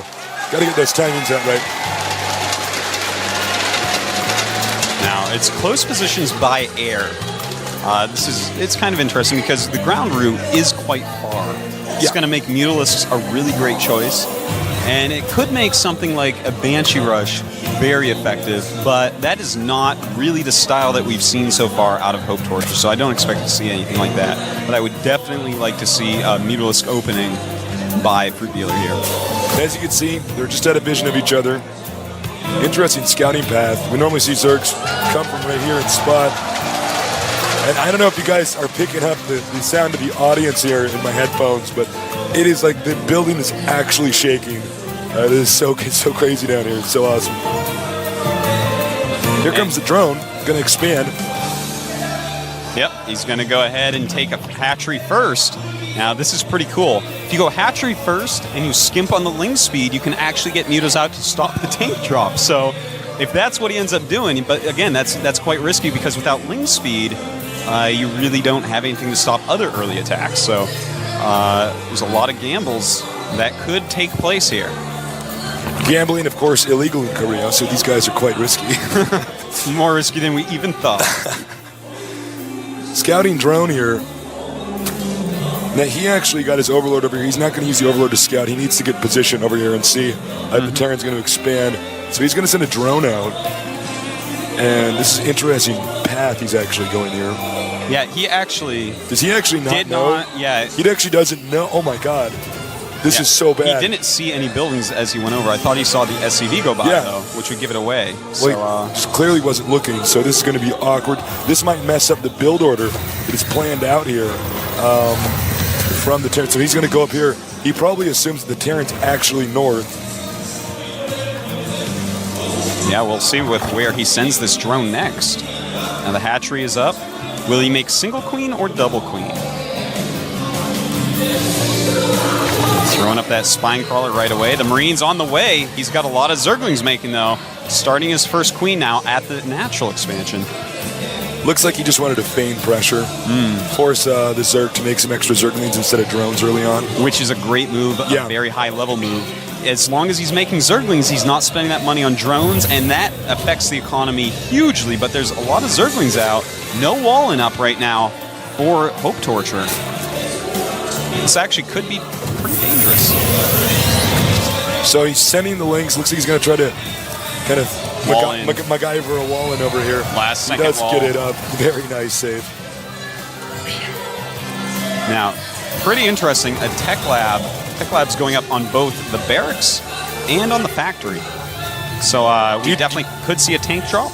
And there's a lot of things we could see. Banshees, tanks is being made out of the factory.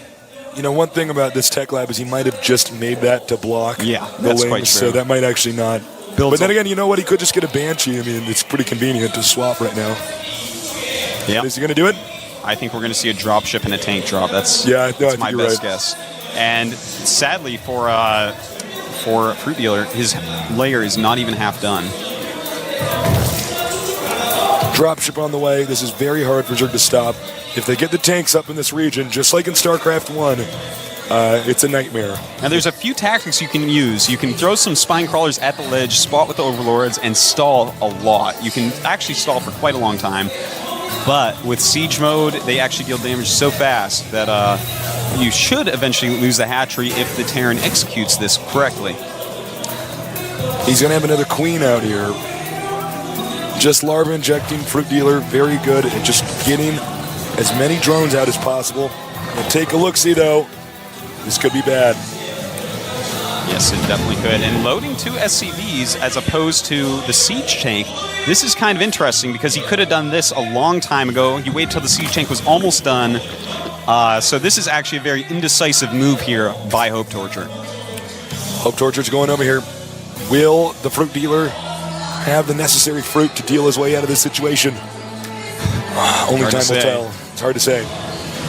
But the Spire, it is being made, and I think he may make some missile turrets here. Yep. He does not want Mutas to be able to clear this. And here come those spines. take very long to root themselves, but I think this one should at least be in range. Yep, it is in range. He's going to have to move that siege tank back, but he has SCV to repair it. Picks it up. Nice move there. And, oh, very good. Look at this. 3 queens hitting that turret, teaming up. And the spine crawler's walking back. Now, see, this is how you do it. You go up, you go back, you go up, you go back. You just try to stall the siege tank from killing you while you get mutas. But, oh, look at this. He needs to move that siege tank back. This is completely crazy. He is blocking this so well right now. Oh, and will he get the dropship? Oh my God, it lives. That was huge. He needs to keep that dropship alive. It's very important at this point. He is still in range of the extractor. That's going to hurt the Zerg's gas, especially if he's getting a Spire. You know, the Spire is done. We have a lot of mutas making right now. 5 being hatched up. And only 1 missile turret so far. He's going to go in for again. I don't know if this is going to be in range, but he doesn't want him to get these missile turrets up. He loses that SCV. That's actually quite bad as well. Yeah. He needs that to repair anything mutas attack. And he targets the SCV. Nice. Smart move. Takes out the turret. Only 1 turret left. 5 mutas can take that out. Easy peasy lemon squeezy. Looks like Fruit Dealer is going to go ahead and save his... He's also stopped a Viking. He was sending a Viking over here for support. Mutas are in the main. This main is not seeming to be too terribly well defended. Once again, the Viking manages to stay alive, just like the dropship. Gets that dropship. I spoke too soon. He does get the injured dropship. And there's not a lot of Marines here. But there is a Viking helping out a little bit. The turret gets up, realizes he has to run away. So he has a bunch of damage to mutas. It's going to be harder to remove that tank on the cliff. Expansion over here at the upper right. Nice little hidden one. It's going to be one of the last places scouted by Hope Torture. Now this is He's going. Targeting the siege tank. And he gets rid of it. There's no dropship, so no problem. Awesome. Healing some of those mutas. He is just dealing with everything exceedingly well. Normally they're called mutas, but when Fruit Dealer plays them, they're fruit flies. Just annoying. The Terran's base. Yeah. We got drones going over to the expansion, and Terran, by the way, 1 second, does not have vision of it. Yeah. He's not really been scouting. He doesn't have a base up, and in fact, look at this main base. He has the command center, so he's going to go ahead and expand, but it looks like he's going to go ahead and keep just 1 factory and add in a lot of biological units. Could be going Thor Marauder here. That's quite effective. Oh, Muta's a bank in there. Pull back. This turret. Loneliest turret in the game. It's a Nesh turret. Well, let's see. What are you doing, Fruit Dealer? What's your plan here? Ooh, yeah, let's take a look. Let's take a look at his upgrades he's getting. He's getting Overlord speed and Overlord drops, as well as a Roach Warren and Baneling Nest. So that is pretty awesome. We could see Baneling drops in the mineral lines. That can be quite good against any sort of anything, man. I mean, it's just great killing SCVs with Baneling drops. But also, I think he's going to stall him out a lot with Roach drops. Looks like we got an expansion over here at the north. So he's again expanding in regions where the Terran can't attack and kill everything in a line. Much safer than taking this expansion. Muta's down here. Mutas looks like they're going to be fended off quite easily. There's plenty of missile turrets and Thors all over the place. Now we have Roach speed being upgraded as well as Baneling speed. He's just getting all his P's and Q's here, Tasteless. Well, Terran's got to do something pretty quick. Terran, hold that thought. Quick drop here. He backs up. He knows the mutas are on the map. There they are! Going after that dropship. He kills the dropship. That is very nice. The mobility of Hope Torture is being destroyed. Okay, this is really bad for the Terran. Yeah. The Terran has lost momentum just like in the first game. You actually have to be so effective with your first drop in Terran versus Zerg. It's the only way to get the Zerg completely out of position. And in this case, he has had no efficacy with that. Right now, 25 supply lead for Fruit Dealer. That is pretty awesome. Viking, stray Viking out here on the map. He shouldn't have had it out there. At every turn, those mutalisks are there and eliminating whatever Hope Torture wants to do. I think even now, a player like Hope Torture is going to be rattled. Yeah, this has to be getting under his skin. It feels like the Zerg is just everywhere. and doing everything. And he's got a lot of creep, I want to point out on the map. That's very good if you're Zerg. The units are going to be very mobile. I think this is a last-ditch effort. Unless he's going to go for the gold. Yeah, he may just siege up here. That's sometimes quite common of Terrans. To siege at the watchtower gives the tanks such vision that they can really maximize their range. Looks like you're right. He's not going to push. He's actually going to hold this position. I think that the best thing you could possibly do at this point is just turtle up, half map it, and go mech. Because Fruit Dealer is showing, oh, look at that. Roach is trying to do something. We got a drop over here in the main. Baneling drop when the worker line. He did get some SCVs, not a ton. Thank God I didn't miss that. I almost missed that. Fruit Dealer. We got another drop. Now note, the army is in position over here. This is how you take out Terran, just like in StarCraft 1. You just wait for the Terran where his slow, immobile, but very powerful army is, and attack him where he isn't. It's such a good move. Now, if we take a look at the unit counter real quick, we have 78 drones against 53 SCVs. So he's doing great. And the drop is now coming. Here we go. This is actually going to be huge. There's nothing there to defend. It's such a single missile turret. And Hope Torture, he cannot be happy with this. A lot of Zerglings, a lot of Roaches coming out. And this is going to annoy him severely. A lot of SCVs dying. He's just doing so much damage. Meanwhile, another army's moving in over here. He spots the other drop. Oh no, Hope Torture being peeled apart by Fruit Dealer, just like an orange. Fruit Dealer taking him out right now. And he's actually going to have another attack over here. He's going to drop on the army, engaging the main army. This is how confident he is at this point. And the Roach-based army cleaning up, killing siege tanks, killing Thors, killing Marines. Fruit Dealer! Unbelievable! Fruit Dealer! The Terran hasn't even taken care of this drop in the main yet. There's still Roaches killing SCVs. He's not taking out the destructible rocks over here, so it's not like he's going to be able to get an expansion. Fruit Dealer is unbelievable. He is so good. He's got 4 bases right now, just running circles around Hope Torture. Fruit Dealer is out of control. I don't know if the Terran's going to even stay in the game for much longer. Oh my God. Wow. That is a lot of Banelings. He is morphing 38 That is so Banes. many Banelings. That's the kind of, you can actually like right click on a planetary fortress and blow it up. Yeah, he's got about 35 of them right now. This is going to be the killing blow here to an already almost dead player. His economy is in shambles. Wow. And here we go, drop. He's got infestors out. He didn't even have to wait until ultras. And this style of play that Fruit Dealer does, I have not seen any other Zerg do it. He opens Muta, he gets into all this other tech suddenly. We got a drop over here in the main. Oh, well, looks like he will kill a little bit, but Fruit Dealer is going to get angry and counterattack. So I don't know if this is a good idea. You don't want to make Fruit Dealer angry. You pissed off the Fruit Dealer. Here he comes. He's going into the main. A lot of siege tanks up there, but the Overlords dropping Banes all over the place. Up come the Zerglings, and here are the Infestors. What are they going to do? Oh my God, Fruit Dealer. Expect GG any second. This game is over. Terran doesn't have a snowball's chance in hell of coming back from this. Oh, infested Terrans all underneath the fungal dropships, and that is it. 2-0.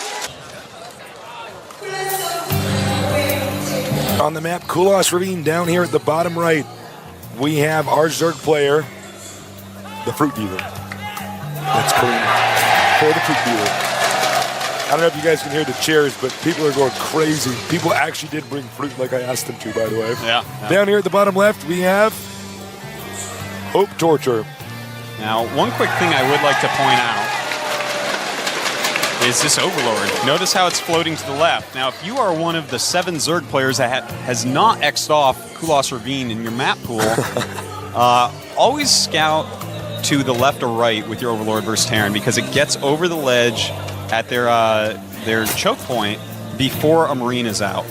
Really? Yes, so that is very important. It's like a free scout to that position if they're there. Otherwise, you can't get that Overlord there because Marines will be out and just catch him. That is very interesting. Looks like our Terran player going to go for oh no, that's not barracks first, excuse me.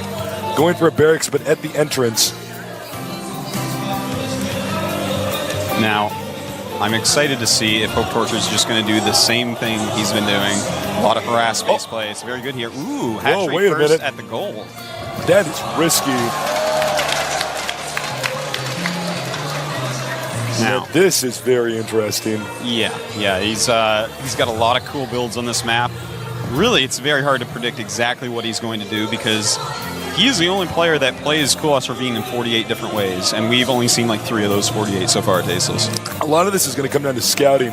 If Hope Torture is smart enough, he's going to count all the drones and say, wait a minute, you should have an extra base. Even by the spawning pool health, he should be able to tell that something is up. And out goes that drone. In goes the SCV. Getting his feet all sticky on that creep. So we're going to have to see. Does he go look up there? If this expansion spotted, it's going to have a way different outcome than if he manages to get away with it. And very nice. As you can see, the Overlord does get over here. Artos' prediction was correct. Uh-oh. Uh-oh. Oh, no. He builds... There is an Overlord to watch this now. If he builds a bunker, though, and the Marine just goes straight up there, I don't think that there's any way that Fruit Dealer is going to be able to stop this. But he backs off. He does have drones, though. He smartly sends drones right away. Those could have definitely harassed and perhaps even stopped a bunker from being made. All right, Fruit Dealer. Pretty cool. Fruit Dealer is pretty good. He's getting a Roach Warren out now. What are your thoughts? I think that we may see some sort of 2-base, very powerful attack come out of Fruit Dealer here. He's got to get pretty mobile. The problem is that, any sort of tank drop or something can still take out this hatchery. There is high ground above it. Yeah, that's true. And roaches aren't going to range to hit that, so you need layer tech to deal with it. Basically, I just want to see when he wants to go for his layer. Tech lab over here. And what is he going to get out of this? Possibly, because he doesn't think he's going to go for... Oh, no, he might actually go for a drop. He's getting a tank. He's going to do it again. Yeah. Now, remember, this area is pretty small. Yeah. If you have a spine crawler or two here... It's going to be very hard. The ledge is much smaller than Lost Temple. It can be quite hard to take it out then. And if Hope Torture starts to lose momentum, it's going to be disastrous. Layer on the way, halfway done. Yeah, he's getting a well-timed layer here. And this is pretty cool. Those spine crawlers are actually going to have range of almost the whole ledge. And if he could actually spread creep around the other side, that would be the ultimate coolness, but we aren't going to see that here today. One tank, drop ship. He's making Marines. I'm curious to see what he puts. Okay. The Marines will snipe the Overlord that is sitting on the ledge, and he won't have any vision. You need vision in this game to shoot things that are shooting from the top of the high ground. So that, I think, is what we're going to see. Just suicide the Marines into the Overlord, and if he doesn't have another Overlord in the vicinity, it could be quite deadly. Well, I guess he's hoping that they won't have anything else there. He gets 2 Marines and 2 SCVs. Uh-oh. I don't know if this is going to work. Yeah, I don't know. And notice the roaches. We take a look right over here. He does not see it. Look at those roaches right there. They're actually sitting behind. So the area which can't be hit by the spine crawlers, the roaches are going to cover. This is actually quite brilliant. I had not thought of this till I saw the roaches sitting there. Here he goes. He's going to drop. We have spine crawlers up here. Now here we go. It's sieging up. Here come the roaches. Here come the roaches! He's going to get the tank. Beautiful move. Nice. Saves the tank. Wow. Wow. Just wow. Oh, my God. Fruit Dealer had some elaborate plans. I don't even think Hope Torture knows what to do with this dropship now. He seems to be kind of moving it around like, Yeah, this is too bad he can't get up here with the statue. The roaches maybe can't reach him there. It's too high up. It's just too high. We only have 3 range. Whoa. Oh. Got a Viking out here. Nice. Super good Viking timing right here. And as he kills that, no vision. He can't see up there. That's right. Well, we got at the same time, Nidus Worm. Oh my God. Beautiful move right here, and a lot of speedlings coming out. SCV's coming, but he needs to kill the Nidus. The Nidus is the important thing to kill here. There was so much attention being played over here to that we actually I didn't even notice that. Yeah, that's unbelievable. I think it's going to be GG. Yeah, he did it again. This is so awesome. Sorry we were a little late on spotting that Nidus Worm, guys. There's so much action with the drop. Unbelievable. That's it. He's done. Yeah. 3-0. left. Crazy, but it is a best of 7. He's giving him so much fruit. He's shoving the fruit down his throat. He's like, rah, rah, he's killing him with it. Fruit dealer. Unbelievable. Wow. So, does anybody care if this base is gone? No. I can't even believe Hope Torture's going to stay up here. He knows he's dead. Yeah, he knows it's over. He's he's mining with mules, and looks like he wants to just bring his Vikings and his medevac over and see if he can do something. That was such a smart move. Yeah. I'm so impressed. And the dropship play is beginning, but so many speedlings. This is just brutal. Yeah, he's going to lose all his things here. Things just not going well for Hope Torture. Yeah, There's basically nothing left. He does have mules, though. Yeah, that's true. Those things are pretty good. Well, this is essentially checkmate. Lands his Vikings, lets him die. I think Hope Torture might be trying to regain composure in his booth, going over, right, what am I doing wrong? And there it is, GG. 3-0. Starting at the south location here, we have a legendary player, the Messiah of Zerg, a fruit dealer. Going crazy in here for him. So loud in here, it's just insane. Up here at the north, he was formerly known as Into the Rainbow. Changed his name to none other than Hope Torture. All right. And he has a lot of fans in here as well. By the way, I apologize for my voice. I have a cold. I'm going to the doctor tomorrow. I hope you feel better soon, Tasteless. I was not going to call in sick for this day. Oh, no way. No, I'm just not. It's not going to What would I happen. do without you, Tasteless? Without you, I am nothing. And you can see he's actually just checking right now for proxies. Is he going to hide in barracks anywhere? There's so many locations you can hide structures around here. Yeah. But no proxies today. By the placement of that barracks, it tells us he's going to make a factory right next to it, most likely. Yep, right there. But no gas yet.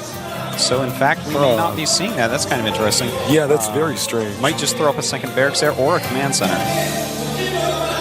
We're going to find out soon. Still no gas. Oh. Zerg decides to expand. Nice fast expansion after scouting all the possible areas that you could have a proxy racks. And I guess he's going to get a command center. That's the only explanation. Now, this area from here to your ramp here is such a large area. It's going to be very difficult to defend. That's right. Assuming he gets past this location here. It's a pretty cool strategy that we're seeing here. But a very late scout here by Hope Torture. Looks like no gas yet from Fruit Dealer. He actually wants to make the command center over here, but he's blocking from doing that. Gonna move the barracks down there, though.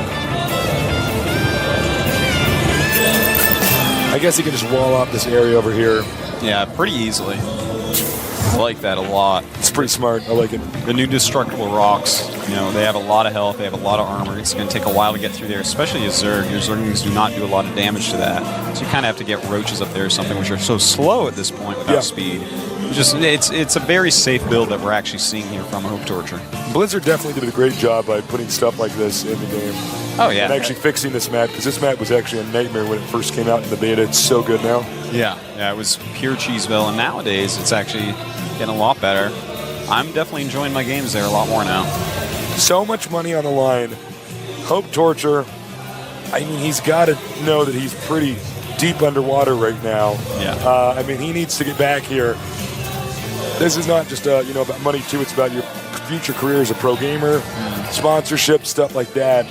And Fruit Dealer, who's been an underdog for multiple phases of the tournament, just keeps proving everybody else wrong. That's right. Now speed being researched for Zerg player Fruit Dealer, and a lot of barracks being made for Hope Torture. All right. Yeah. He gets my seal of approval on this build order. Yeah, a lot better than what we've been seeing. I like just Marine Marauder play on this map because they can get quite mobile.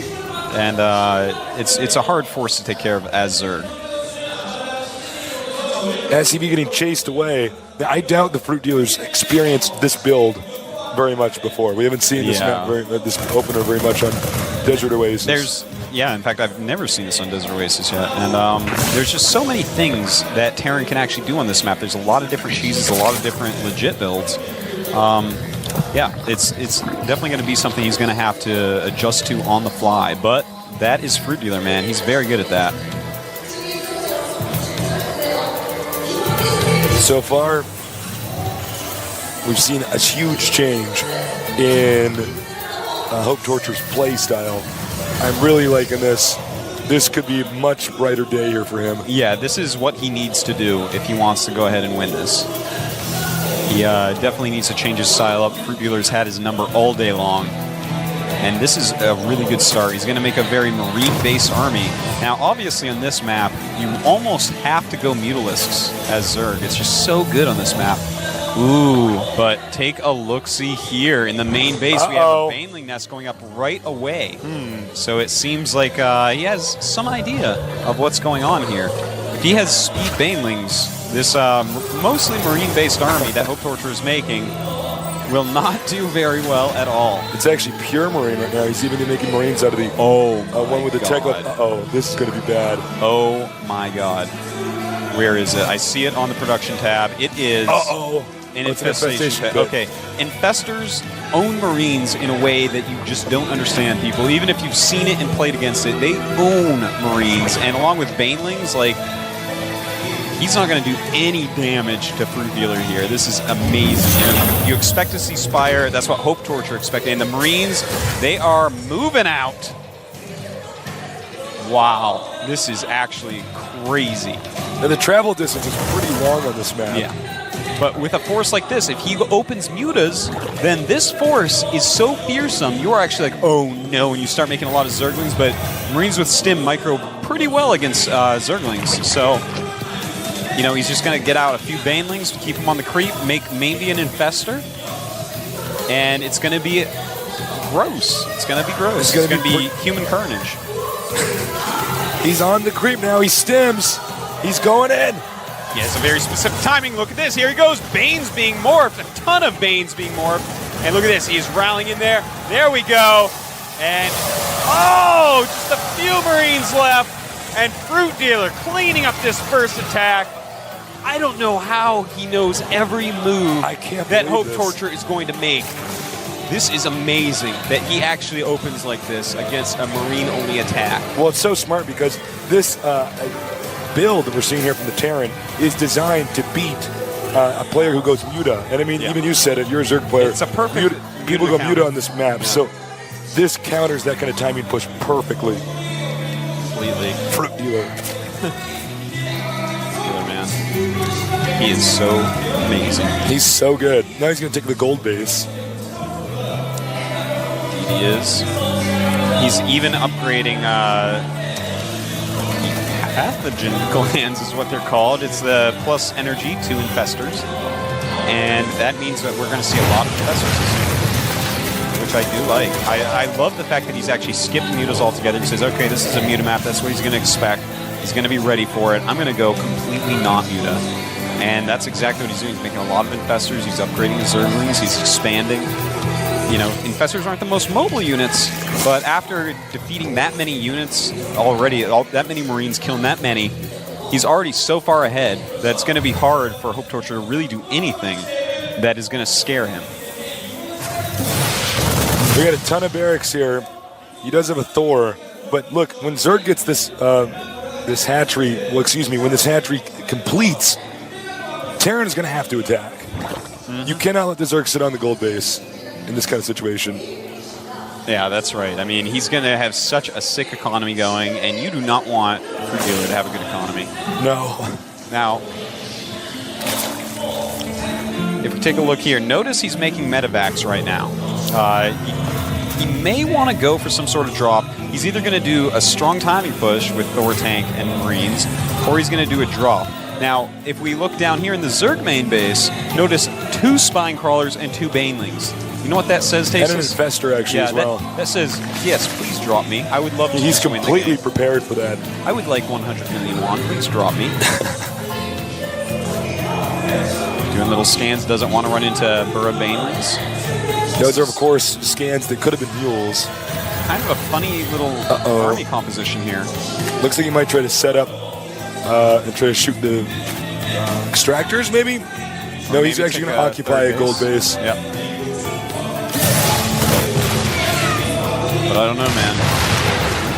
Fruit Dealer. Looks like he can just go ahead and take another base right now. This army is not the most mobile thing I've ever seen from Hope Torture. It's getting Hydras. Cool. Expanding the creep. As you can see, he's doing a great job of that.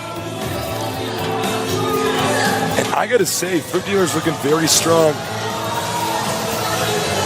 And we have a drop in the main base of the Zerg. Oh, excuse me. I'm so sorry. We have a drop over here, and it's in a location that's hard to spot. That's right. And look at this. He's actually done decent damage so far, but here comes the Infestor. Bam! Bungled, but no more units cleaned it up quite yet, except a few more Infestors. Just shoot some Infested Terrans. Oh, I love it. And some Zerg's popping out as well. Infested Terrans, own Terrans. Yeah, man. They're pretty good. Oh, it's just, it bungles that and drops this over here. Man, this is unbelievable. Now Terran on the move. Terran's going to try to push. Zerg has to be prepared. He has Hydras and Lings. I don't know if Hope Torture can do this. And another excellent fungal here. This just slows down Hope Torture. Also wastes a lot of energy on those medevacs. He's got to be careful here, though. Here come the Hydras. Hydras on creep. Very scary. And look at this. Going to engage. Doesn't want to lose all this, though. Marines and tanks, very good against Hydras still.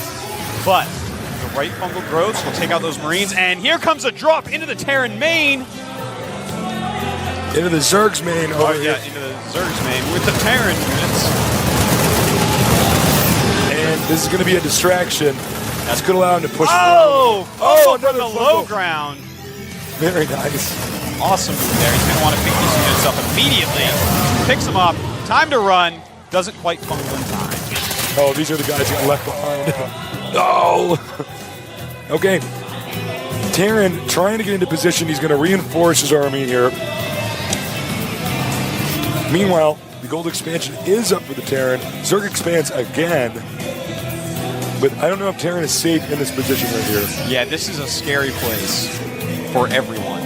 He's so close to attacking the Zerg, but Fruit Dealer gets so many units, and look at this. Looks like we got a drop over here.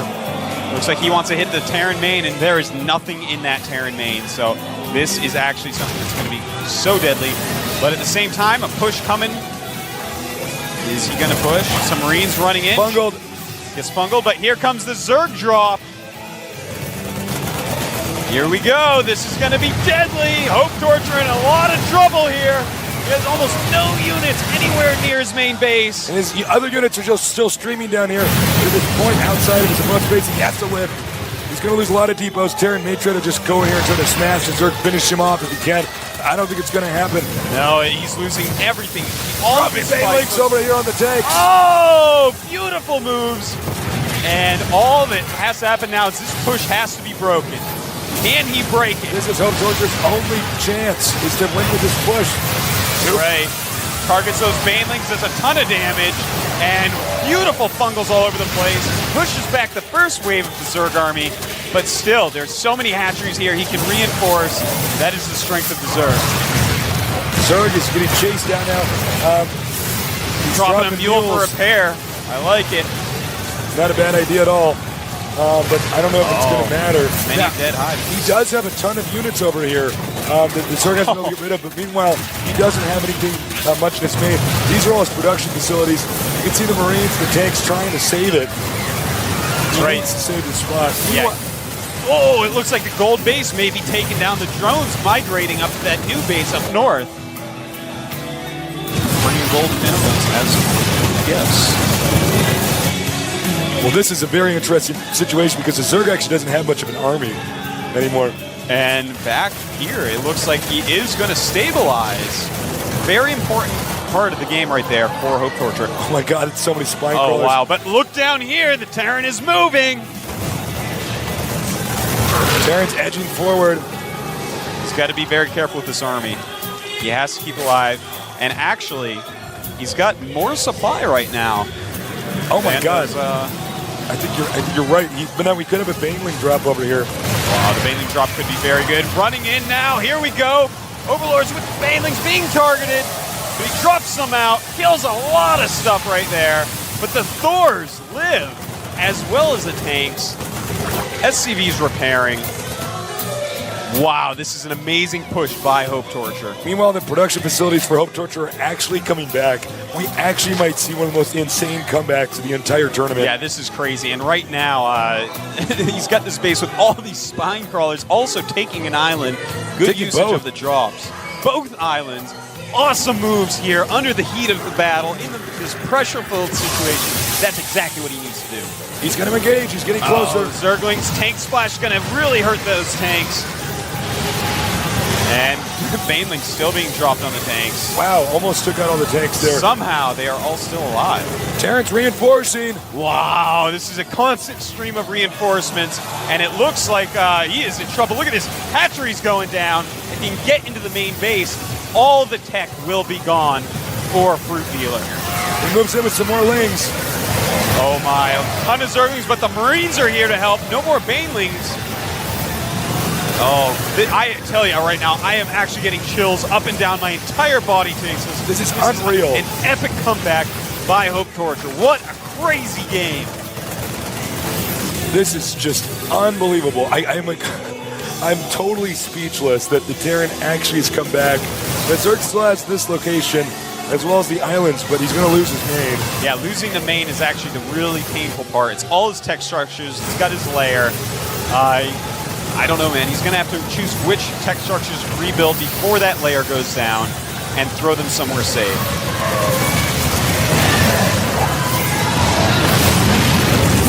All right, this is just insane. Looks like he's scouted now all the Terran new production facilities.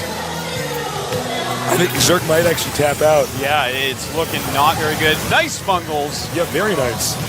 Impressive play here. Yeah, but I don't think it's going to be enough. He is forcing the medevacs to be drained of energy. We have another drop over here. Oh, no, excuse me, it's full of drones. Oh, but he's going to take out the island expansion. Wow, one island expansion already going down.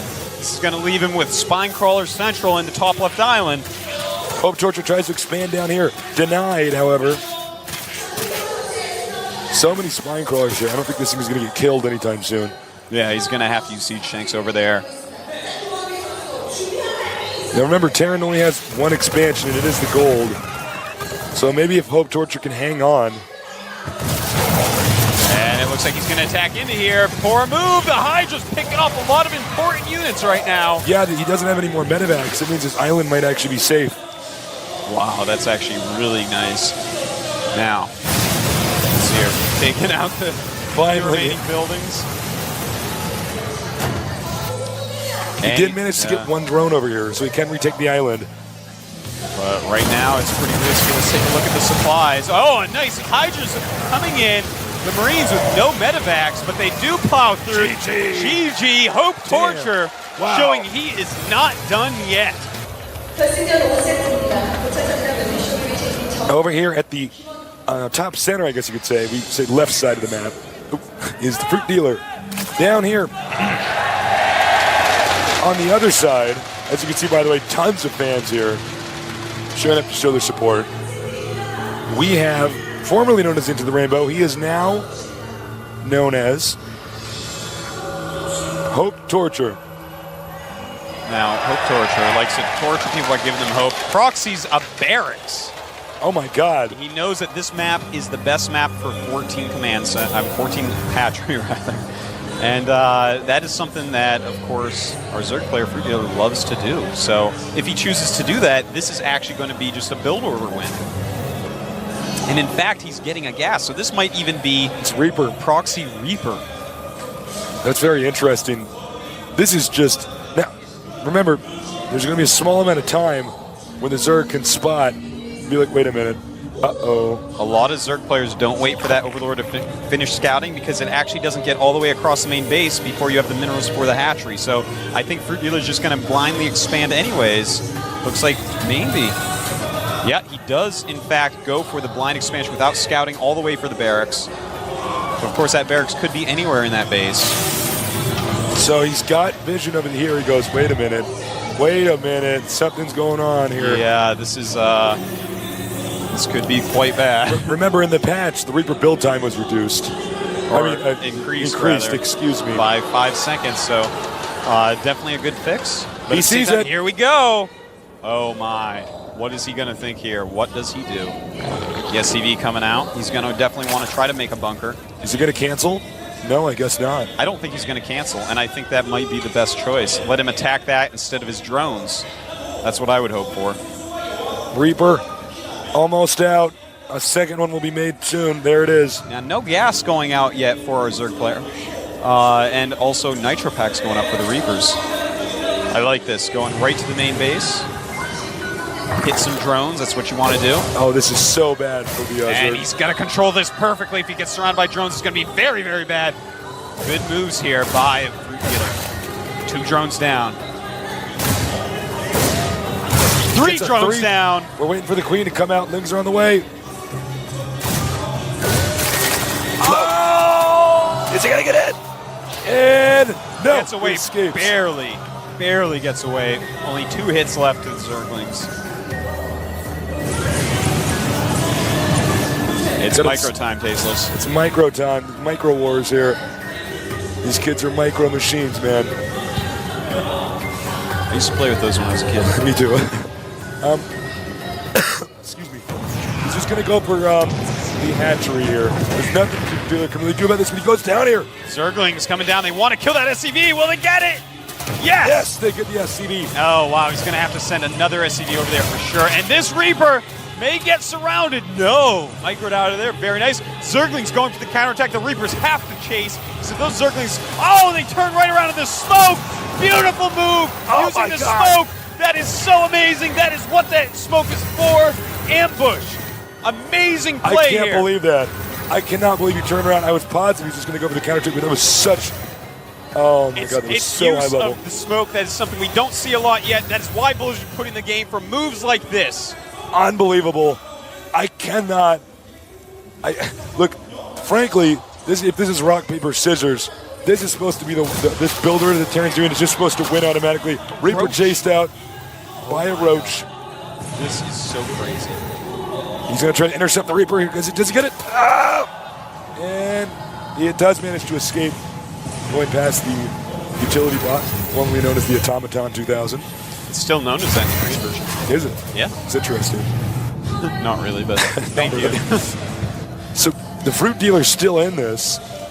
He did lose some drones, but he seems to be bouncing back. Remember, Terran had to sacrifice some SCVs That's to try to right. get ahead. In fact, it's 20 drones versus 17 SCVs and a mule. But there are 2 hatcheries up and a queen. So he's going to be able to really use so many units. I mean, so many drones, rather, and get his economy way ahead. Right now, making a lot of roaches. I think he may just try for a counterattack here.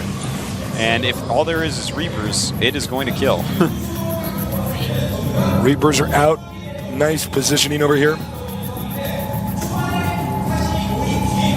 Meanwhile, we have more drones being pumped out here. The Fruit Dealer likes his economy being strong. Right now, let's take a look at these supplies. It's kind of scary. 44 against 27. Fruit Dealer way in the lead. I cannot believe he held off that rush. That is actually so insane. You can see the Reapers jump down, try to get around. There's more roaches over here. He's sending just a ton of roaches. He's going to see if he can't just break them. Now, Reapers can outrun roaches, but they don't win in a one-on-one fight if they're forced to stand their ground. Yeah, and now he's hitting these barracks. Luckily, the barracks has a lot of hit points, but he's got to get some SCVs up there. I can't believe he's not repairing this barracks right now. He should have been ready for this.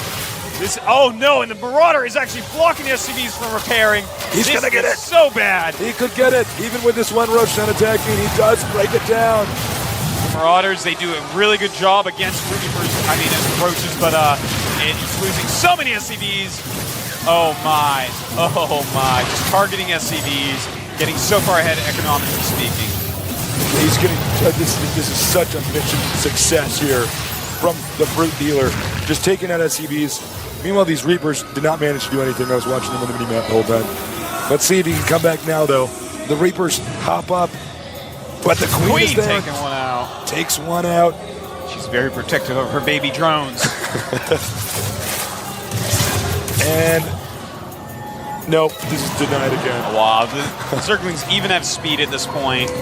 He's got 2 bases going very well, and in fact, adding a 3rd hatchery at his natural. He's going to go hardcore for 2 the base. kill. Yeah, he's just going to try to take him out now. Which is just a perfect choice right now. The Reaper Ass really didn't do enough.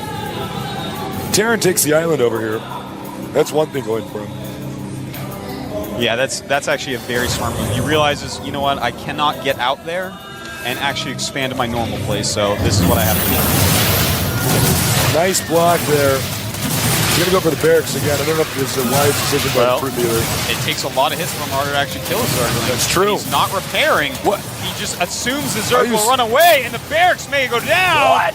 Barracks goes down again.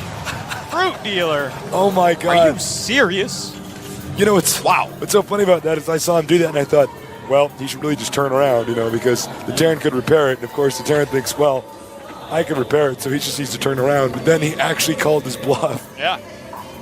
Beautiful move there. Gold Expo being taken here. And a Spire going up. Yep. I don't know how you're going to deal with 3 base Spire after an opening like that, Hope Torture. There. You better do something ghostly. He goes up here, takes out the SCV. It's like the Terran player can never just get it started. You know what I mean? He's been so behind now. I don't even know what his game plan is going to be from here. Turtling is going to allow Fruit Dealer to just make his Ultra Army. Maybe a Thor drop? Okay. Thor drop, decent idea right now. Thor drop on the way. He can defend the island with this. Now, the sad thing is the Spire is just about to finish. And when that thing finishes and a bunch of mutas pop out, he has a lot of money banked up, as we see, and starts 9 mutas. And unless 5 turrets go up at that expansion, maybe 4 plus quick repairing and a Thor, maybe 3 and a Thor, I guess would actually do it. But no, he has to prepare for this right now. These mutas are almost done. Some turrets going up, but I think the timing on them is a bit late. Let's see here, the Zerg. Mutas have hatched. But actually, does the Zerg actually know? The Zerg doesn't even know about the island. Yeah. The island, excuse me. But an Overlord was up there, and Thor's attacking it. I think he can put 2 and 2 together. That's true. And here he goes. Realizes, the turret's just in time there. Hope Torture's got to counter everything that Fruit Dealer does right now. You're just going into the main base. Mutas, just going to see if there's any holes here.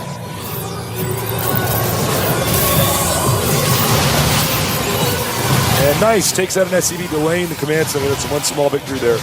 Meanwhile, the Zerg expanding again, a Fruit Dealer out of control. Yeah, he is completely out of control here, man.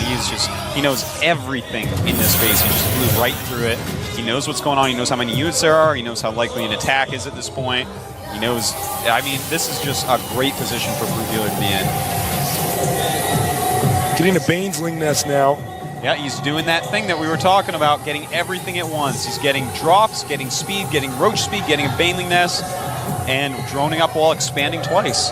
This is how you peel apart Hope Torture, everyone. Got a lot of drones over here, almost oversaturated at the Gold Expo, so that means he's going to be able to get a ton of stuff. Yeah, a ton of stuff, and stuff is the right word for it, too, because he's going to get everything. Yeah. Now, he's going to fly in here once again. I think he wants to intimidate Hope Torture into stimming, and he does. Yeah, these mutas actually don't mean a lot right now. Just do whatever you can with them. The final army is probably just going to be, what we've seen already from Fruit Dealer. A lot of Ultras, a lot of Infestors, a lot of everything. But mutas, just use them for whatever you can right now. Keep Hope Torture in his base for as long as possible. The mutas continuing to just fly around and annoy Hope Torture. The command center's on the way down here. He's going to expand again. This could be a timing where we're going to see Hope Torture attack. But then again, there's so much money on the line. He might just want to sit back and take it easy. Yeah.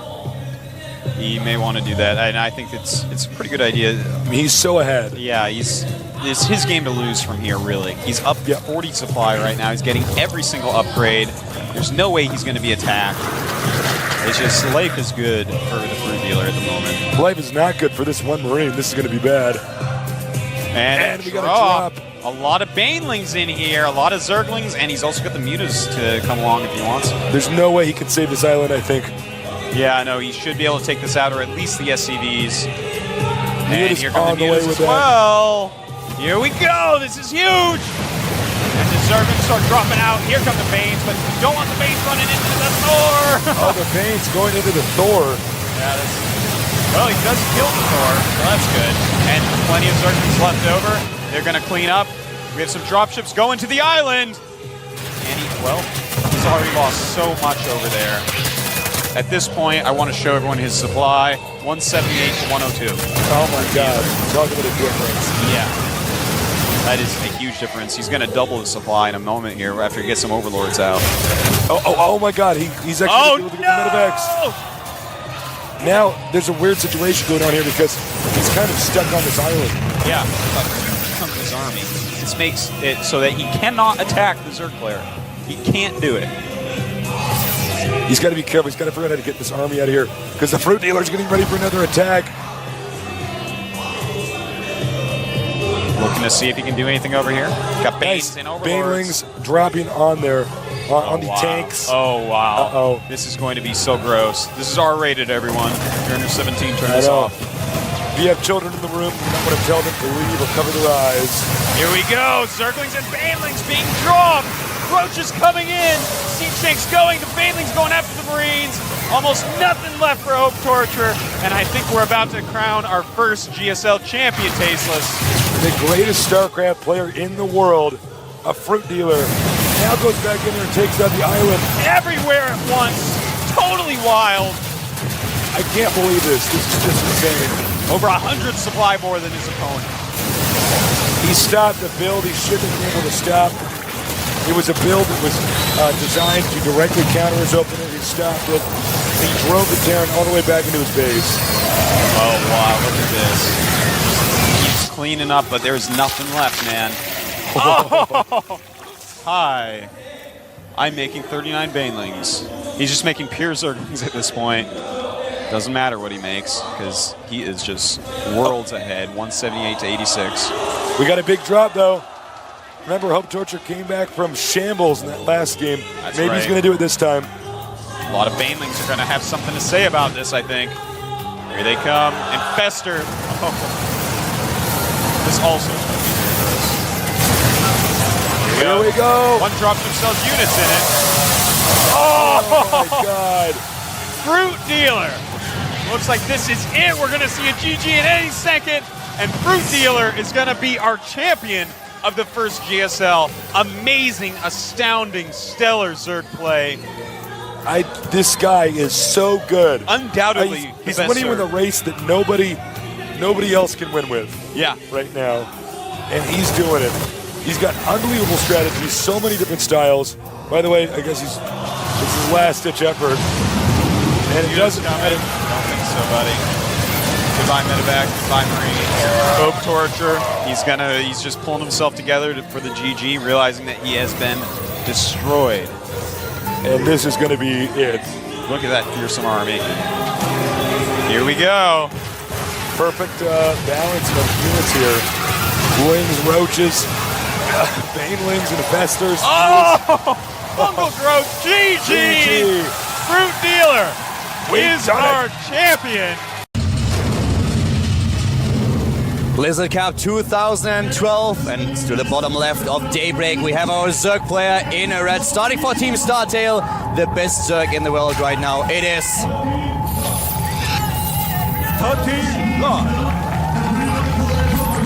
We all knew the life is good, but we didn't know that it was that good. Yeah. So I'm going to get this guy an LG sponsorship. The top right, in the blue, another Startail player. You call him the Pink Panther Protoss. He is... Everyone says this guy's got unlimited soul. Without a doubt, he's the best Protoss in the entire world right now. This He may is be the one best epic player in the match. world, man. He's trying to prove it here. This is a match between two titans, and it's going to be epic. What are they going to do? Are we going to see a standards game between the two of them? Is Parting going for the immortal push? Everyone is waiting for it. Everyone wants to know, will Life stop it? Does Life have the answer? That's what we're going to see. You know, Life is showing his trademark my 11 God, cancel, no, but he's going no. for the 11 pull here. Exactly. The trademark cancel and then the 11 pull, and Parting, of course, is going to scout it, and this will also change his... Yeah, this will change his timings, and you know what's really interesting here? Parting is scouting on this map. Yeah. This is something, it might sound a little bit silly, but this is something that he did not do on Daybreak at all. Yeah. And Lenok was a player who tried to capitalize on it. He went for double hatch before pool without even scouting it because he knew exactly Parting doesn't send out his first probe. He sends one out a little bit later, but only to the Zalnaga watchtower. Yeah, this is a different scheme. And yeah, now has to go Forge before Nexus. He can't go Nexus first. It's impossible to hold with that. You know, this is so cool because this already shows us that they know each other so well. And Life was probably a little bit shocked to see this probe in his face. He's like, what? You're actually scouting? I mean, I'm still fine. I have an 11 pool. I can pressure you a little bit. Your timings are going to be ruined. But at this point, he did not really expect his opponent to go for the scout. You know, at the very least, when you go for an early pool like an 11 pool or a 10 pool, you force the Forge first. And you may not actually do physical damage, but you are going to force their ability to be shaken a little bit. It also shows how much respect Parting has for Life, because it shows him immediately that he knows that this guy has no respect for anyone, and he could go for a 6 pull even on this map. So he's like, okay, usually I don't do it, but against him, I have to. Yeah, he's got no choice. There's the photon cannon going down, of course, and the gateway. He's going to need to make potentially a second gateway here to block. There's a pylon, or probe hiding in there. He's not going to make a pylon, but he will go and check to see if any gases have been taken. The Lings are already on their way. He's actually just splitting them here. He doesn't need the second gate. He's blocking with a probe, and this is something that Life spots immediately. So he's like, okay, well, there's nothing that I can do at this point. The probe's still in the main base here. The hatch now at the natural for Life. Yeah, he wants to see if there's any gas going off of one base that he might need to be worried about. Probe is on its way.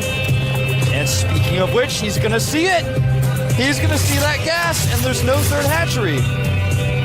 Sees the gas, no third hatch at this point. And he's going to be able to see that too. Yep. Oh man, Life is going to have to alter his build here. He may have been thinking of a speedlink follow-up to put on some pressure. You know, the Zerglings were just not in a position where they could intercept the probe, so all the scouting information that the Parting has, it's all there. All the pieces to the puzzle, he has them, he knows. No third base, but you go for gas. Look at that. Yeah, he wants to be very, very careful here.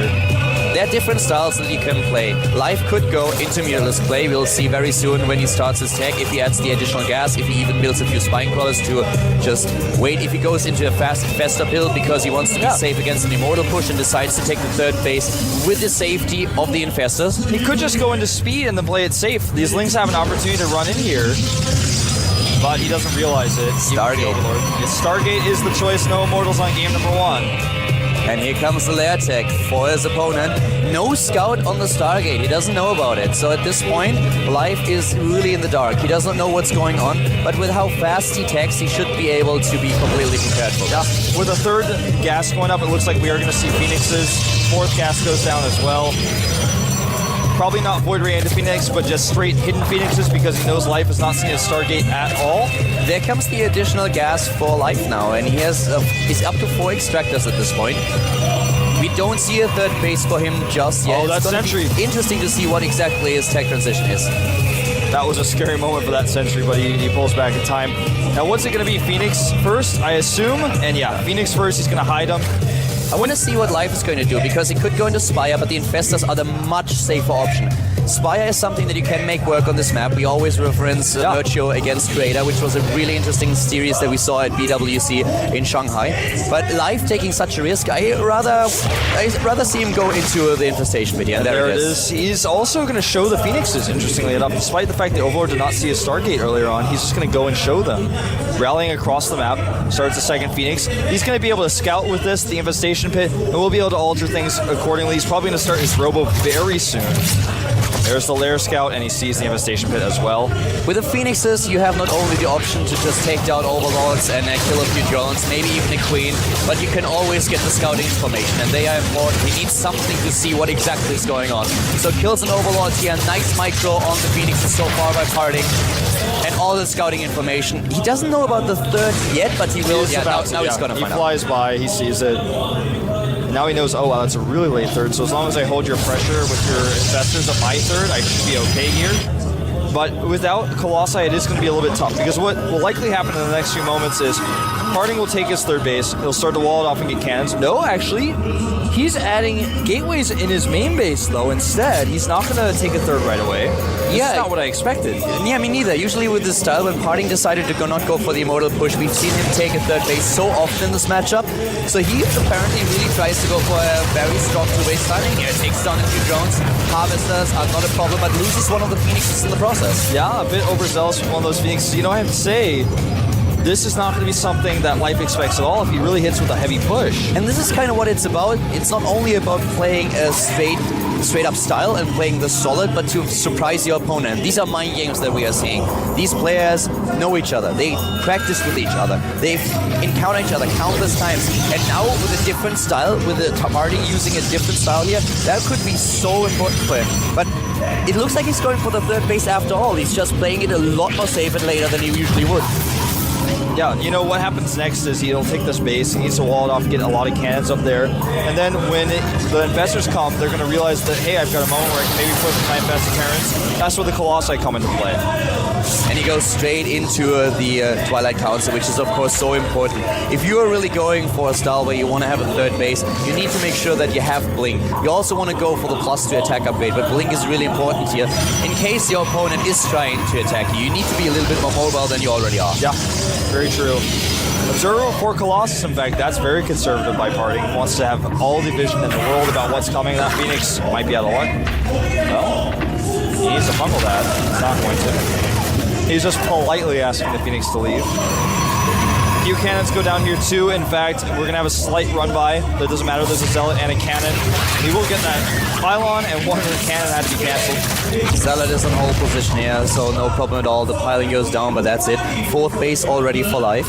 And you know, Life at this point will be pretty confident in what happens here. We talked to him after Parting was able to win against Sniper, and I asked him, what exactly do you think about the Immortal push? And he said, oh wow, it's really, really strong. I actually think it's too strong. So that was the one thing that he was really worried about. I feel, even though Parting is like a boss in the end game as well, in the late game, this is a scenario that Life is much more happy to encounter. You know, it feels like, to be perfectly frank here, it feels like when you face Parting's Immortal push, it's in the hands of Parting's sentries whether you live or you die. Yeah, and this is why we saw this different opening for Life.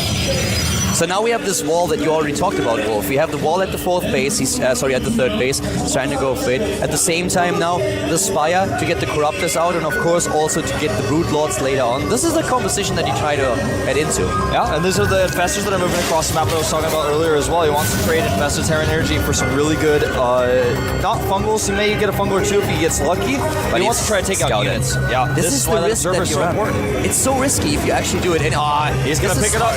This is really smart. He sends one across, but he has to retreat with the rest of them. Wow. He's going to lose 4 here potentially if the chase is good. Blink is almost done. Yeah, those Phoenix have to be really careful, but here come the rest of the army, and the Infestors are dying. At least 2 additional ones. He will be able to take them out, no problem at all. This attack by Life did not work. Yeah, a Phoenix for an Infestor is actually a pretty good trade in this type of situation. The Lings are coming for a run by, but the Zealot again is ready. He needs to protect that Colossus though. Nice blink forward. He's taking out so many Infestors. This is actually really critical. There are 2 cannons in place, but they're not walled off. They're very exposed. The cannons are exposed. Wolves in a couple of units at the same time. More Infestors are dying, trying to save themselves with Infested Terrans. But here comes Parting. The force fields are good, shielding him against the Circlings. At home, he defends with those Stalkers. Well done by Parting so far. Yeah, he needs to make sure he blinks those Stalkers back, of course, at the third base. He does, saves them, and now he's got a really strong army going in here. The thing is, he's down in supply, but I feel his composition is perfect until those Corruptors get out. He's got a window. Will he use it to attack, or will he use it to take a fourth? He's got a choice here. He's going to fall back and just try and hit a bit of a timing later against the Brood Lords, I think. At this point, we don't even have the hype check. Colossus is rallied poorly here. He's going to lose it for free. that was not good.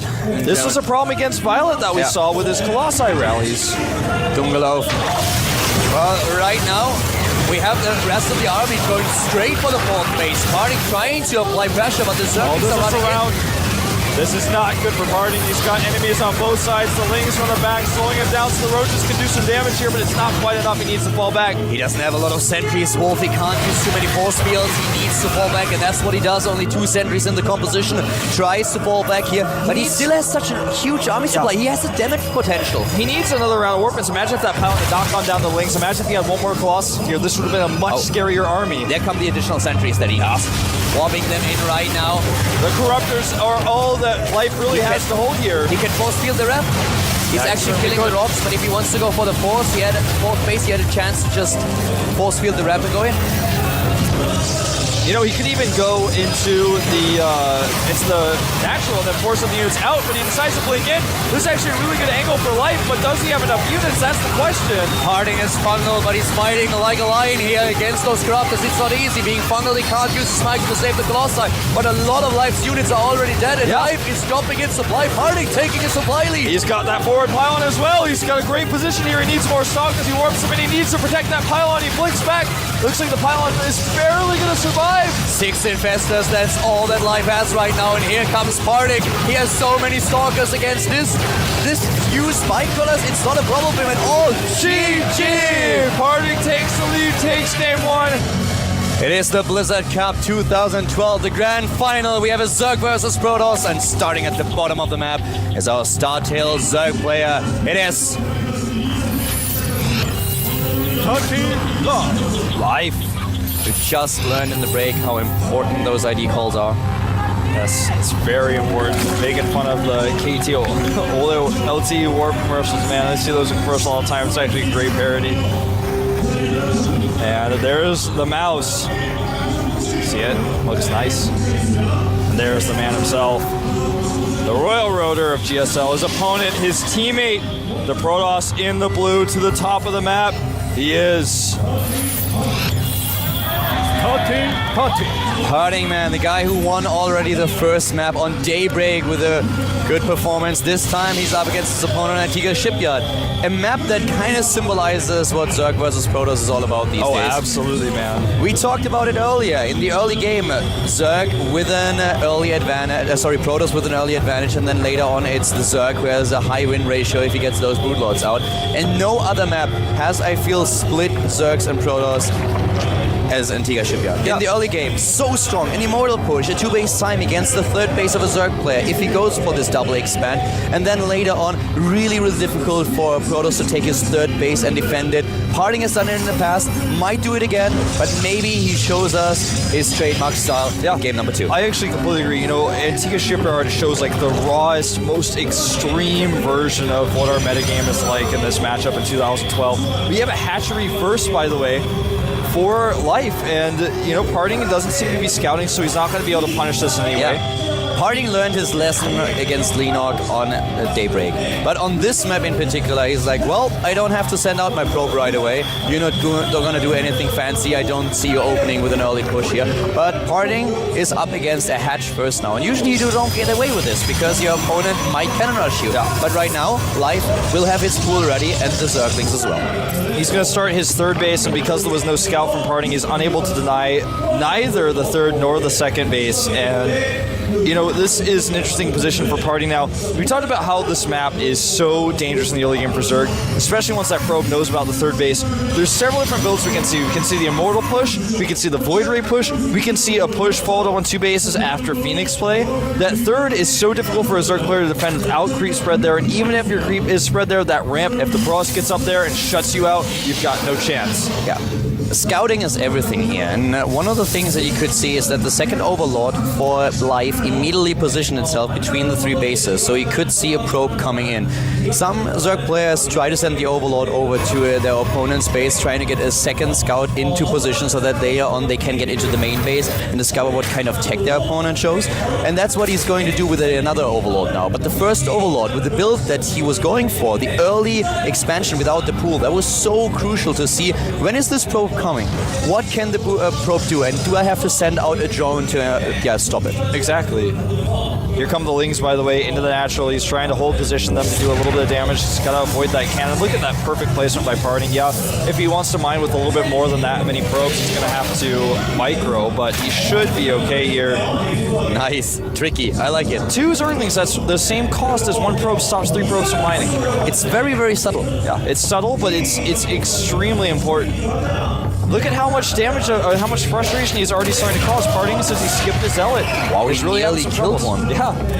He's really messing with Parting now. Oh, and Parting goes for the Robo. Uh-oh. Now this is just the first step. Yeah, it's only step number 1, but still.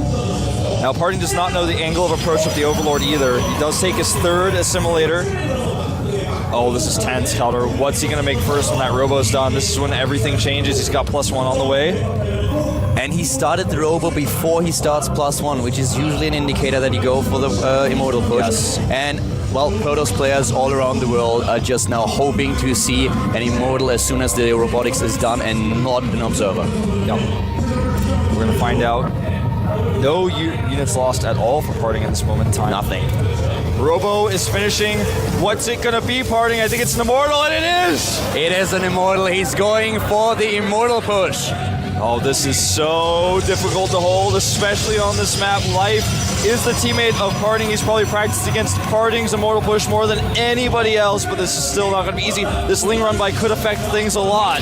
A Ling run by trying to affect the gas here, but what is Life doing against the push now? He's already spreading his creep at the 3rd base. Very important to make sure that the Protoss can't place a pylon in the vicinity, that he has to rely on the Warp Prism, can't use it for the micro. This is something that Parting has shown against Sniper, and Sniper really struggle against this. So spreading your creep, making sure that there is no close pylon is really important. And also it gives you the speed advantage that you need to set up your flanks, that you can just delay the push for as long as possible. This is actually really cool. This is what you need to do to limit Parting's sentry count. As long as he can't mine his gas, he can't build the sentry count that he needs. He may have to use a force field. No, decides to pull back. Again, right now, he doesn't know though. Life doesn't know what push he's about to face. He's about to find out. That's what that Overseer is for. The Overlord is in, and for his opponent, we have now speed. Life is starting with the Zergling speed, with the Roach speed. He's getting the Roaches. He has all the pieces in position. He sees the Immortals. Those sentries better turn around right now. He's got no time to lose. He needs to go ASAP, setting up the double wall. Look at the creep spread here. 3rd Immortal is ready. Wolf, I certainly hope that you have your ticket for the Parting Express, because the Soul Train is about to leave the station. It's moving out right now. He's got the triple pylon wall, so even if his natural is breached, the main base will be safe. He's very committed. He's got no turning back now. That group of Lings is not enough to turn him around. He cannot waste time. He needs to protect those sentries, but he needs to keep going. Sniper lost against this. Sniper did not have an answer. Does Life crush Parting's push, or will he also die? We will see the 2-0. Parting is on the move. Sniper is preparing. Life is a genius, man. He knows that on this map, you can't actually stop that assimilator from being killed with the normal cannon placement that you have on this map. He's going to lose a Stalker here as well. This is so smart. He takes down the assimilator. He makes sure that there's not enough gas for Parting to later on warp in those units. And look how many sentries he has once again. He has a high sentry count. The creep spread is good. The Zerglings are being built. The speed is done. Range attack is nearly completed. He's got everything in his favor, but can he stop those force fields that have been such a problem for every Zerg player that Parting has run up against? He did not really spread his creep at the 3rd, and here come the force fields. The pylon is already being built. He needs to pull those sentries back. He's going in. He's trying to force additional force fields, and here we go, and there is the gap. We immediately have the trapped Roaches, and they are taken apart, but on the other hand, the reinforcements for Life are streaming in. I don't think those force fields could have been any more perfect, Calder. Look at this. He's even got the Observer out now, takes out a Tumor, and those rocks are going to die if he gets up to the top of that ramp. I feel like Life has little to no chance of holding this. Here he goes. He needs to walk up that ramp right now. If he walks up the ramp, then suddenly Parting will be able to use the force fields to block both Life ramps. goes for a counterattack, it looks like, or at least catching reinforcements he can find. He will get this pylon. And look at it. He already pulls the drones back. He's like, okay, I might lose my expansion here, but I still will have my drone count. And the pylon goes down, another one already being built, and Parting is pushing his way into the natural, or is he? Yeah, he's just waiting a little longer. He wants to make sure he has that pylon up. We talked about it before, but that pylon is so critical. Without the pylon, you can't use the Warp Prism to lift your immortals. You have to actually micro without it. He has 13 sentries. This is so many force fields. If you have infestors against this, you just see them pop like pimples, but we don't have infestors. We have roaches, we have zerglings, and once again, those force fields are brilliant. Harding is the Warp Prism pilot here. He's dropping the immortals out. This is looking so scary because the production is severely affected by the fact he doesn't have that 30 hatch. He has no macro hatch, and he's got roaches dying already. He can't afford to lose these without force fields being dropped. 2 more roaches go down. And Life, get yourself together. The third base is done, and here comes Parting with the force fields. They are brilliant, and they trap everything. The supply is dropping for the StarTale Zerg plays down to 120, and Parting with the patience that he is known for. He's moving slowly He takes up the the lead in ramp. supply, and he's going to be able to take out these roaches. The Overlords are in danger as well. GG! The Soul Chain defeated Life in game number 2. But his opponent was already a step ahead of him. Is this also true for Cloud Kingdom? Starting to the bottom left, we have in blue the one and only Soul Train Conductor.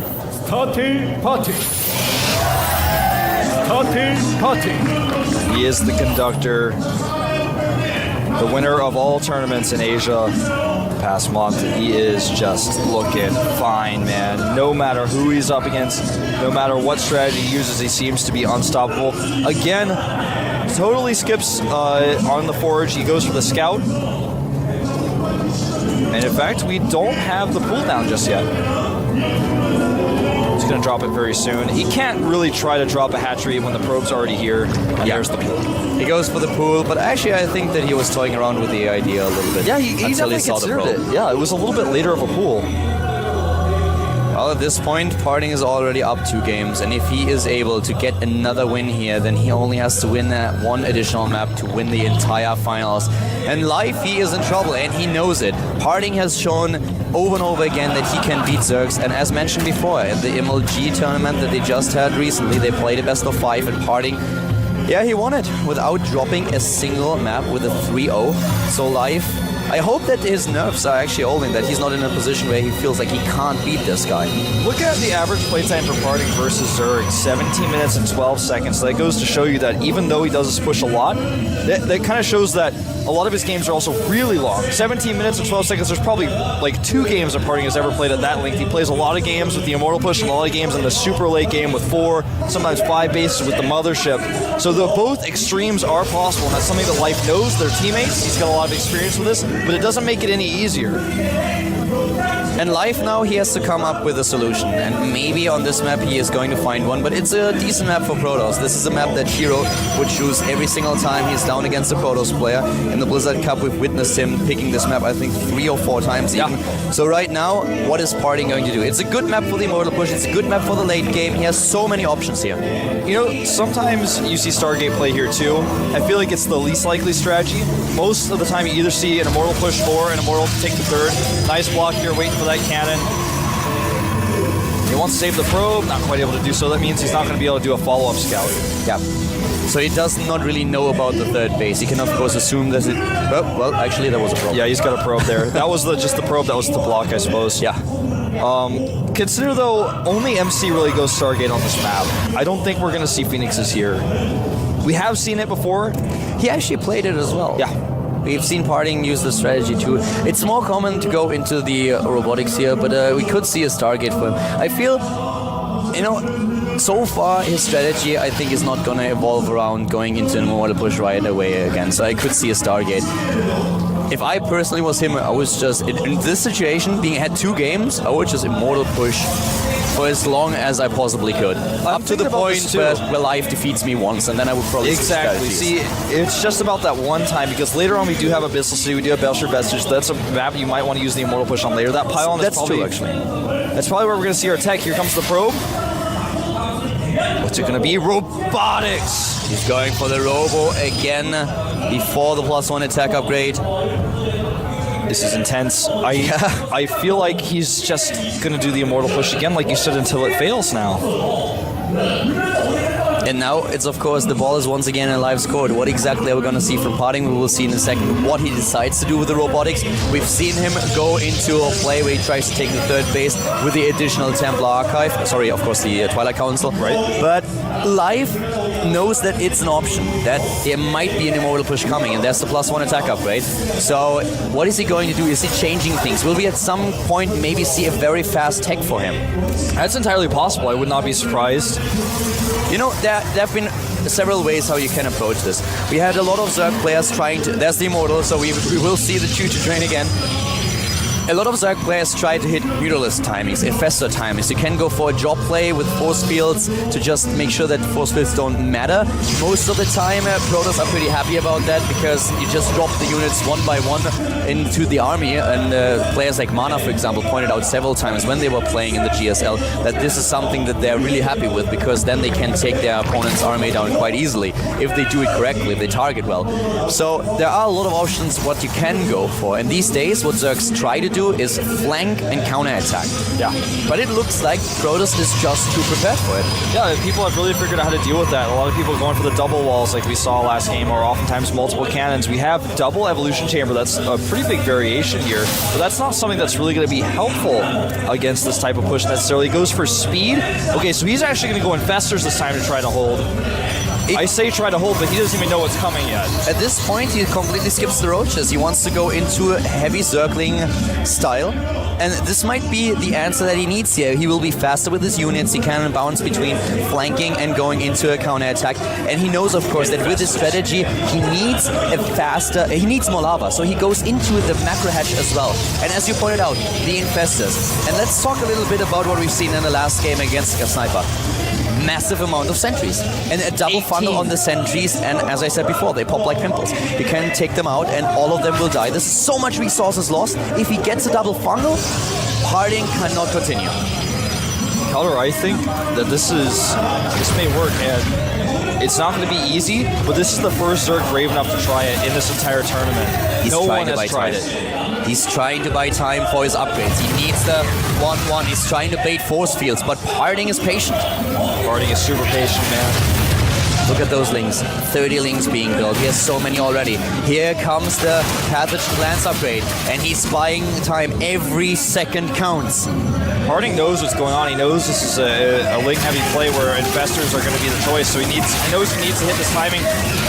Those lings not trading very efficiently, but they do slow some of the Zealots down. And Parting plays with a lot more Zealots than he usually would because he sees what he's up against. But the +1-1 upgrades are going to be done soon, and so far Parting has not moved in. The Infestors are already on the production tab. I feel like Life might be able to take this. He might be able to do it, man. He might do the unthinkable. But can he defend his third? I don't think he's going to hold the third, but he's got the macro hatch, so he can let this go. He doesn't even want to take save the third. He already built all those spine crawlers at his natural. Yeah, he's just going to let the third go. And the Infestors already will. Look at how beautiful this timing is. Pathogen Glance finishes, and a second later we have the Infestors. Parting needs to walk away. If he actually tries to walk into those spine crawlers with Infestors, he's going to watch his Immortals flash before his eyes. He needs to walk away. This is Life. He has everything. Oh, what a beautiful funnel from the high ground. He needs that Warp Prism for vision. The spine crawler finishes, Infestor pops. Those Zealots are actually not going to really accomplish too much. He wants to target down an Infestor. Nice micro. Can he get the second funnel? He needs more funnels here. The spine crawlers doing their damage. One funnel hits. He is ready. Those sentries, they pop, and now suddenly Parting is in a little bit of trouble. He still has the same supply. He has a lot of units on the high ground, but can he deal with those Infestors? He is losing Zealots to the spine crawlers at the front. He's not microing as well as he could be. A lot of invested energy has already been used, though. We only have 2 of them left. I think he may hold here. The Zerglings have to take down the Immortals, though, before they kill all the spine crawlers. That's the scary part here. He's trying to get more units in. The supply lead is for Life, but for how long? Yeah, for how long? The spine crawlers are going down. The Infestors are exposed. More Zealots warping in. He needs them for the Zerglings. A great choice here. But those things have 1-1. He needs to micro the Immortals back. Where's the Warp Prism? The sentries are gone. The sentries are gone. And now suddenly there comes another funnel. The Queens are trying to move in. Where are the Zerglings? They close the distance. The Zealots, they die. And Parting, he might lose here. He only is at 70 supply. He needs to pull that Immortal back. He does not really have anything to reinforce those Immortals to support them. Finally a round of Warpins. But is that enough? He doesn't have that many hit points left on that Warp Prism either, so he's got to be careful. If he loses it, the Immortals can't be microed like this anymore. Hardy knows that the follow-up is going to be very, very difficult for him. Oh, this is so smart. He's just going to avoid. He uses the elevator trick here. He just avoids the spike as he goes in the main.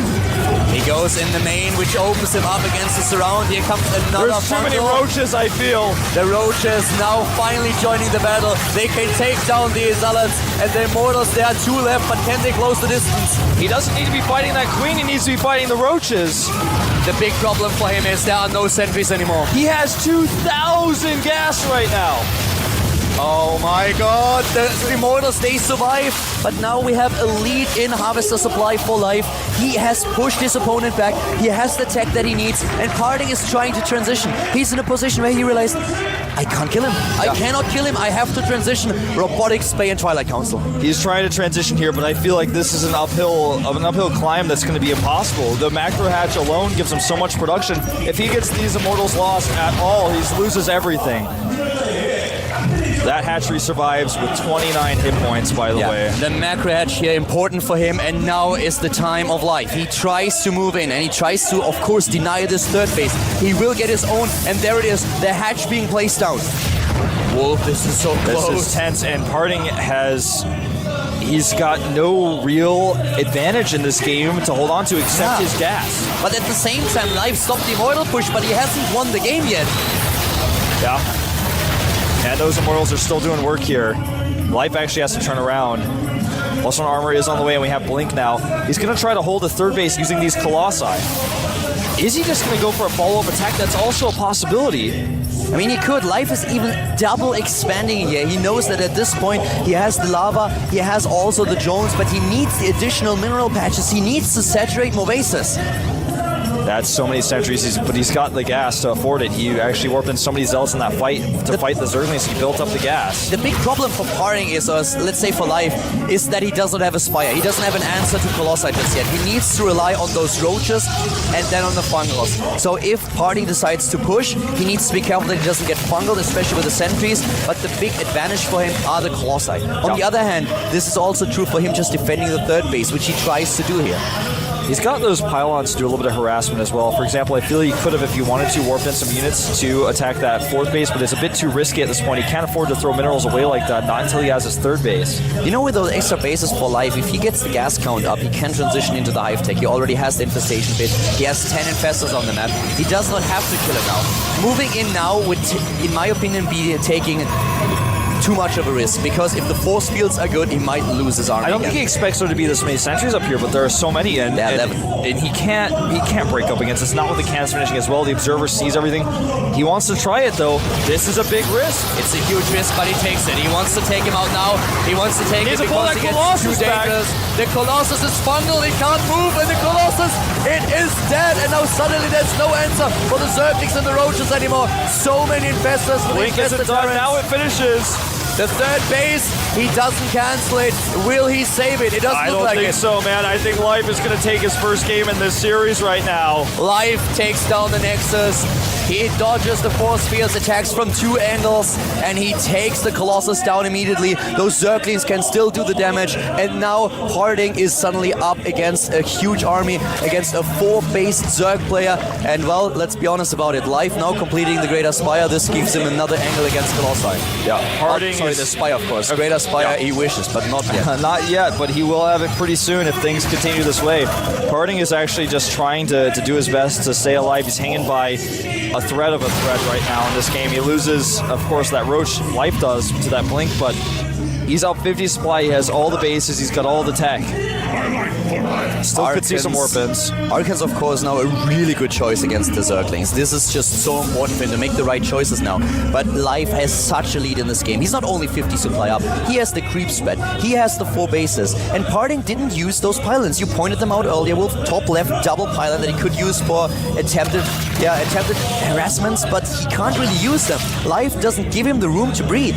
Yeah, I feel like Parting actually might not make any more Colossi. Think about that. If a ton of Corruptors get made before Brewlords, so of course Corruptors are going to be useful for Brewlords even if you have a surplus of them, but what if he attacks for Brewers already with only 1 Colossus, with 21 Stalkers and 3 Archons. He's building a pretty good composition if there's an overmake on the Corruptors. This is a great scout. You can see the composition with this Zealot. And call me crazy, but there was no hive tech just yet. So life is not going into the Broodlords after all. It's just, there it is. I was already worried for him. I was like, okay, are you really trying to take him down right now? I mean, he has the army, don't get me wrong. But the follow-up, that's something that he also needs just in case. The Infestors are so key because even though there's only 1 Colossus, that means he has an over-saturation of Corruptors. He still has those Infestors, and without the Colossi, how is he going to deal with those Infestors? And here we go, the Lynx closing the distance. The blink away, the Archon exposed, a lot of infested Terrans, the Colossus is gone. Pulling back against the infested Terrans. But, you know, the damage output here for life just seems way too much. Oh my god, this is such a huge amount of damage output, and there's the GG! Starting to the top left is our Zerg player in red, starting of course for Team Startail. The hope for all the Zerg players out there. He is. Starting live. Showed a 6 pull on this map. Not going to be doing it today though. He was up against the Immortal push. Zerg players were looking how to beat it. And life, as they say, life always finds an answer. Certainly does. He's got to find more answers, though, against his teammate. The Frost player to the bottom right. Is he unstoppable? Let's find out. He is. Hunting.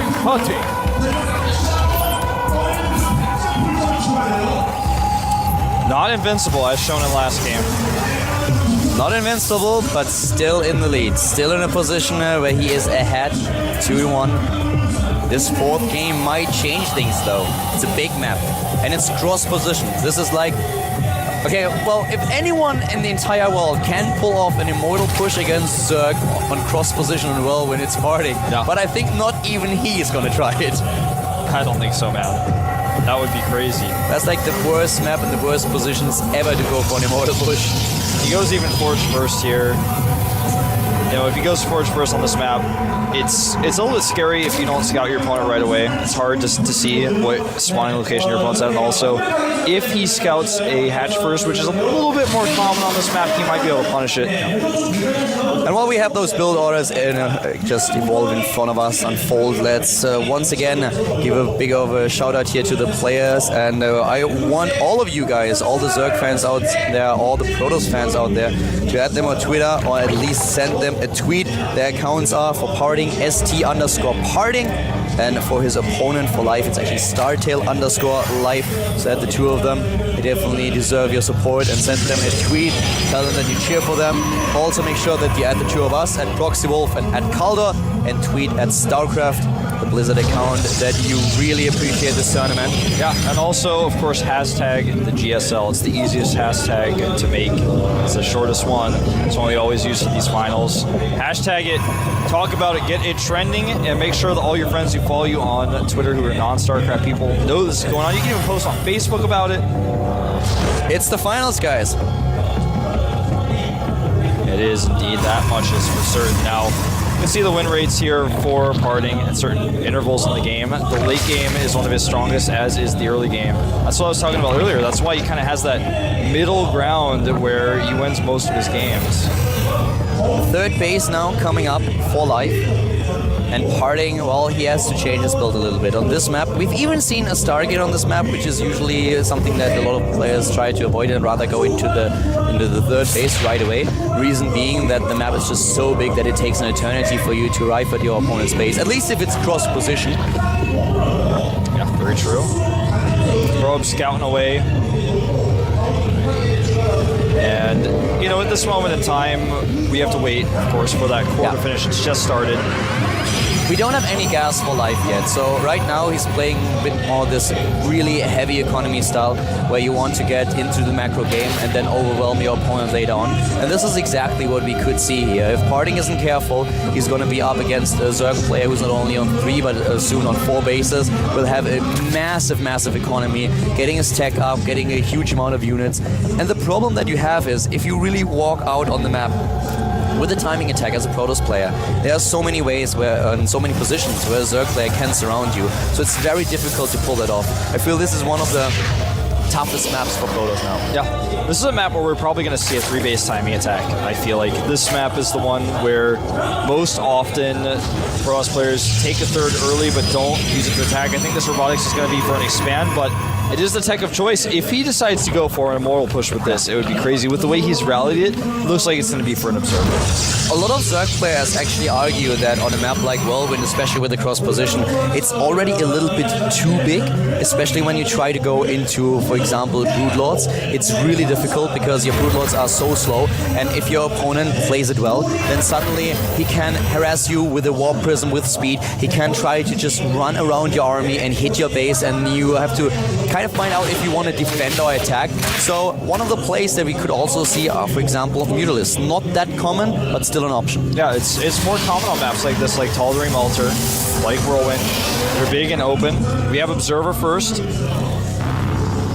So don't be alarmed, Zerg fans. This is not going to end early. This is actually going to be a third base for parting.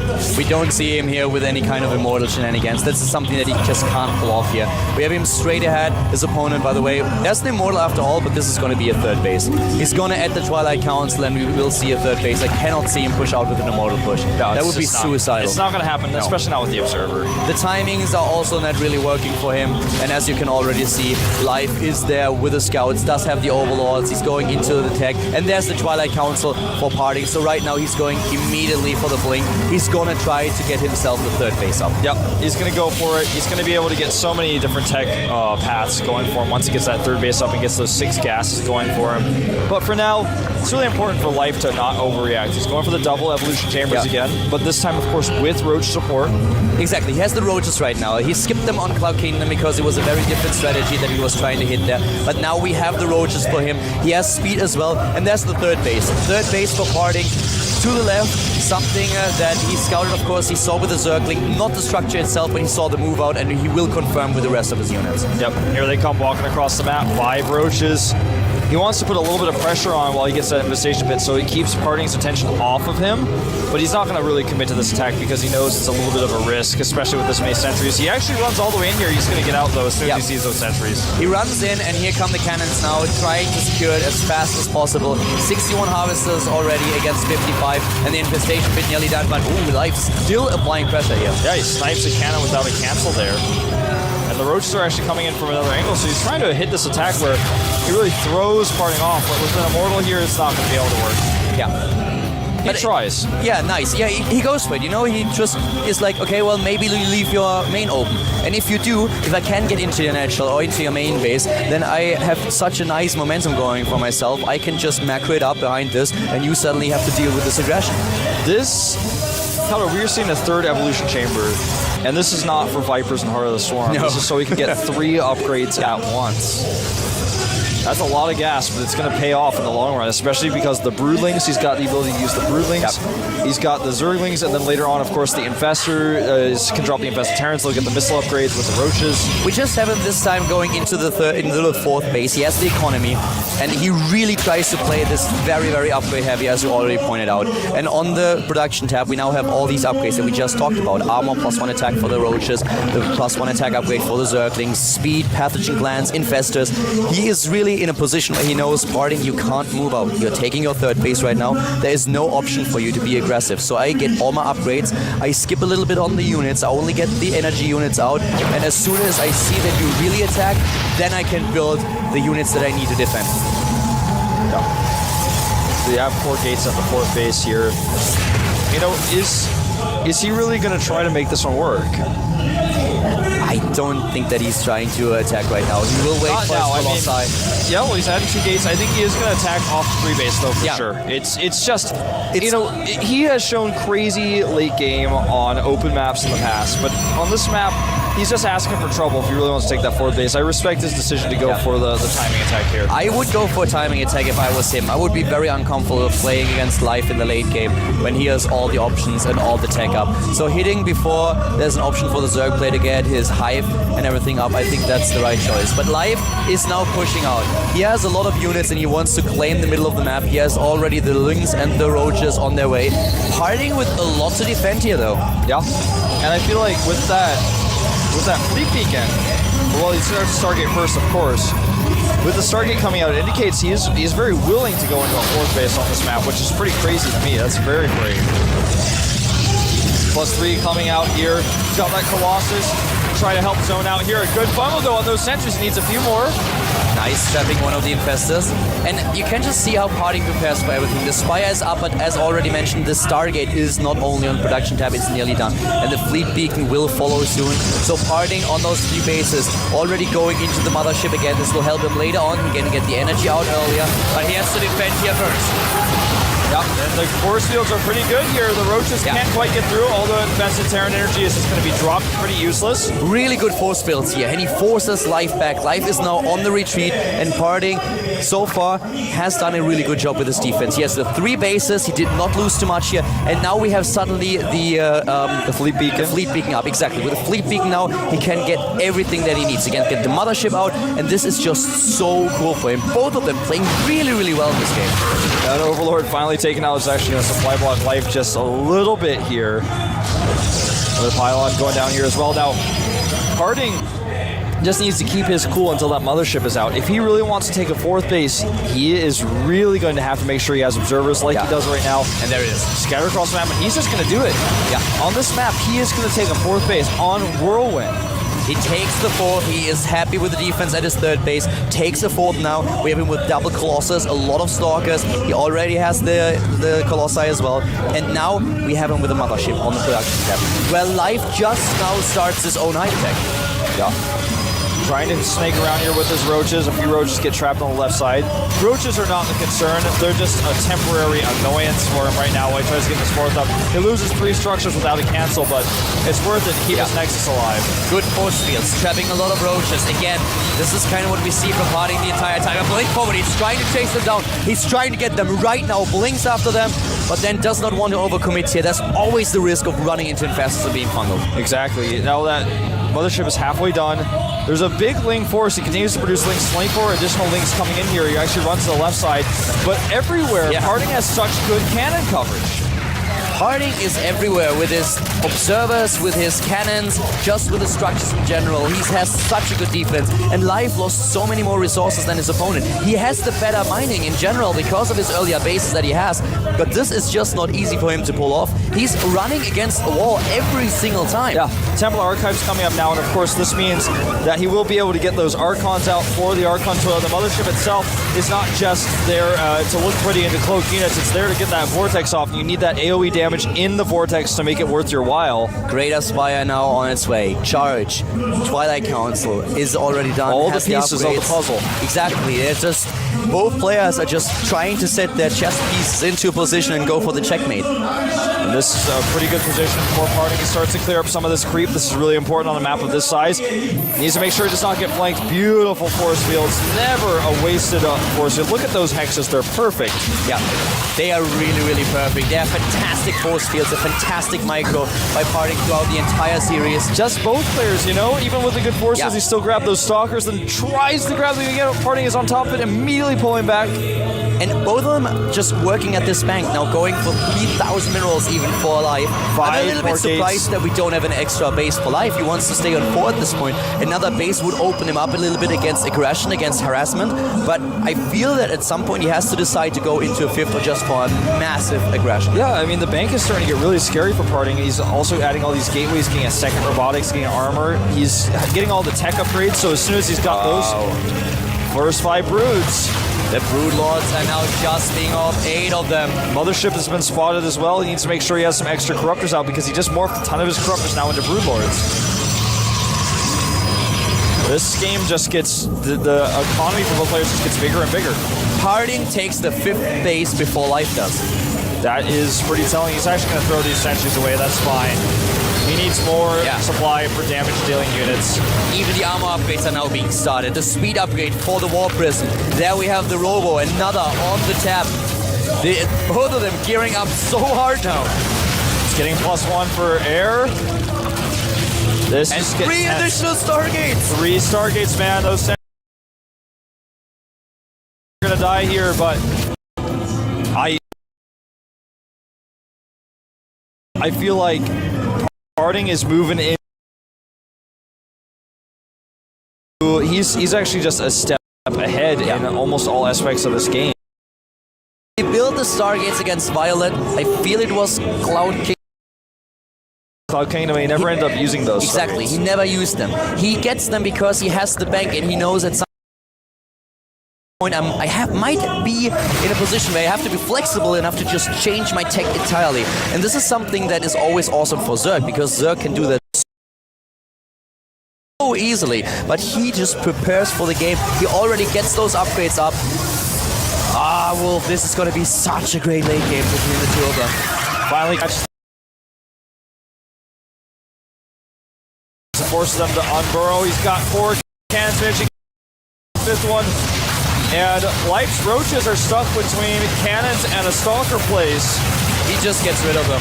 He tries to trade, tries to kill something, but he just wants to get rid of the supply. Yeah, he wants to make more Broodlords, just like we saw earlier. That Graviton Catapult coming out. He's getting his +1 shields finished up now, additional cannons going down. And from here, Parting can transition into that carrier composition when he's ready, when it's appropriate. This is not a time to start making carriers, not yet. He starts the 2nd core. He did this against Violet as well, but it never ended up coming to that. It's just like him preparing for everything, and also one of the weapons that you have, we talked about the Warp Prism and the Warp Prism speed, and he's using it now. He's going in, he's moving in there, trying to take down as many units as possible, forcing the opponent's army to the top left while attacking one of the bases. His problem is that the Corruptors are already there. They're just waiting for it. All the Corruptors are on him, but they don't pay attention for just a second. This allows these Zealots in, and now he can run the Zealots to that base and perhaps force a cancel. They've got so much armor. And he's moving in now into the 3rd, or at least he tries to. He's going up, but he can't do anything just yet. We have in the main base a little bit of harassment going on with those Zealots, but still, the army, the main body of the army, is still trying to find an opening at the 3rd base, and here comes the bundle. Life says no opening here. He's dropping Broodlords on those Stalkers like it's a rainstorm. Parting, though, has to come from the other angle. There are a few spines waiting for him with all these shield upgrades he has, though, for those Archons. He should be able to break through, and another attack at the natural. Yeah, he's trying to capitalize on the immobility of his opponent, and there he moves in right now. The Guardian shield is up. Here come the defenses against all those Zealots. We have the Infested Terrans now. At the same time, the recall being used, but 3 of the Immortals are actually still trapped at the top left. There's trapped there, but will they be able to get the base? I don't think so. We don't have a shot of it, in fact, but they didn't kill it. Yeah, they didn't kill it. I want to see how many hit points it has left, because that could be another target for the Warp Prism a little bit later on, maybe with just even 3 Zealots. And the carrier transition, it's on. He's got +2. He's going into the carriers right now. We have him with carriers on the production tab. He wants to transition here, and the +2 attack upgrade for the air weapons is already being researched. Well, Zealot's getting a little bit distracted here, and he needs to turn them around. He does. This Protoss army is very fragmented. I feel like the core of Life could actually shut him down hard, since it's all together. The Infestors, the Corruptors, and the Broodlords, they're all together in a trio. And Life is trying to end it. He's at 600 gas and he doesn't have a 5th base. He's not trying to expand again. He's moving to the bottom, but Parting is just moving up to the top, trying to attack again. He has the Mothership. He is actually using the Mothership to the top right. He could use a recall later. What is he going to do with it? Yeah, it looks like he just wants to use it as part of his attacking force, but I feel like we're going to have an elimination race, because Parting cannot go home. Life sends his Infestors home, which is really smart, but leaves his Broodlords and his Corruptors to actually start taking out these bases, where there are carriers actually that will spawn and die. This is the worst possible scenario for Parting's carriers. This is wasted resources right there. He can't do anything about it. He should cancel those carriers. He can't really do anything about it right now. And at the same time, the 3rd base is gone, and Parting is now moving in. He's moving into the natural. He's trying to take down the tech. It's an elimination race. You said it best earlier. Yeah, I really feel he should have canceled those carriers, but he wants to buy as much time as possible, so he actually has them out there as meat shields. The Archon shields are getting really low, but they have +2. He could always try to recall the carriers to the Mothership, but only if there are 4 of them at the same time. Yeah, and now it's of course too late with the Stargates already gone. They are dead. Now he's trying to break them through here, but there's too many spines, there's too many Infested Terrans. The Stalkers come for a flank. Will he be able to break through? The Corruptors are nowhere to be seen. Now do come out. It's really scary. All those Infestors, they have too much energy, and now suddenly the Spine Crawlers can't even attack the Colossi. 3 of them are dead, and look at the main base at the bottom right. The army for Life is incredible. It looks like he may actually do it. He may tie it up. Life looking unstoppable here. The Spine Crawlers remain alive. He's still got the better army. He needs a little bit more economy, though. Uh-oh, Infestors dying left to right here. Gotta be very careful those Infestors. The Observer is nearby. This play by Live is just crazy. But Live has to think about if he needs to hide some buildings at some point. Yeah, he will. Something to consider, though, is even with the mothership here, he needs Archons, and there they are. He had enough resources to make those Archons. He needs to keep those Archons with his mothership so that he can eventually kill those Broodlords. There's no other way to fight, though. You know how many Archons that is? This would be It's such like- a it's like 6 9. Archon toilet. Yeah. If he actually gets those Broodlords into the Archon toilet, they're going to be not long for this world. A little bit of a cancel there. Oh, these probes are not going to be found. The probes escape. Oh, does he see them? It's too late. They're going to get away. The resources for both of them, the bank is gone. They are at very similar supply count numbers now. Where is the bundle? No, it doesn't even go for He's it. just going to blink away. He should blink away. He could, but he doesn't. More and more bases being eliminated, but the drones have been pulled away. And with the numbers of harvesters and drones, just in general, that we have 18 to 51, Life has to end it on this army. He can't reproduce anything. He's going to make one Overseer right now. That's actually the 6th Overseer he'll have. He's going to make sure he needs to keep those alive, because if he doesn't have those Overseers, then suddenly the mothership has cloaking units underneath that he can't deal with. He's taking down those last few bases that we have for Parting. And Parting is, of course, now in a little bit of trouble, but the army supply, that's what it's all about. He needs to pull these Archons back. He cannot afford to lose them. And here come the Corruptors. I don't feel like there's enough anti-air. He just needs to target down that mothership. Do we have Neural Parasite? I don't think so. I don't think so either. I didn't double check. And right now we can. But I don't think there's Neural Parasite. And with Neural Parasite, he has to dart in with those Corruptors and take down the mothership. He has 16, so he should be able to do it. Needs a Vortex here. Double Vortex to save the mothership. Well worth it. The Archon toilets are going in. If I was a Corrupt, I would feel pretty shitty now. Yes, I would if too. If he's flushing, then this might be the end of the Antia for Life. And he gets away with most of the Corruptors. For a second. But Still 11 left. The Broodlords are still something he has to kill, and now he finds himself on no mining and also no vortexes. He's starting to be a little bit low in buildings. He's getting the hatch now. That probe is so valuable, actually. He needs to make sure he keeps that alive. 106 supply for our Zerg player. 98 for Parting. He's just going to turtle here because he knows at this moment in time, how can he approach that location with so few units? I mean, yeah, he's got a big army, but the composition is not going to really let him go up there against Infestors and Broodlords. He can't lose those Corruptors. If he cannot take down the Mothership and the Mothership gets a good fungal against the Broodlords, it's over. Yeah, you're so right. That's why he's got to make sure he knows exactly where it is at all times so he can't get that angle. Taking down Spinecrawler after Spinecrawler. They're hidden everywhere on the map. And this also opens up a weird scenario for Life, because if Life really has to defend like one point on the map, can he really move out with those Broodlords? They are so slow, it's such an immobile army, that if Parting is able to get past him, he will never be able to be back in time to save them. Yeah. He can't move with the Broodlords, I feel. I feel he has to hold that base. He knows Parting is not really mining. Parting has a base up to the top left, but it's not mining at all. He doesn't even have probes trying for that. It's not even close to mineral line. Yeah, look at those probes. They're all just sad and shy. He's going to start working on this extractor, which is pretty smart considering that that's one of the structures that's away from Life's normal army, and he's not going to bleed out. Extractors don't bleed out over time. Look at that army. 1 ling, 10 Infestors. That's so many Infestors. But 21. The mothership, he needs to protect it. Oh, he goes in. He's trying. He's trying. Oh, he's got a few energy left, and then he'll have that vortex available. Both of them are so patient here. This is awesome. It's all about the positioning, and here comes the vortex again. Yeah, but I don't know if he can stick around with the Broodlords here. I think he has to leave. He can't actually fight here. The Broodlords, they can fight. Yeah, the Broodlords can fight, but the Stalkers cannot. No, the Stalkers cannot kill those Corruptors. Yeah, there is no way for them. Not without the energy. And once again, the Corruptors are dodging those Archons. And the Archon count is getting pretty low for Parting here. They only has 2. Yeah, he lost those Archons. Now he tries to blink around, and he gets bungled. This could be the end of this game. The Stalkers are getting eliminated here. Oh my god, the Antia is about to be done. He's moving in. He's trying to kill the hatch. He's targeting it. That's still an extractor. He is still an extractor. Yeah, there's the extractor that's being targeted. There's another extractor there. He will get the hatch. This is it. This is it, Wolf. I don't think he has enough.